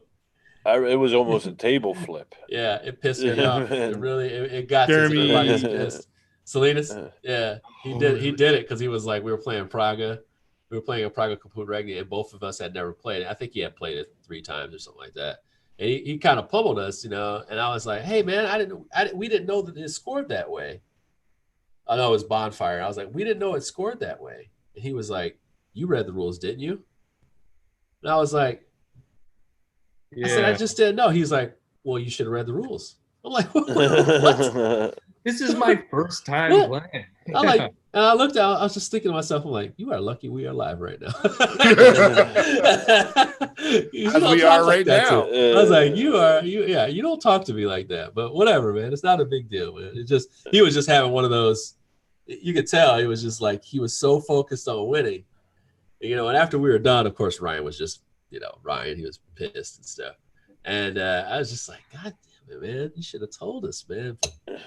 He's just an OCD guy. He's so serious. He loves to win. But that moment, I was just like, yeah, fuck that. Lucky we live. I so rarely win a game that when I do, I'm just like, cool, and then I can't, you know, that's it.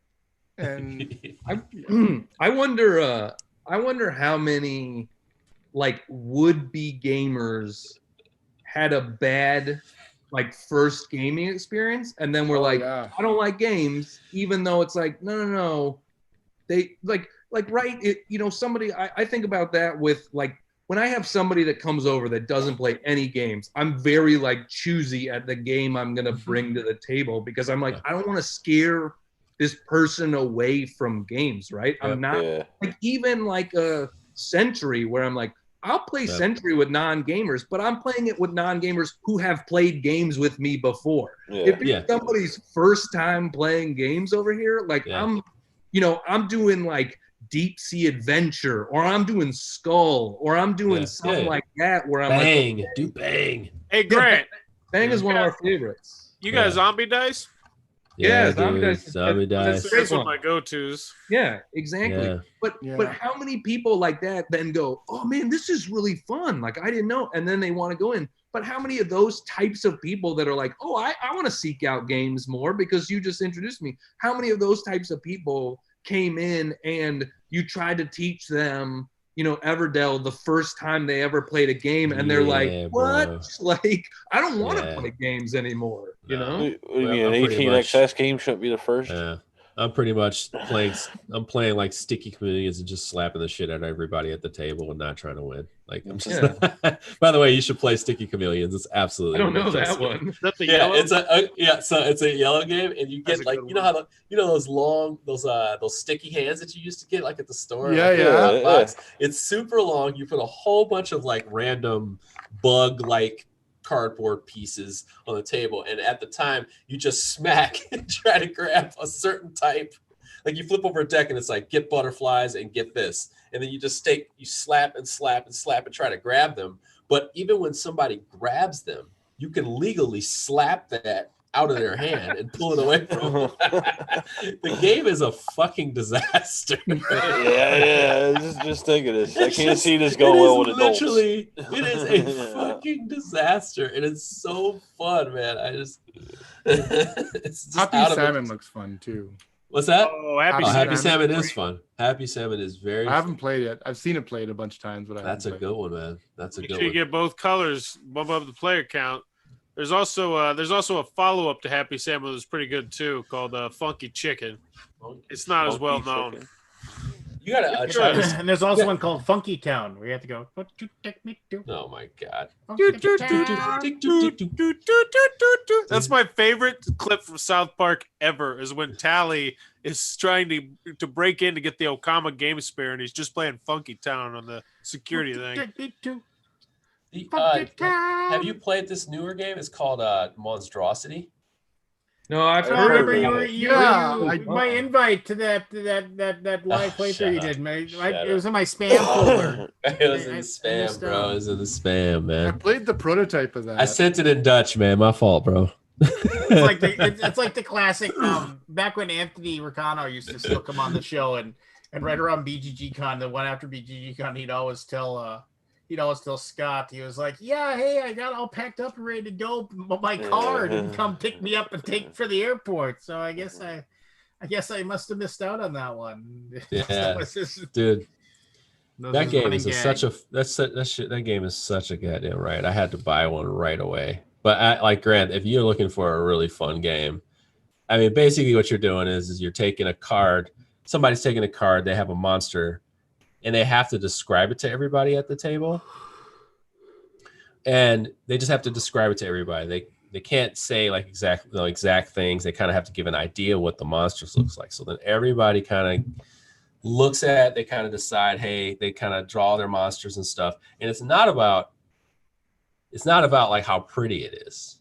It's about the best interpretation of what the monster is doing and kind of expressing as well. There are two ways this game can go. It can go, people are trying to draw these weird looking monsters, which are like Miko designs. There's like all these different artists that are like very known artists that have done the art. It can go very really? hey, Is Matt Paquette? Was he one of them? We're trying to make this look good. And then there's also like the phallic version, which is pretty much everybody just drawing like dicks and tentacles and and just I mean it's good for both. How about that? There's also Tattoo Stories where it's sort of the same I was just going to mention that one. Tattoo Stories is really good. Tom fucked up that fun. Review. He fucked that one up. I saw the Will Wheaton game playthrough of that on YouTube. That's pretty good. That game's super fun, man. It sounds fun. It's Yeah. sold out. I sold out. I can't find the damn game, so I don't know why they're promoting the game. I can't find it. Yeah, I was at the store. And they're like, yeah, we were out of it like right away. So.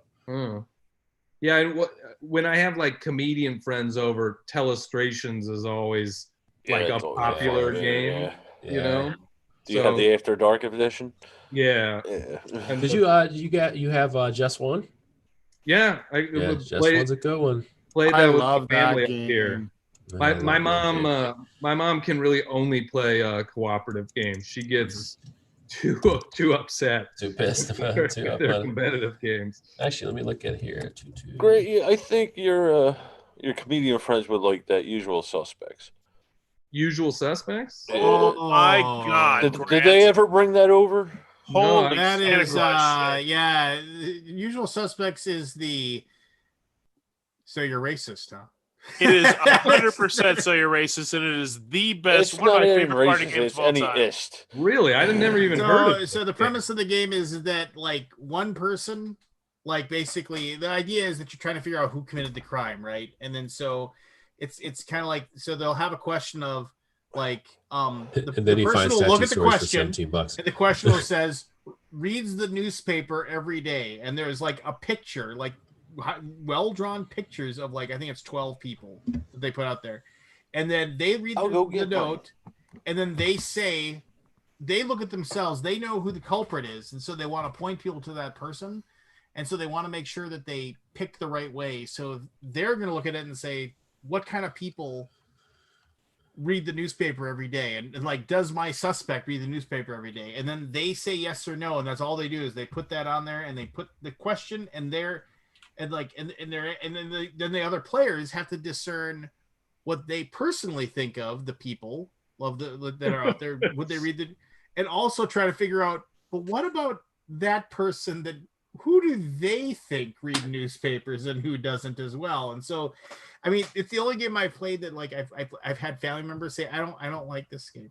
I almost got thrown out of a hotel playing that game in the lobby. It was so goddamn funny at Gen Con. Oh Like, yeah, was, I mean because it's like all of a sudden like your people are just like, oh well, it's like look at this, it's like it's like ageism, it's sexism, it's racism, and it's like, and you have to actually like, you're like, not only are you dealing with your own personal feelings, but you're also like judging the person who's making the call as well. It's just like, yeah, that was they can be brutal. It's I need like, to live stream that game. And then also it's one of those things too where it's like, really? You don't think a Mexican would read the newspaper, huh? You're just like you're just like, no, it has nothing to do with it. Just like, it sounds fun. My dad's wife told me after we played, she said, I don't want to play this game anymore. It just like it brings up too many bad feelings. That's one of the hardest things about gaming, right? Is that there's been, for the last 10 years, there's been so many games that have come out, and there's so many new games coming out. It's like, how do I get back to some of the ones I missed, sometimes? No, I just want to play the ones that I've bought, and I haven't even done that. That's what I was gonna say. Just play the ones you bought. That's advice I can't follow, and I encourage everybody. When somebody puts a post up that says, "Oh, I got a $50 card from Target or for cool stuff," and they're like, "What should I get?" Nothing. Yeah. Like, play your games. And I swear to you, like I've had a $50 card since August for cool stuff. I'm just not touching like this. I need to play what I have. You have a gift card from Target. Go buy some snacks. Come home and have a good game night with the game. Yeah. Right. Yeah. So it's like, and then I stopped buying games. Jeremy, you tried Box One? Neil Patrick Harris game. No, I have not. Really? He made a solo board game. Yeah. It's a Target exclusive. It's a fun experience. It does a lot of really different stuff. I think it'd be great for your Sunday things. Yeah. Because it's I will say you can do it in one sitting. Don't get tricked into thinking you can't do it in one sitting. That's all I'd say if you stream it. Give you that little nibbit right there. But it is such a unique game. And it is so dang weird. Did he just lend his name to the marketing of it? No. Well, I don't want to go too much into the story, but it tells it's such a unique experience. It tells an interactive, like video story using your device, and it's a puzzle game, and there's elements of magic and escape room, and it's very intriguing. It's very interesting. I had a good time with it. I don't think anyone would hate it, but it's very different. I'll leave it at that. All right. Oh, I mean, I'm always in the market for impulse purchases. What were you just saying? Dude, I was at my aunt's house way out of the way, and I was gonna go to James Matthews' old store. And I was like, let me go up there. I'm right here right now. I go up there, I'm like, I'm not really gonna buy anything. I got all this shit I know is coming in. $230. Well, keeping local businesses. They're investments, Jeremy. You're a content creator. I looked at her. I looked at this. I'm like, I said, what's sad is I might go home and these may be in some boxes already. That's coming to my house. And so it's crazy, but whatever, man. It's cool. It's fun and it's cool, and I get to give shit away too. So yeah, dude.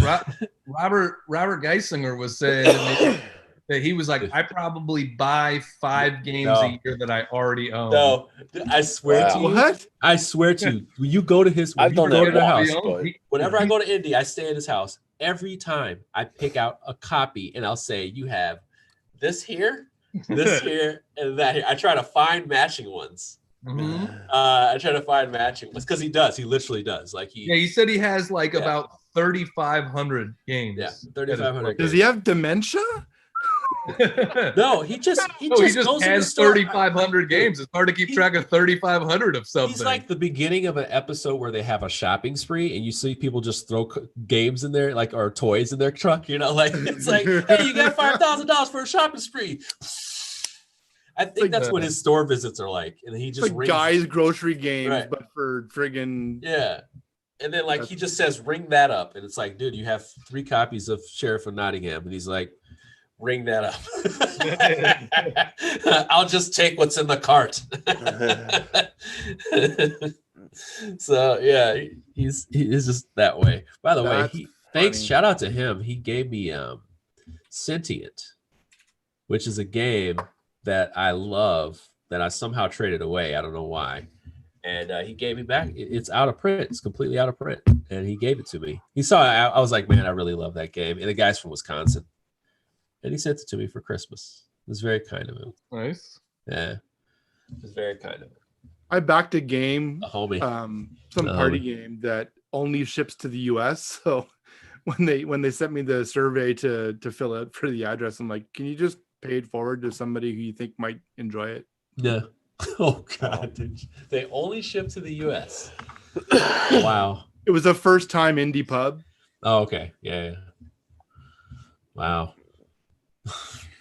A buddy of mine worked on the campaign, so I'm like, oh, I'll back it. There you go. $25. There you go. I know, $25.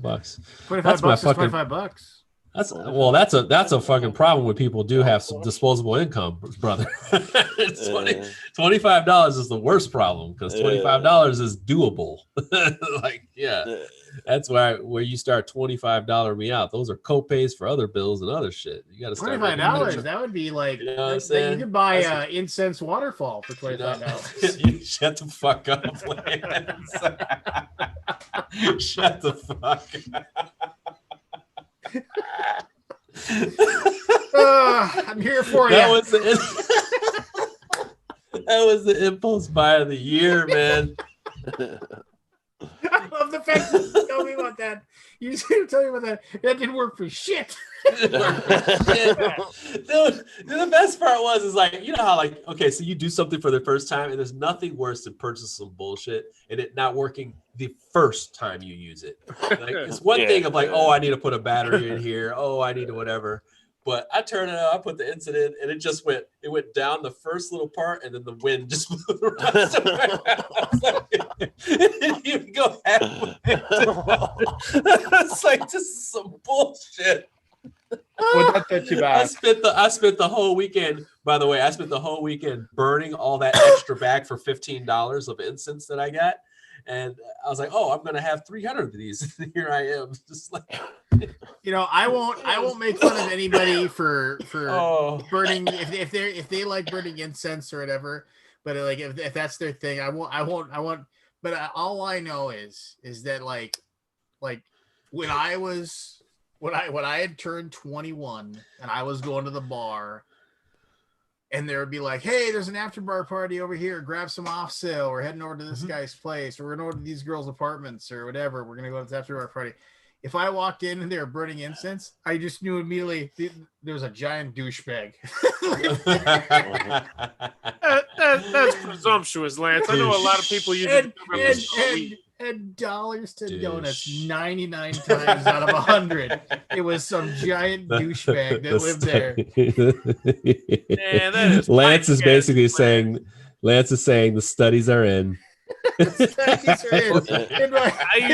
used to burn incense in my car. The polls are closed. There's only a 3% error. The cops are going to pull you over and smell your weed. That's exactly why I did it. I used to have those things hooked up. I'd be burning them as soon as I lit up. I'd have incense going. Oh my God, guys! Fine, Forrest. The smell of weed.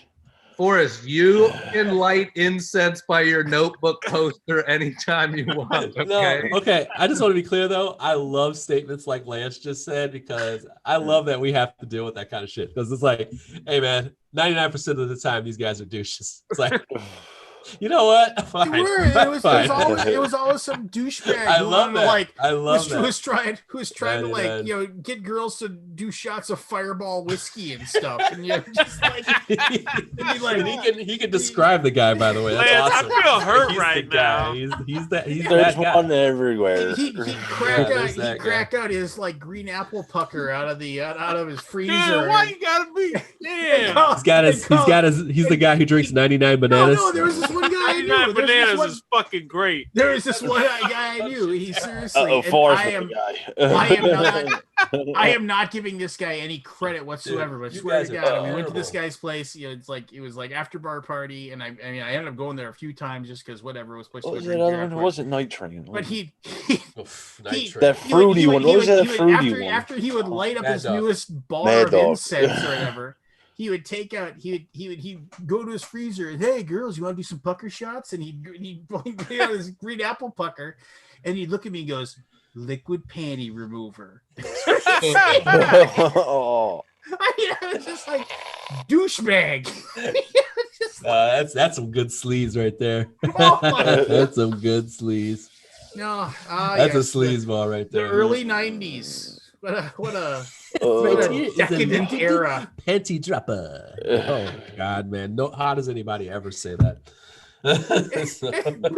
In all seriousness, like, how does any human ever say that? I just need a beer. Thanks, though. Yeah, I know.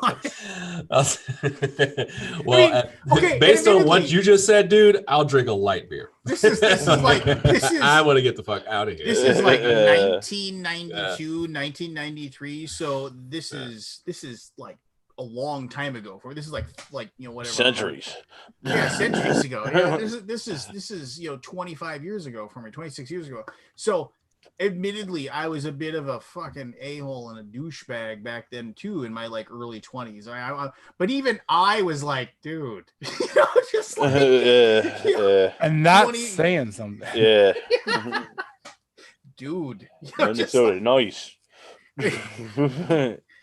Yeah, me and Joe were talking about that today. 9/11 is going to be 20 years this year.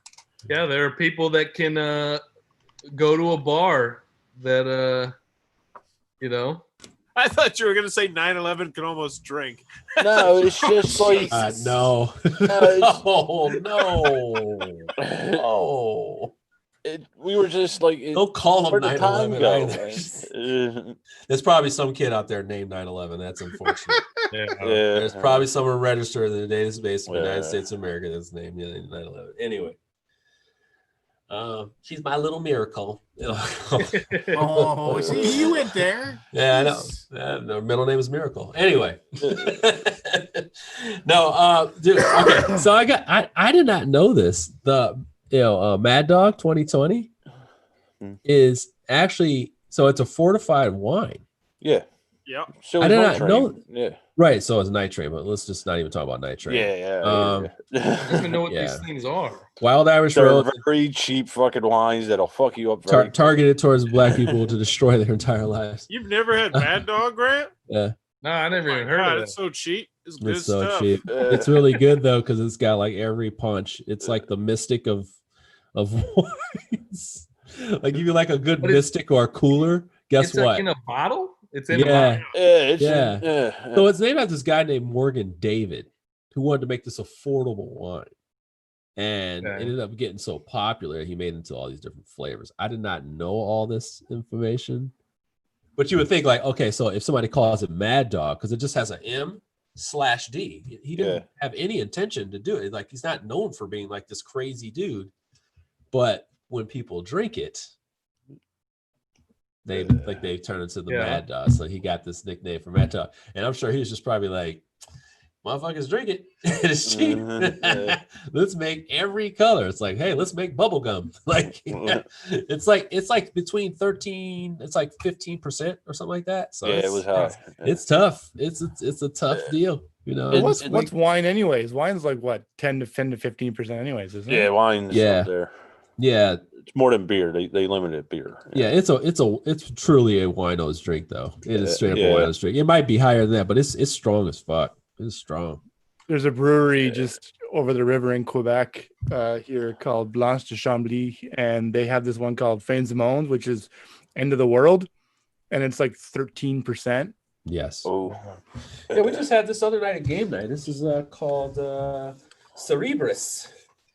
And it's an imperial stout, Asian bourbon barrels, you know, like you got to do, right? And it's 14 and a Yeah, I half. mean, any of the barrel aged stuff is going to be at least 9%. Yeah, this is where you get me back in. I'm a huge beer snob. I've been to because whenever I travel for comedy, I go to breweries. So I've been.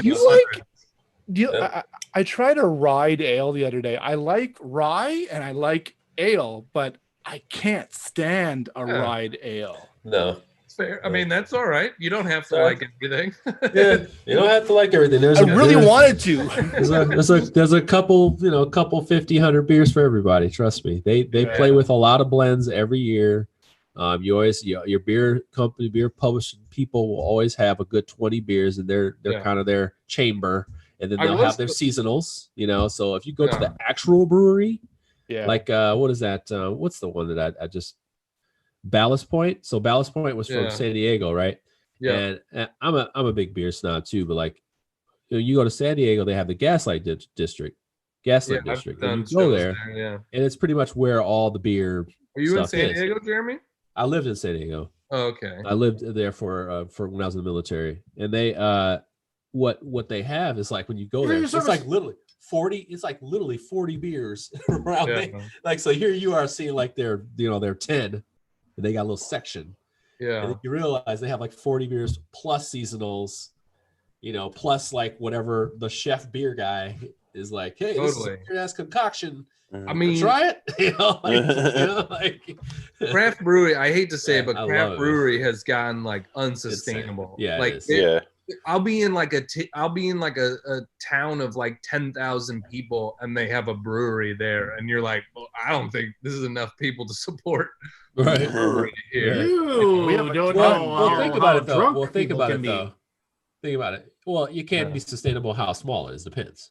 But also you have like Anheuser-Busch who comes through and buys all of them. Yeah. So it's like as I always tell people, like you can be your own and not make any money, or you can be Anheuser-Busch and make some. So there are two breweries. There are several craft breweries in the Fargo-Moorhead area. I love some of the ones there. I was. Where you're at, Lance. What's the Iron? What's the one called? There's one called Drecker, which they win awards every year. They send their beers off, and my boss actually has me like go and buy like their beer when they have certain beers that come into like Junkyard. Junkyard's the one Junkyard, I like. and Junkyard wins awards too. Junkyard is so good, man. Yeah, no, Junkyard and Drecker are amazing. If you can, like right now, Drecker has their Brains beer and this beer called Chunk, which are like these like super like all the fruit type sour beers that are just. By the way, beers do a great job of just sounding like not attractive and vulgar. It's like ugly bitch. You're like, whoa, is that good? Is that good? Why is this beer so mean? Old angry bastard beer ale. It's like, okay, am I drinking this one? Is this? Hey son, can you turn around and give me that old angry bitch? You know what? Actually, don't. You know, I had a I don't know. pompous I've gotten to the ass point the though. other day. It takes too much beer to get drunk, and then you don't feel all full. I'd just rather drink whiskey. So yeah, I'd rather just That's do why it. I don't drink beer to get drunk. I just drink beer to enjoy it. You know, Well, that's yeah, the but I problem, mean, though. but like, Right? That's the and problem when you fine. drink the stouts, though, and you get as high as that. Yeah, eventually you do. You just do. Well, I Two mean, beers that- now and I get a hangover. So that's the Yeah. thing, though. Also about Canadian beer, it's like a lot of the Canadian beer is like baseline Yeah. 7 or 8%. And we're yeah. Yeah. we're not used to. I remember the Right, first right. time. I remember the first time I was in Montreal, like drinking, and I was like, I had 2 beers. Why do I feel drunk right now? And then somebody told me that, and I was like, oh, it's kind of like I had 4 American beers. Because you're not Yeah. from the upper Midwest where Yeah. everybody's like goddamn drunk and I know everybody's like. I mean, like goddamn drunk. the big Canadian. It breweries, says I got a drinking problem. Tell me about it. I got a What drinking stage are problem. you? I got a drinking problem. I got 2 hands and 1 mouth. Let me tell you about it. I don't bother. I just mix it in my mouth. Like I said, I have that one insano friend who used to show up for parties with a 750 of vodka and a 2-liter bottle of Dr. Pepper, and he'd drink out of the Dr. Pepper and fill it back up with the vodka, and that's what he did all night long. It's like you just want to. I would say I would just tear that guy alive. I'm like, man, I love you, man. You're not gonna live long though. No, We should make the best of I our talked years to him. right now. I gave him a call over Christmas, and he's Yeah. still alive. He's He's still still alive. alive. He's still there. How's the kidneys, buddy? I That's what you tell him. remember How's the old one kidneys? time he told me when in one of his more sober moments, he told me, he's like, it's really weird. I can't drink Dr. Pepper without it tasting like vodka anymore. Yeah, I'm sure he ruined his Dr. Pepper. That checks out. Yeah, we all believe that. Oh man. Yeah, Oh. just I remember. I wonder what my friend's the doing. Same I had guy, a friend the like same this guy, like bad. he was like obviously like when he was one of the smart. He's one of the smartest people I know. He works at a hospital, and I mean he's super smart and he's super nice, and he'd give the shirt off his back to anybody who asked. He's like 6'3", weighs like 100 pounds. He looks like skin thrown on a skeleton. You know, he's just like, he's one of those like beanpole people. But I remember like on his birthday, we were at the bar. This is many years ago. This is probably late 90s. But I remember it was his birthday, and he just came out to the bar, and he normally wouldn't celebrate his birthday with us. He's like, oh, I just figured I'd show up and make you guys happy.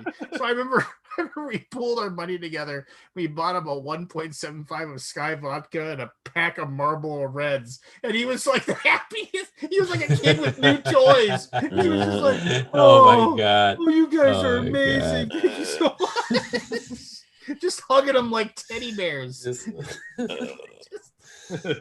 Dude. Yeah, I had a rough run when I was in my 20s. I'm so glad I'm not like that anymore, man. Oh my God, did I drink? I drank way too much back then. Way too I'm much. always I'm stunned. glad this shit available Way too now wasn't available then. No, Oh, I mean, now I'm very there's- selective, and I have this okay. distinguished taste now. There and all are, that there are shit, so many stories, and I'm sure everybody has them, but there are so many stories that I mean, the statute of limitations are well over, and this is Mhm. nothing really horrible. Like I'm talking about like property damage horrible, not like, oh, I ran over that guy horrible. You know, just Yeah, like, I mean, you know, Like I'm sure that was a dog. Horrible. Yeah, Lance, but I that was a mean, dog, man. but it's one of those things. I'll have to tell you some of them, but I mean, like definitely like an era of my life that how did I escape unscathed? Like relatively unscathed from that. I have that. Yeah. Yeah, you just like it's Yeah, like how did I somebody was make watching it? out. How Like did I make that? How did I live? How did I live through that era? You know, I mean, like one of the best things that ever happened to me was that my watering hole. I found a guy asked me if I wanted to live in his basement. A friend of mine had bought a house. He's like, I need somebody to live in the basement though and help pay the mortgage. Yeah. And I was like, and it was 3 blocks away from the bar that I went to every night. So I was like, I can walk to the bar. This is amazing. Simple life, simple man, simple life, right? Simple life, simple life. It's like man. everybody was like, "Oh, Just- I probably had too One much to thing- drink. I shouldn't drive." One Well, thing made I'm sense outta in your here. life. You're 3 blocks away from the bar. That's it. No Well, other no, choices no. matter. And Nothing matters. there was a grocery store, an all-night grocery store on the way back, like perfectly Oh, like. So this it was is like, life. I'm gonna pop in here. I'm gonna Yep. buy a box of Tyson chicken. Yep. I'm gonna cook Yep. it all in the oven, and I'm hopefully not gonna fall asleep and Yeah. burn the house down. This is This is living. Wow. Oh I man. bartended and served for 20 years from like 19 to I'm not 20 years, like 15 years. And yeah, those first 10 years bartending and serving, and then after hours every five. Yeah. Like I got to the heart of it because I started bartending at a beer bar. Oh, yeah. And that got me deeper into beer. I was just starting to get into it, and then I got deep into the beer. And then I ended up working at a fine dining spot that was like all wine. It was all wine and like high shelf alcohol. I didn't have no beer. And I ended up getting into bourbon and bourbons and scotches and stuff because I didn't like wine at all. So I was like, can you give me anything other than that shit? And they were like, well, do you drink this and that? I'm like, no, because I think I was a big vodka drinker, vodka and gin. So I didn't drink brown liquor at all, really. And yeah, now I only drink brown liquor. Yeah. So last. Now I only lift my nose and all that other shit. So New Year's Eve. Get all that white liquor away from me. Get all that white liquor away from me, boy. So New Year's Eve, last year, New Year's Eve, when the world still hadn't blown up, it was the day of like NFL football. It was like the first week of the playoffs or whatever, and the Vikings beat the Saints or whatever. And I remember me and my friends, we were out and about, and I remember I called up my wife and I was just like, hey, we're out and about and we're having fun. She's like, well, just don't worry about it. And it wasn't New Year's Eve. It was like January 2nd or 3rd or something like that, whatever it was, regardless. And she's like, just, hey, don't stay out too late. I was like, I won't stay out too late. No problem. So we ended up, of course, we have the one friend who's part owner of a bar. So like we ended up at that bar and the bar's closed and we're all like, we should probably go home. And then like the guy's like, well, we can hang out for a little while we do the final bills and stuff like that. If you want to hang out and just have some drinks. And we're like, okay, fine. So like 2:00 became 3. And then everybody else but me thought it'd be a good idea to leave by 3:30, but not me, not this guy. Just like 6 in the morning, we're still trading stories, drinking.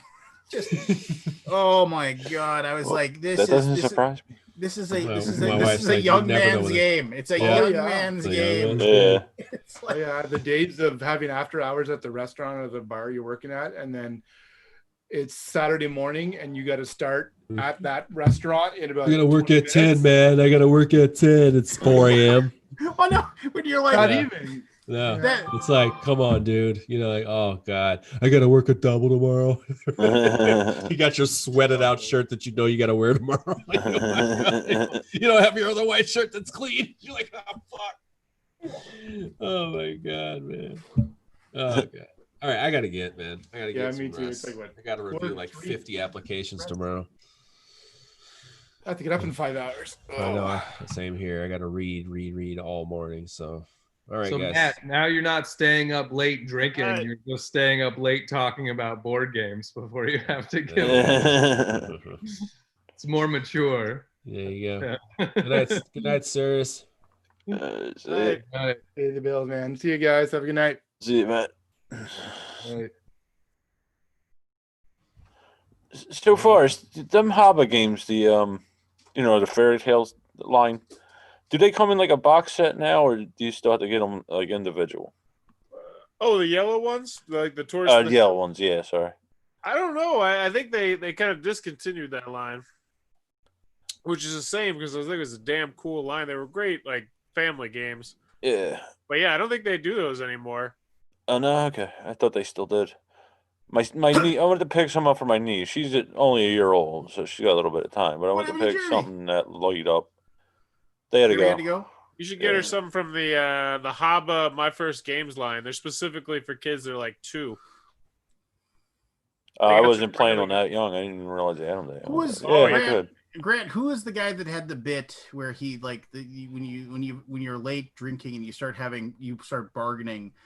Well, as long as I can get home and get 6 hours of good sleep, then I'll be fine for tomorrow. And it was like slowly but surely, as long as I can get a complete change of blood. Boy, I know that. I know that. I know. Was that Larry Miller? That might have been. That was Larry Miller. That Was was a Larry Miller bit. Yeah. Yeah. The whole, Yeah, as long I as love can- that bit. As long as you go out, it's 8:00, you see people jogging. Ugh.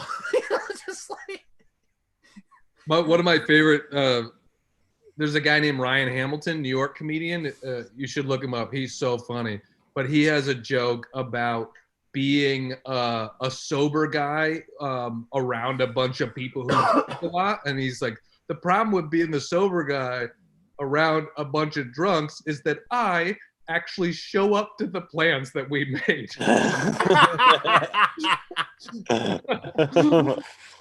You guys all forget, and I'm sitting at the park with a picnic blanket wondering when you're going to get there. I love that bit. Yeah. That's good. I actually. Oh, too good. Well. Oh man. So I mean, you like another weird pick your brain on the stand-up comedian thing. So I mean, it's like are you always writing? Like they say, like comedians are always writing. They're always working on their stuff. I mean, trying to. I will admit that I'm writing less during the pandemic because I just don't have the opportunity to like try it out as much. I'm still writing. I just feel like I'm writing less, you know? But you're always still paying attention, right? I've been doing when I've been doing some of these Zoom shows, I've got like a 10-minute chunk right now on the surgery I just had like 2 months ago. And I'm sure not all of that 10 minutes is like great, right? When I actually get into real life and like into comedy clubs, that 10 minutes will probably become 5 minutes. Yeah. But it's still like a good 5 minutes. What is that like trying to work out material on a Zoom? You know, I will say that like people on the Zoom crowds are fairly nice and fairly forgiving because I think because they want you to succeed. They understand that it's not an ideal situation.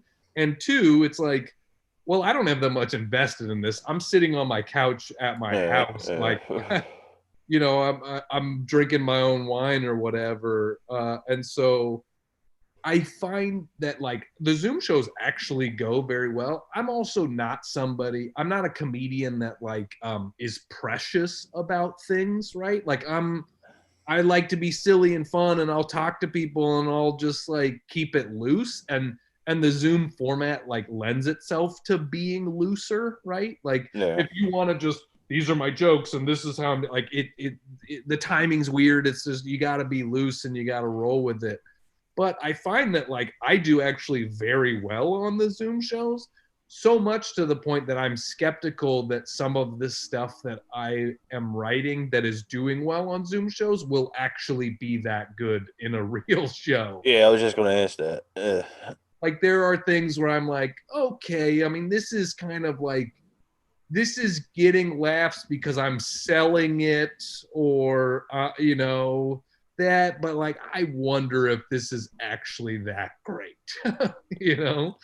Yeah, I was just curious, like working out in a club with like whatever 50 people or whatever is one thing, but I figured it'd be kind of weird on a Zoom call with like 5 people or 10 people. Yeah, but you know, the Zoom show I did tonight had 93 people on it. Oh, okay. So you know, so you know, then a lot of the Zoom shows, I would say a lot of the Zoom shows, the average Zoom comedy show I'm doing right now, average probably has like 50 people on it, average, maybe even 60 average, something like that. You know, I did a New Year's Eve show that had like 80 people on it. You know, and I have done a few that have like 10 people on it or something like that, but they're actually fairly good. I'm just doing less shows right now. Yeah. You know, I mean, before COVID, I'm doing 5 shows a week. Right now, I'm doing, you know, 4 or 5 shows a month, right? You know, there's just not as many of them and stuff. Yeah. Well, I'm sure a lot of comedians went the way you did, either, you know, in outdoor arenas or Zoom. You know, yeah. pretty much doing what you Kind of can. all we have. Yeah. Oh, When does yeah. it go back to normal, do you think? Probably summer. I think summer might get back to touring. You know, I This think, year? yeah, maybe.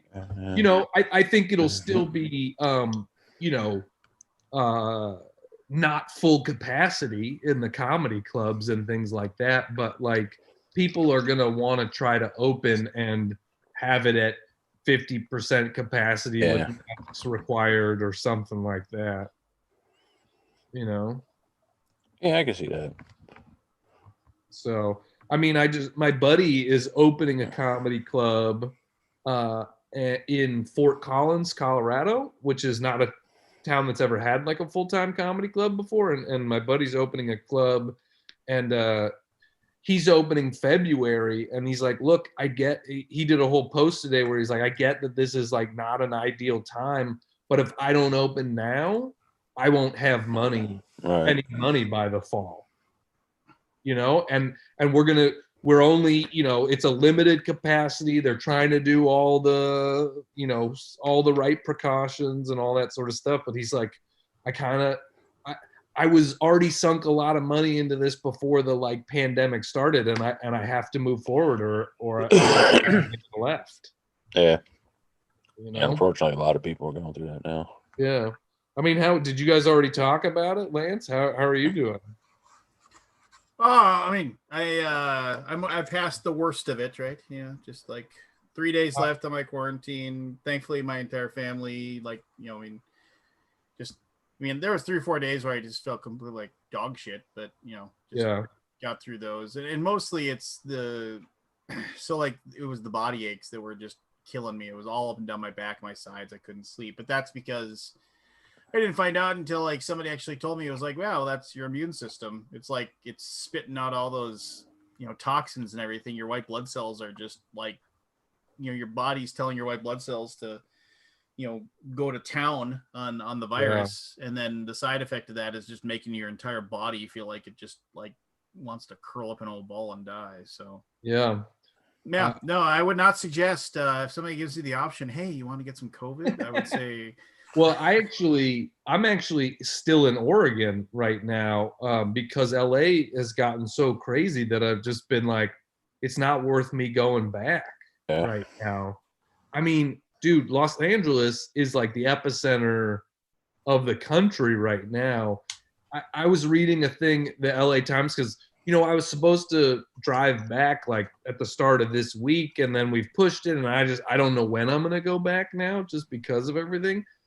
On not this past Monday, but the Monday before, there were 14,000 cases in Los Angeles. This Monday, there were 74,000 cases. Wow. That's how much it's exploded in Los Angeles. Oh, yeah, the holiday, Christmas. Yeah, we're in. I'm in a red zone, which is like the worst ones you can get here where I live, and it's like I only leave the house twice a week, and it's just still it is popping off. Yeah, I know. And like the problem for me is, I have asthma, and it's managed. You know, I'm still an active guy or whatever, so it's not like a debilitating case or whatever. But should I have any problems, Los Angeles has literally run out of oxygen tanks. You know, so it doesn't even have to be COVID for me. It's like if I had an asthma attack and I went to the hospital, they would have nothing to give me. Yeah. You know, it's crazy. Los Angeles now has the paramedics have I don't know if you guys read this, but the paramedics, if they don't think someone's going to make it, they don't take them to the hospital now. The hospitals are so out over capacity in Los Angeles, so they're having to make those choices. So what do you tell you? Like, yeah, you're just gonna die here, and they do not admit them to. They don't admit them to the hospital. They keep them in the ambulance. Yikes. Yeah. But capitalism, so hey, you know. I know. Yeah. So, but Lance, I'm glad that yours has, you know, been relatively easy going. I mean, you didn't have to go to a hospital, so I'd say You did all right. No, I mean it's it super sucked. I mean, I was really annoyed. I was really annoyed by the fact that my wife and my family and I we've been really really careful, and the fact that all of a sudden it was like boom, oh hey, you went to dinner with your dad who got exposed to it and had no idea. And So was your dad asymptomatic? no, well, he started feeling like garbage like the day after I had dinner with him. So Oh wow. yeah. Yeah. So yeah. No, I mean it was just and then that was that. It was just kind of like, oh, okay. And then both my dad and his wife got it, and my younger brother who gave it to my dad and his wife and their 2 kids got it. Boy. Everybody turned out fine, thankfully. We just we all got, but still, man, it was just a pile. Yeah. It was, and it's scary as well too, man. It's just kind of like one of those things where it's none of our symptoms ever got really bad, but I was just definitely one of those keep an eye on it. Yeah. Nobody had to go to the hospital, which is good. So so yeah, I mean, I know there's tons of other people who had it way worse than I do, so I'm just counting. I'm just pretty thankful that we, like I said, my dad's 77, so that he was the one I was worried about. I was just and his doctor had him come in and actually get I forget there's some injection you can get that's some I forget what it's called. Like remdesivir? I don't know. It was something that his doctor suggested that he just come in, and both him and his wife's well, he's like me. He went out and many, many years ago, he got a wife that was 13 years younger than him. I found a wife that's 15 years younger than me. So, just so both him and his wife went and got it too. I forget what it's called here. I can tell you. He texted it to me, and his doctor said, it just boosts your immune system, and it's just a good idea, to because of their age and what have you, just a good idea to come in and get it done. Let me see here. What was it called? I forgot. We both got the infusion. I forget what it's called. It was something. He told me over the phone. I forget what it is. No, I said, my biggest thing was that I couldn't sleep, and he was like, "I just drank a bunch of NyQuil." He said, just to fall asleep. Do what you got to do. And I was like, "Well, maybe it's what about whiskey?" And he's just like, "Oh, they said you shouldn't drink. They said you shouldn't drink alcohol." I was like, "Well, NyQuil has alcohol in it."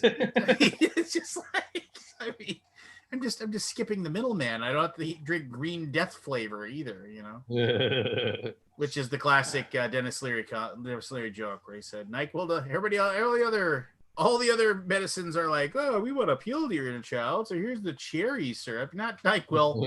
NyQuil comes in one flavor, green death. NyQuil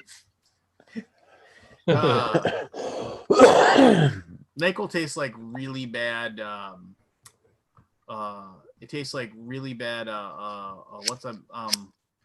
What's that licorice liquor? Anisette or Jägermeister. Yeah, NyQuil tastes like really bad Jägermeister. I agree. I mean, Jägermeister's pretty bad already. I tried to outdrink a fucking lead singer of a rock band on Jägermeister, and that ruined it for me forever. Well, what the fuck were you thinking?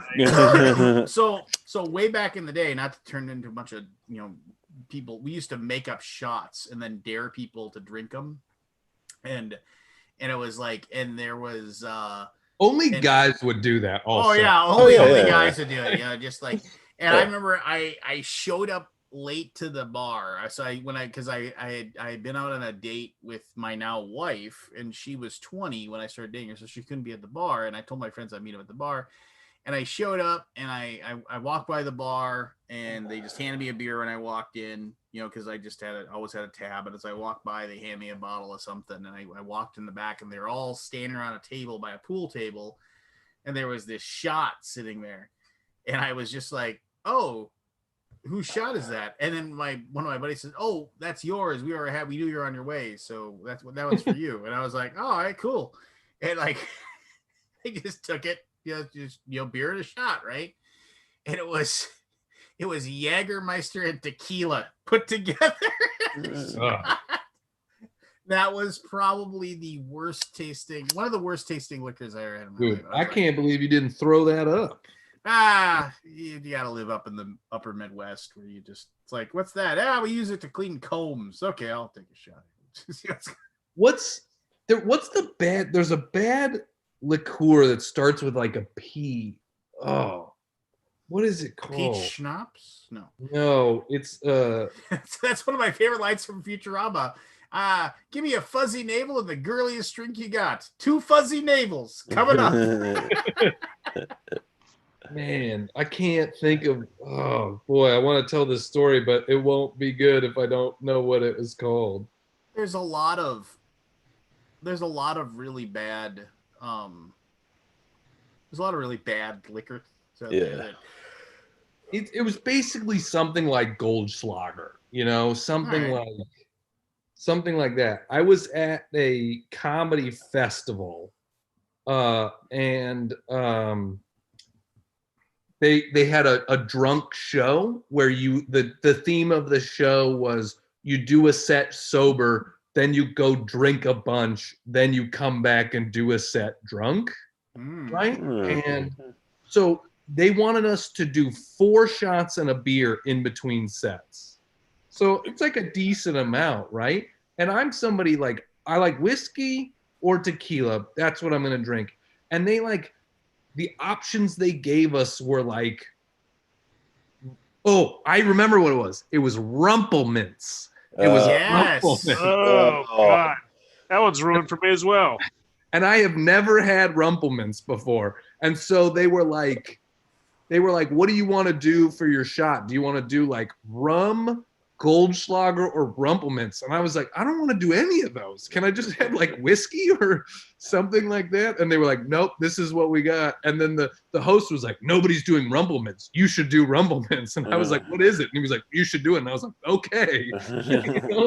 Having never done it before. So the first comedian goes up and he's like, I'm doing 5 shots, right? I'm not doing 4 shots. I'm doing 5 shots. So now he set the bar where like nobody else can do 4 shots now because he just called us out. Now we all have to do 5 shots. So I'm like, I don't know, the 4th comedian on the show. And mostly what everybody's doing is they're doing 1 shot on stage with the crowd and then walking off and spacing their shots out over the next like 45 minutes before they come back up on stage. But I'm, being the showman that I am, I'm like, no. These people don't believe that we're actually doing all these shots. So I want you to pour 5 shots of Rumpelmints on stage for me, and I'm going to do them one after the other.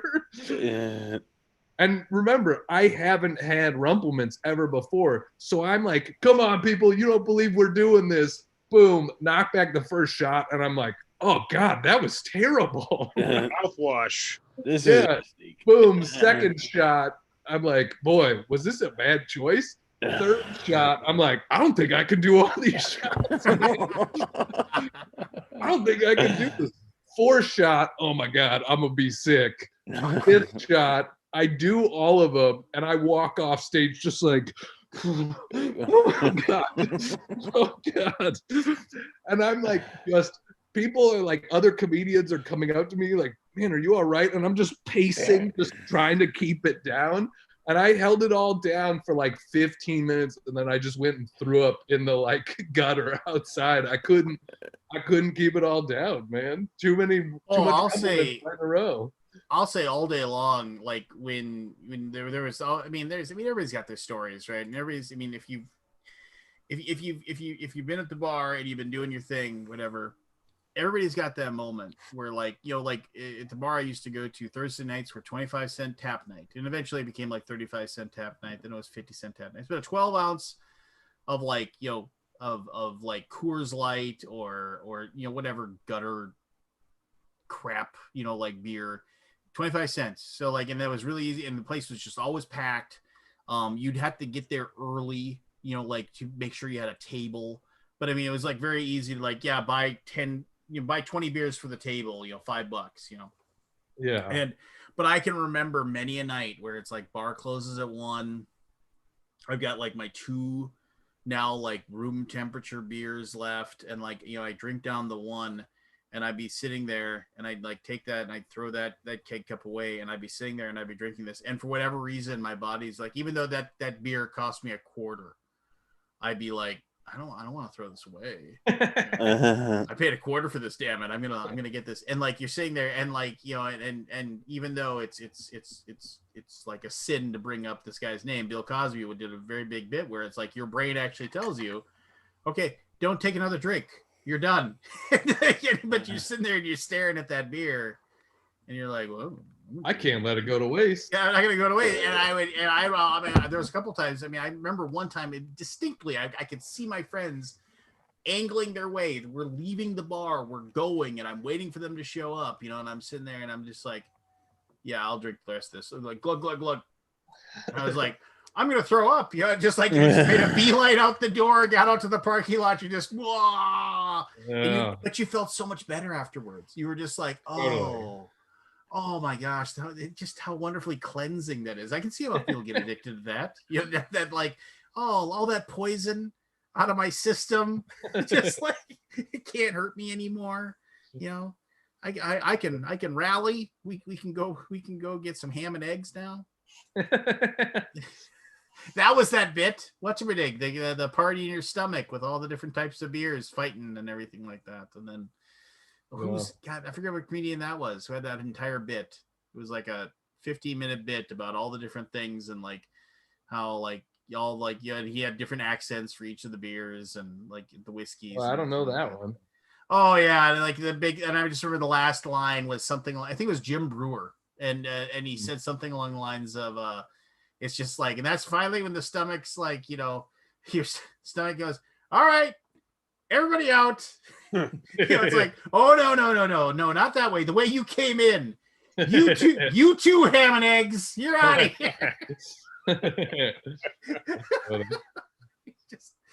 But like I said, that's a sport for younger men. That is not yeah. I mean, my dad will still tie one on every once in a while, like when we go fishing. Like he'll have a, you know, and then he has a rough day the next day. I'm like, yeah, I'd rather just go to bed. I had 7 drinks on Sunday, and I was like, what the like I felt terrible the next day. I remember drinking like 20, 30 drinks in a day, like going through a whole pack of Natty Light, just spacing it out. And what was the occasion for 7 drinks? His freezer broke down. Wednesday. Your fridge broke down? My freezer broke down. We had to make, my wife cooked like 30 pounds of meat from our deep freezer. And is that what you're calling it now? She's like, you got to clear space out of the fridge. And so I just drank all the shittiest stuff that was in the back that nobody wanted to drink. That's funny. Yeah. No, I mean, like it was well, I mean, from like 21, like there was a good decade there of I was just a drunk. I mean, it was just like that was live for the bar and then it was just weird. I mean, that was just a weird life. You think about that. I think about like, you know, we had our places that we went, and there's still a couple of guys in my old crew that now, even well into their 40s, they are still hitting the bar 3-4 nights a week, and I'm just like, good gravy. At some point it gets a little sad. Well, I mean, so there's the one guy that still goes to our old watering hole, and I feel bad saying this, but he's not going to watch this, so what does it matter? But I mean, he still goes to our old watering hole. There's this college bar basically where we drank, and the thing was like we were like regulars. We were you know, whatever reason, you know, because we had given the owner a gajillion dollars, we had some place of prestige at that place. But I remember like we'd always be there in our like 25, 26, and you'd look over and there'd be that one old guy at the bar trying to talk to like the 22, 21-year-old girls, and you'd be like, who the fuck is Creepo Johnson over here talking? And like, and I'm like, and they have no idea they're creepy too. You know? yeah, just no idea. They think they're I still. got a chance. I got a chance, and you're like, no, no, you don't. Yeah, just like it's like, hey, how's it going? I'll be over here staring at you for the rest of the night. Just like, but no, and then but like he said, oh yeah, I went to Chubb's the other night. I was there. We were like, I was up there. I was talking to the guy owner who's still there. Yeah, me and him, we talked about old times. I was like, what the hell were you doing at Chubb's? It was like it's like a college bar. I mean, you're that creepy old guy. You're the creepy old guy that we used to point to and say, what the hell is that guy doing there? Yeah. You're the creepo. You're Creepo Johnson now. That's what you are. I gotta say, it would be fun to go out and just to be the creepy guy for one night. Like just to be single for one night and start swinging at college women. No. First of all, no. I think you are just don't have the sense of adventure, Lance. It's not about trying to score here. It's about what is it like now trying to talk to your typical 23-year-old. Why would I want that? I mean, here's the deal. It's like first of all, why put yourself into a situation where something bad can happen? As long as what's bad gonna happen? Just because you're old doing it? No. I guarantee you that you know what? 99 times out of 100, you go out to the bar, you have a few beers, and you try to like flirt with some 21-year-old girl that's at the bar, whatever. 99 times out of 100, nothing bad's gonna happen. But the thing is that 100 times out of 100, if you don't bother going to the bar, nothing bad's gonna happen. So it's there's just no purpose to that. I mean, that was a young man's game, right? That was. You can't, you first of all, you're never as cool as you thought you were. And yeah, I don't know. As Grant said, it's a little sad. It's a little sad trying to hold on to that old glory of, but I got a question for you guys. Me and my brother were talking about this on the way back from the mountains. My nephew was stealing his liquor. All right, but when we grew up, we never drank in the house. We took it out to the park or wherever. We were never drank in the house. But he returned an empty bottle. Not empty. It had like a little bit. And a whiskey Rich doesn't drink. It was actually left there for me. And he's like, why didn't he just take the bottle and throw it away? I would have never known it was gone. Why return the bottle? What would you guys done in your teens doing this shit? Yeah, I mean, I don't know that like a teenager's bringing a whole lot of logic to the situation. It's shit. He's doing it. He does it in the house when they're not home. Which is something we never did. We were always out.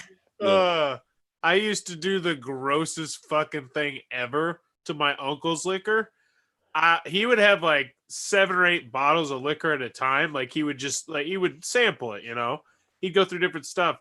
And so what I'd do is I'd take like a quarter of each one and mix it into one fucking cup and then replace it with just a little bit of water. Just enough to dilute it, but not enough that it would take away the flavor. And we would drink off this fucking garbage ass concoction of stuff. But it worked. Why? Because I was a teenager. Young and stupid, yeah. We wanted to get drunk. I was 16.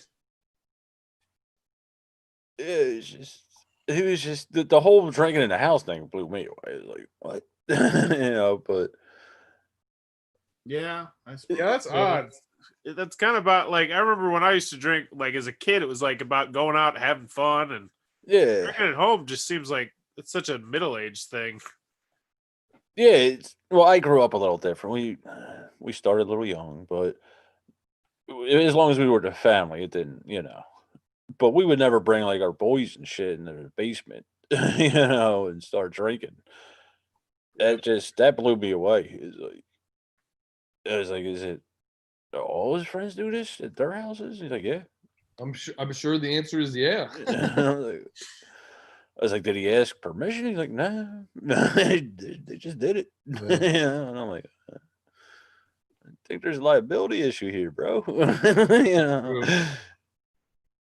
Ooh, all right, I gotta go, fellas. Yeah. Yeah, I suppose it's good enough time to call it a night.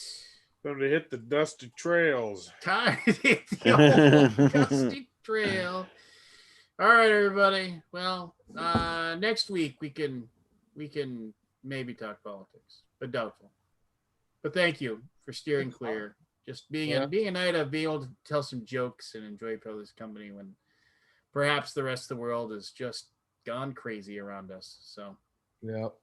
But I got this wiener dog. She wants to go to bed. So yeah. Yeah. There you What's are. that mean?